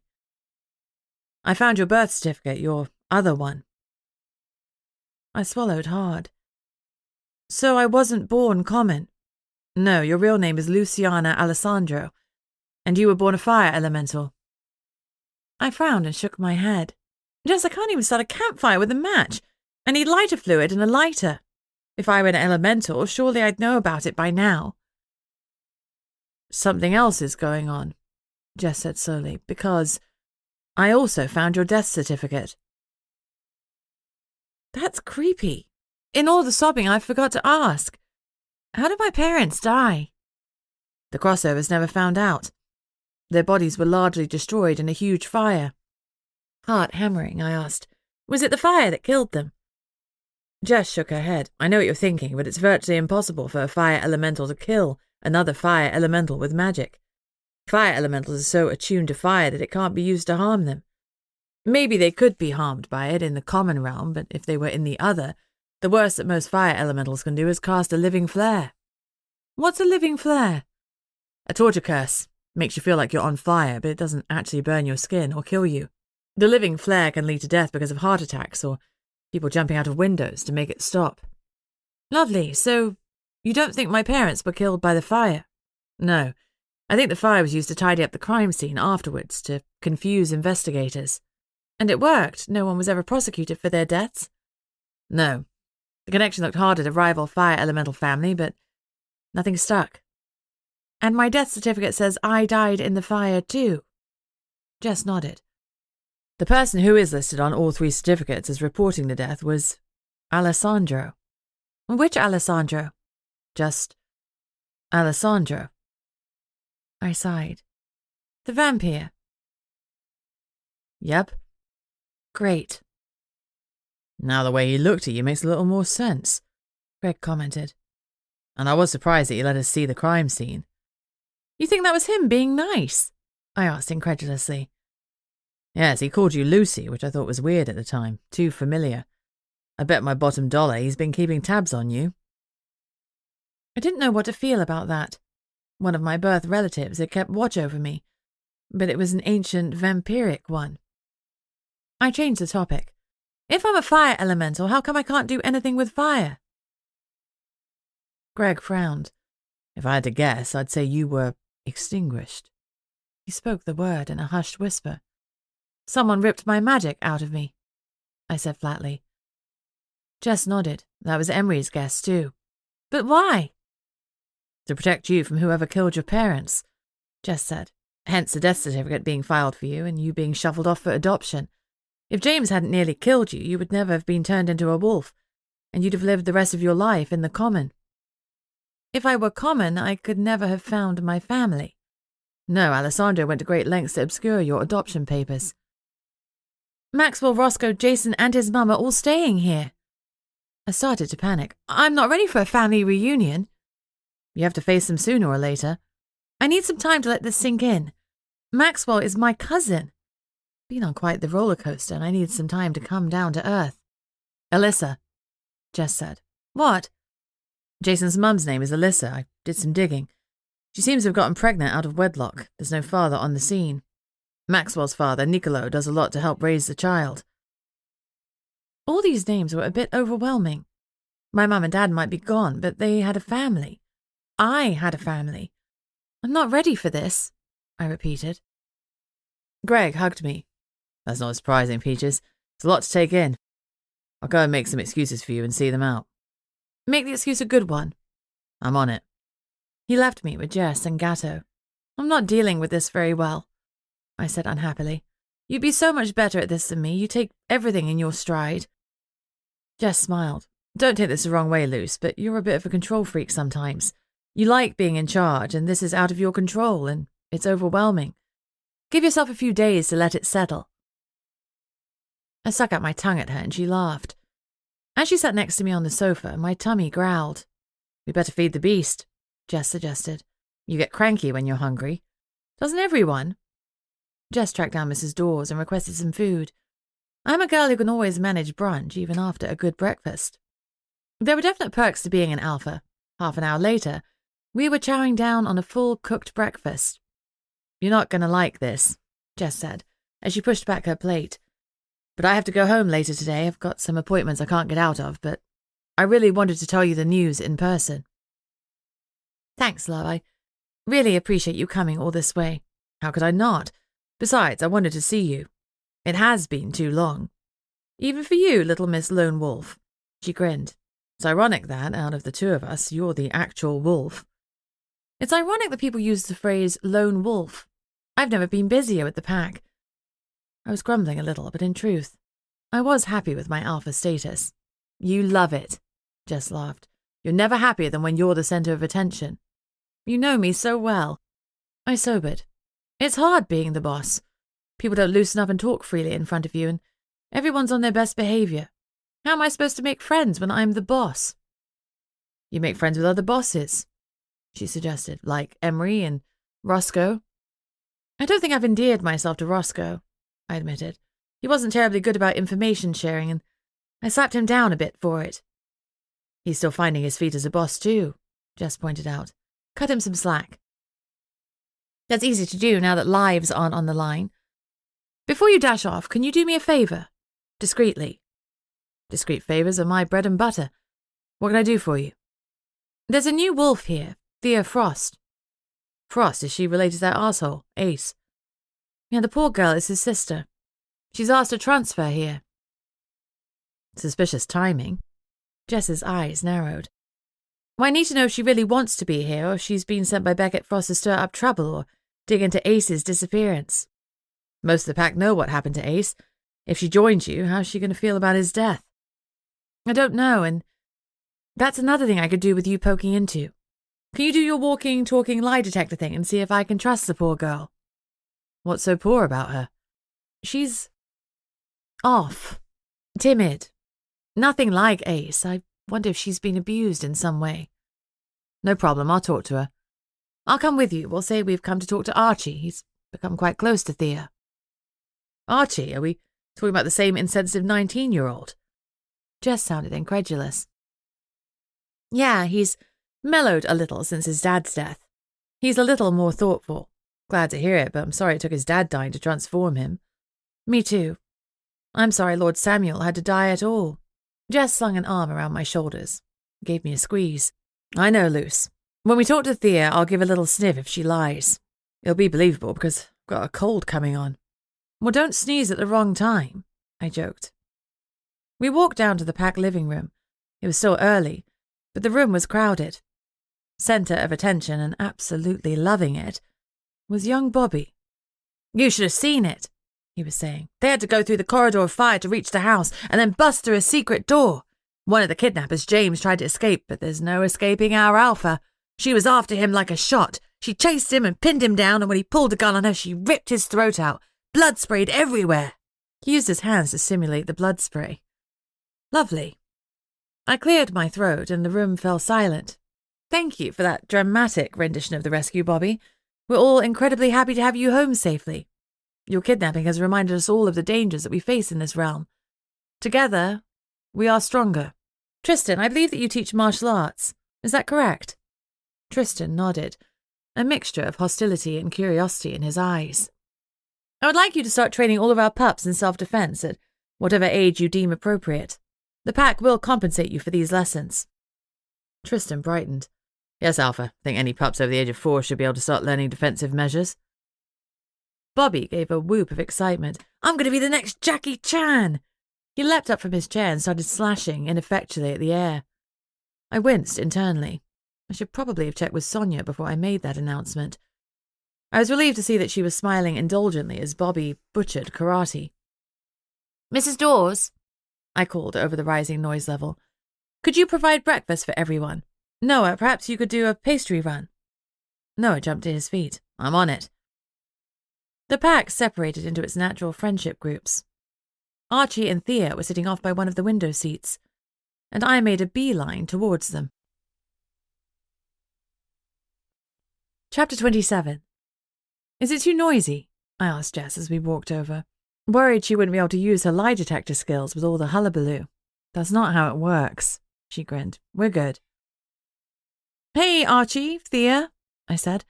Thea, this is my friend, Jess. Nice to meet you. Thea gave Jess a wobbly smile. Archie gave her a wider one. Hey, Jinx, it's good to see you. Before she could react, he pulled her into a big hug. Sorry about your dad, I heard her whisper. He nodded, his face against hers. Me too. They stepped back and we all pretended not to notice Archie swipe at his eyes. I wanted to offer comfort or a tissue, but I didn't think his machismo would take it. For all we're in the modern world, the old adage boys don't cry is still in toxic circulation. So, Jess turned to Thea brightly, acting for all the world as if she wanted to change the subject, despite her hand lingering on Archie's arm. I hear you want to join Lucy's pack. I'm looking forward to being somewhere other than Devon. Sure, Jess joked. All those beautiful beaches and afternoon teas get old. Not those, but violent, controlling alphas certainly lose their appeal, Thea said dryly, with the first hint of backbone I'd seen. She was watching Jess's hand on Archie. Jess noticed and let her hand fall away. I'm sorry to hear that. I thought your brother was the alpha. Thea reddened. She'd lied and told me Beckett was her cousin. Now she'd been found out. She swallowed hard.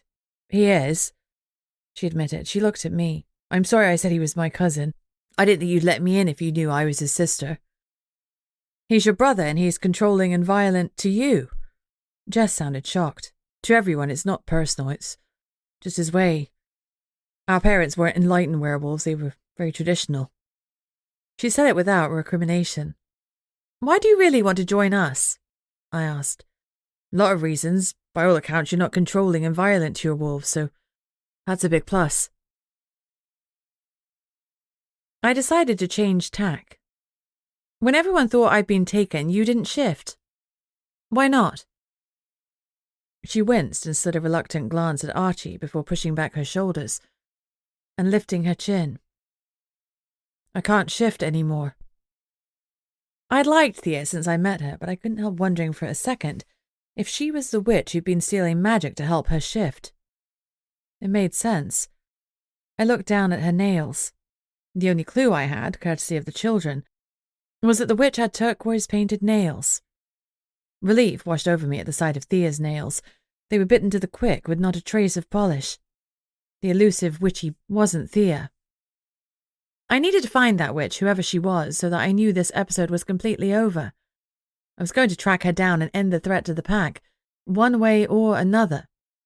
What? Archie blurted, eyes wide in horror. You can't shift. I've never heard of that happening. My wolf refuses to come.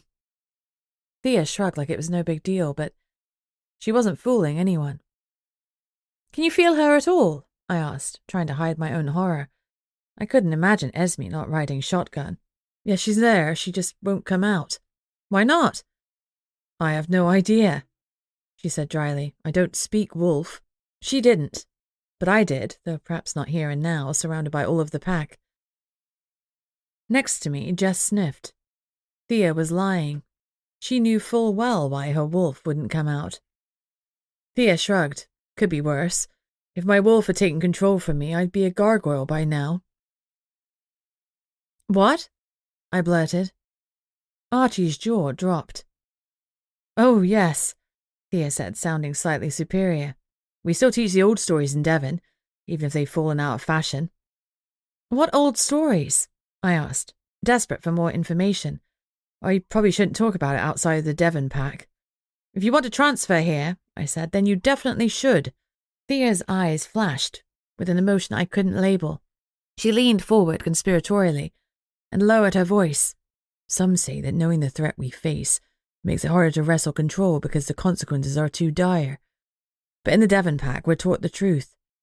Lose control to your wolf for long enough, and the witch's curse will take you and twist you into a gargoyle. You'll never turn human ever again. Witch's curse? Jess asked. The legend goes that the golden-eyed wolves started taking over the other realm. What are the golden-eyed wolves? Jess asked. Werewolves that have lost control of their wolves, either willingly or on purpose. When our wolf is in control, our eyes turn golden. We call them feral wolves. Thea explained. Anyway, in panic, the others turned to the witches and begged them to curse the feral wolves. It took hundreds of witches chanting in unison to make the curse work. When it struck the golden-eyed wolves, it turned them grey and pallid and tied them forever to the night, twisted them forever into gargoyles. To win the battle, all the others had to do was stake out a gargoyle just before sunrise and wait until they turned into stone with the sun. Then they could shatter them into 1,000 pieces. The curse was only supposed to target the vicious golden-eyed wolves, but it affected every new werewolf that was born or made after that. The witch's curse lives on. Her voice rose and fell in the rhythm of someone repeating a story they'd heard 1,000,000 times around a campfire. But like all curses, it didn't work quite as intended, for the gargoyles were gifted with an immortal lifespan. In the years that followed, the remaining gargoyles hunted down the witches that had cursed them, and killed them, one by one. Then what happened? Archie breathed. Absolutely nothing. They had hoped that with the death of the last witch, the curse would be broken, but it was not. The stories say that one witch slipped away, keeping the curse forever intact. Even now, if a werewolf loses control of their wolf, they'll become a dark one, a gargoyle. The curse remains, and the threat of it always hangs over us wolves. Thinking of all the times Esme had referenced the dark ones and refused to say more, it made sense. That was why the gargoyles saw themselves as guardians of the wolves.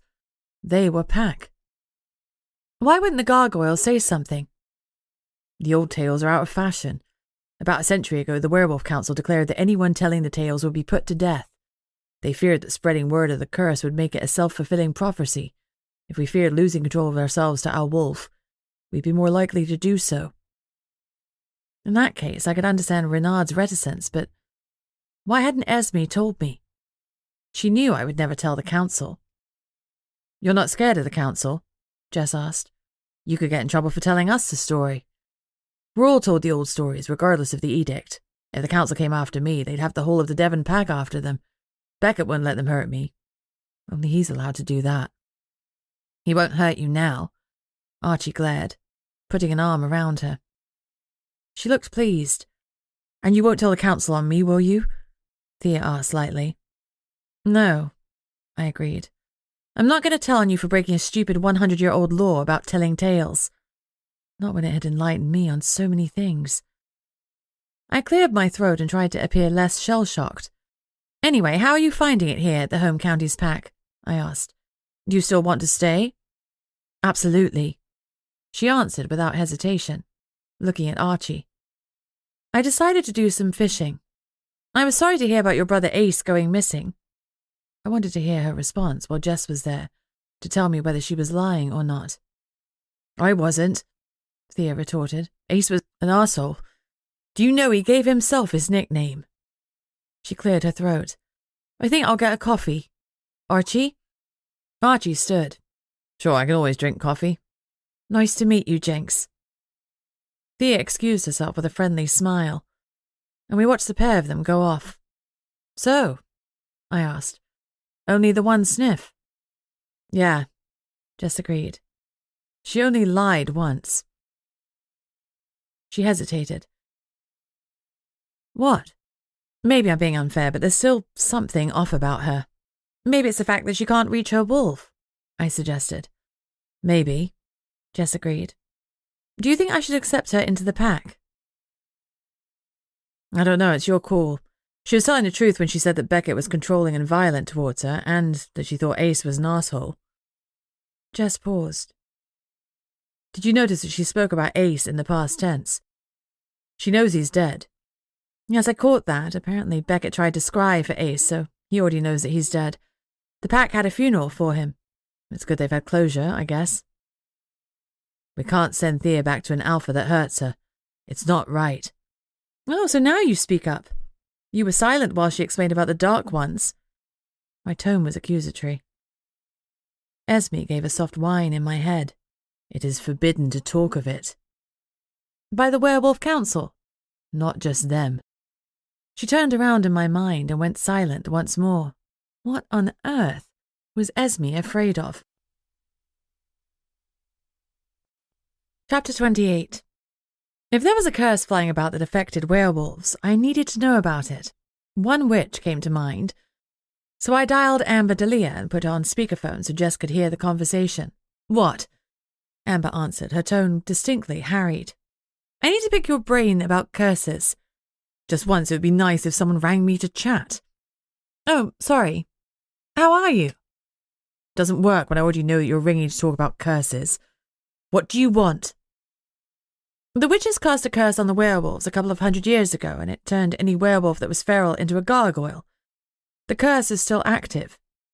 How do I break it?" There was a beat of silence. "You don't," Amber said finally. "To break a curse, you need some restricted ingredients that are strictly controlled by the connection, and only provided to a handful of witches. Not to mention that you also need the blood of one of the witches who was present at the time the curse was cast. It's one of the reasons witches are reluctant to cast a curse, because ultimately it paints a target on our backs. It's not something we do lightly. But in this case, the witches who cursed the wolves into gargoyles are long dead. By all accounts, there were a lot of witches behind this curse." "Yes, but it was 200 years ago, give or take, and the gargoyles massacred the witches for it. You can hardly blame them. They were trying to lift the curse." "If they'd spoken to a witch at the time, they would have known that wasn't the way to go about it. And the witches weren't exactly friendly," I pointed out, "given that they had just unilaterally cursed a whole species." It was hard to keep the accusatory note out of my voice. "I would never agree to curse a whole species like that, but the grimoires, the witches' Bibles and journals, tell a very dark tale. The feral werewolves were attacking and turning others indiscriminately. Something had to be done.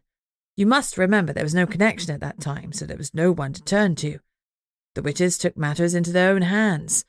The purpose of the curse was to separate the feral werewolves from their wolf counterparts, but it failed in a lot of ways. It turned the feral werewolves into gargoyles and made them vegetarian, so they wouldn't attack anyone else. But the curse reached further than the witches had intended. It didn't just affect the feral werewolves, but all werewolves. It separated the werewolves from their wolf, but only in so much as it removed a method of communication between them. The wolves were left in situ, unable to speak to their humans. If anything, the curse made matters far worse, even though it eliminated the feral werewolves. And it made the gargoyles immortal. Yes, and they bore a grudge. And who could blame them? Curses always have a sting in their tail, and this one was bigger than most. Now, if that's all, I'm busy. She rang off before I could answer her. Testy. Jess whistled. She was telling the truth the whole time. This is a real mess. I kind of like the irony of the witches cursing the gargoyles to make them vegetarian. The gargoyles killed them anyway. They should have cursed them to be non-violent. Live and learn. Or not, in this case. Indeed. At least now I know why Renard keeps glaring at Amber. That's been bugging me for a while. I hate being in the dark.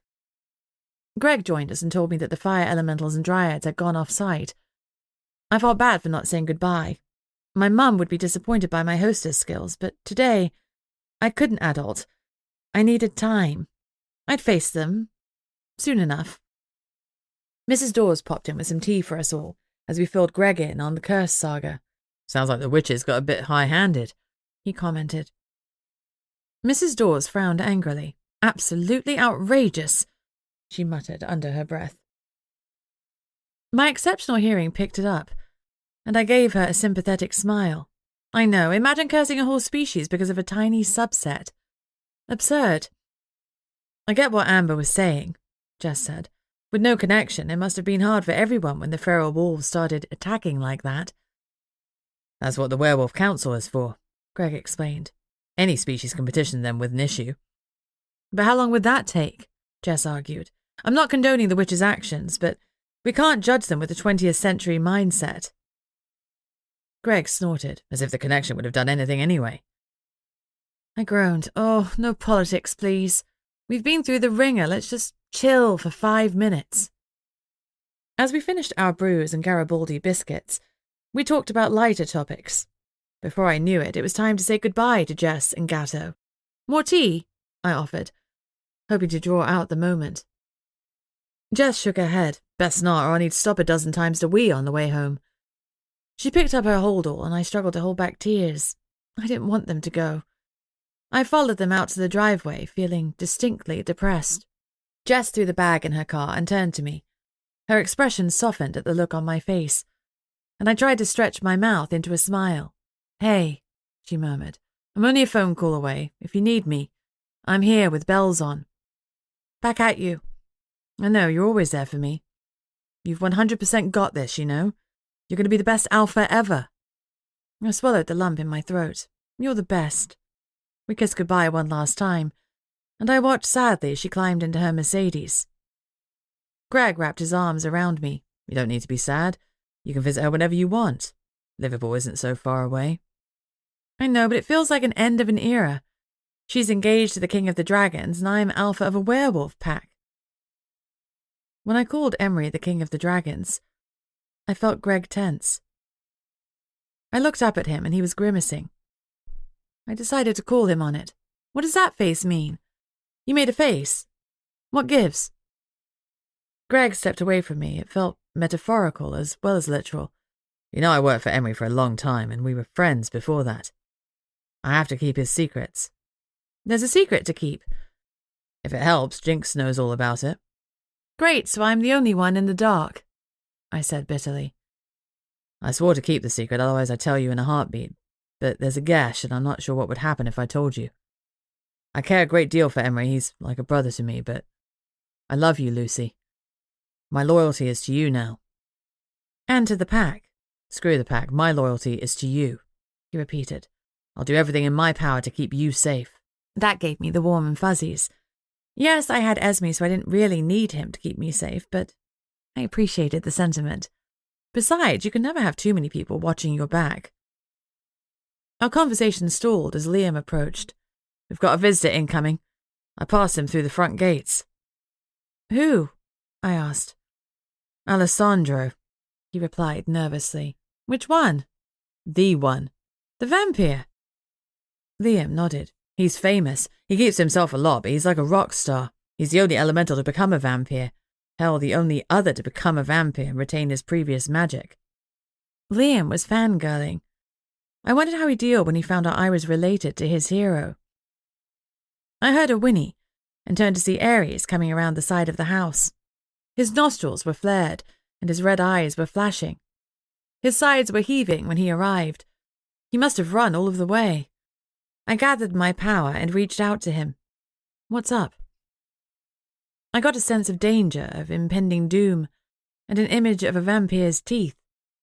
Ares was stomping his clawed hooves, ready to smash some vampire flesh. Obviously there was no love lost for vampires with him. No wonder after what he'd been through at the Black Tourneys.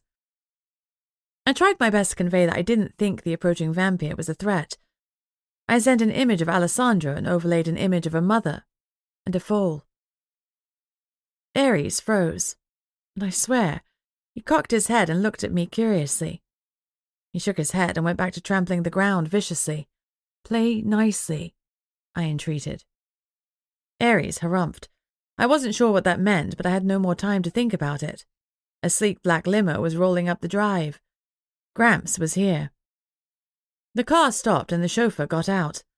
Alessandro would like to invite you to join him in the vehicle. I thought about that. Gramps or not, I wasn't inviting him into the mansion any time soon. However, the limo was his territory. Thanks, but no, he can join us out here. It's a nice balmy day, we can walk around the rose garden. That seemed nice and civilized. Sure, there were fewer shadows in the garden for him to phase in and out of, but obviously that didn't enter my thinking at all. The chauffeur made a face like he was affronted on Alessandro's behalf, but he opened the car door and relayed my comments. We couldn't hear the reply, but moments later the chauffeur stepped back, and Alessandro stepped out. When I'd first met him, I thought he was handsome. I was kind of awkward now that I knew he was my granddad. Now I studied him with different eyes. His pale skin, which I'd previously put down to him being undead, was eerily similar to mine. His hair was a light, sandy blonde, like Maxwell's and mine.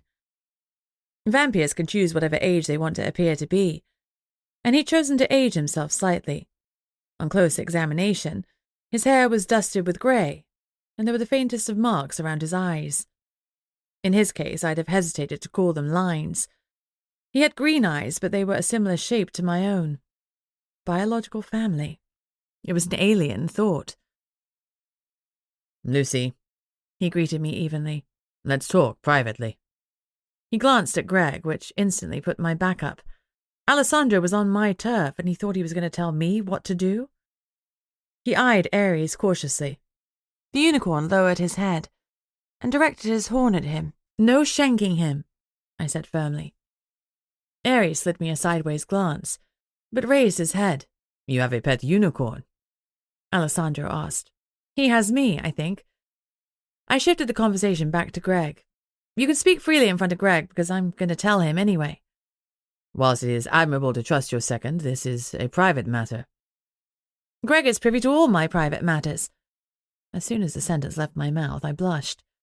Perhaps that hadn't been phrased too well. My grandfather lifted one elegant eyebrow. Is he now? Well then, let's walk. He waited until we were some distance from the mansion and nobody could overhear us, even factoring in a werewolf's enhanced hearing. Then he turned to me.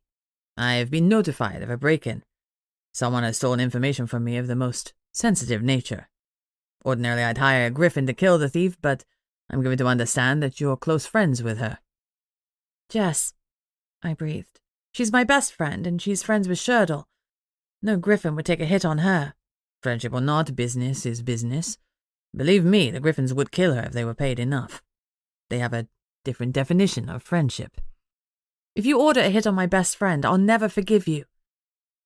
And what gives you the impression that I care about your opinion of me? Firstly, you haven't ordered the hit, and secondly, you're here. The information that was stolen from me. Do you know what it contains? Information about my birth parents. Indeed.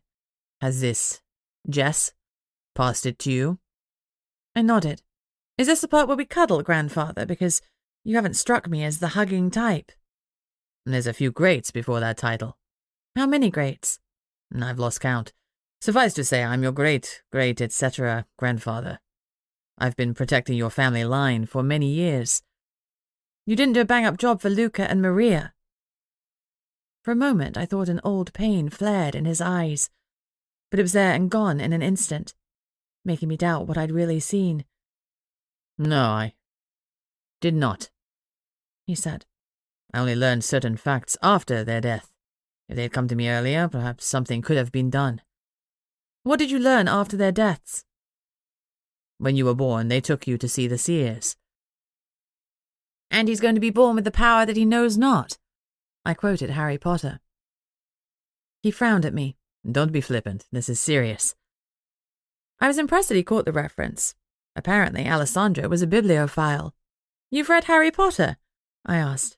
Everyone has read Harry Potter. So, what did the seers say? I can't tell you. Because if you tell me, it'll become a self-fulfilling prophecy. Because I don't know. I've spent most of your adult life trying to track down which seer made the prophecy. That was difficult because your parents went traveling around Europe when you were a baby. They did? Cool. I brightened. It was awesome to think that I'd had the kind of hippie parents that took a baby backpacking around Europe. Alessandro ignored my comment. Consequently, it has taken some time to identify the seer who made the prophecy. Hold the phone. There really is a prophecy. Yes, he said, a shade impatiently. That's what I'm trying to tell you. What does it say? As I said, I can't tell you because I don't know. So, how can we find out? Prophecies are stored in prophecy orbs, which are kept in the basement of Liverpool Town Hall. So we just hop on over there? No. Only the seer who made it can access the prophecy. And have you managed to find the seer? This was like getting blood out of a stone. I have. Great, let's ask the seer what the prophecy was. That was my plan. Was? The seer is dead. I let that sink in. Finally, I said, we're up creek without a paddle. I guess we just have to draw a line through the prophecy. Maybe it wasn't important. It was important enough for your parents to be killed. The only reason you're alive was because you had a last-minute sleepover at your cousin's house so that Luca could take Maria out on a date. Otherwise, you'd have been at home with them. You think they were killed because of me? I think they were killed because of the prophecy about you. The timing is rather odd. The prophecy orb was registered at Liverpool Town Hall only the week before they died. But I was about 3 years old when they died, and you said the prophecy was made when I was born. Why did it take so long to register it? Sometimes seeing the future can muddle a seer. It might simply have slipped her mind, though in this case I doubt it. Seer Lady Harding was a force to be reckoned with. I blinked at this. Mrs. H. was the seer. He stilled. You knew her? All my life. She lived next door to my best friend, Jess. You know her as Jinx. A seer has 3 years to register a prophecy. She waited as long as she could before doing so. She knew it was going to cause trouble. That would be my supposition. I had been the cause of my parents' death. Shaken, I stepped into Greg's arms and he tightened them around me. Not your fault, he murmured. It kind of feels like it is, I whispered into his shoulder. Ares gave an angry neigh as he slammed his clawed feet hard on the ground and started towards Alessandro. Whoa, it's not his fault I'm upset, I said hastily with my voice and my mind. Chill. Angry red eyes swung towards me. I stepped out of Greg's arms to reassure him before he pulverized my great-whatever grandfather. He's family, I said firmly. He helped save me from people who were trying to kill me. He even faked my death. Alessandro nodded, his eyes hard. I did everything I could to keep you safe. I took you to a black witch and had you stripped of your magic. You had me extinguished, I said in a small voice. That could have killed me. To keep you safe, hidden. I sent you away to protect you. There was a long moment of silence before he sighed. And yet here you are in the other realm despite everything I did. And you know what that means? What? You're in danger. Whoever killed your parents will be gunning for you. You have to get through me first, Greg growled. Ares threw his head back in agreement. Alessandro raised that condescending eyebrow again. They got through two of the strongest fire elementals I've ever seen, both of whom were destined for the pit. I knew enough about fire elementals to know that the pit was their ruling body. You don't stand a chance. Well, that's an optimistic viewpoint. I didn't come here to toot your horn. I came to warn you. Go into hiding or die. I didn't like either of those options. Esme growled in my head. I raised my chin. Death, then, I said rebelliously. Their death. Nothing was going to stop me from finding my parents' killers. And if James had taught me one thing, it was that you don't leave an enemy alive. I didn't intend to make the same mistake twice. The end. This has been Guardians of the Pack, written by Heather G. Harris, narrated by Elise Gibbs. The next book in the series is Betrayal of the Court. If you'd like to support Heather on Patreon, a monthly subscription service, then you can do so from as little as $1 a month. If you'd like to hear about Heather's gossip, new releases and bargains, please sign up to her VIP newsletter at heathergharris.com/subscribe. And please do feel free to check out her direct store, where all sorts of goodies and merchandise awaits you.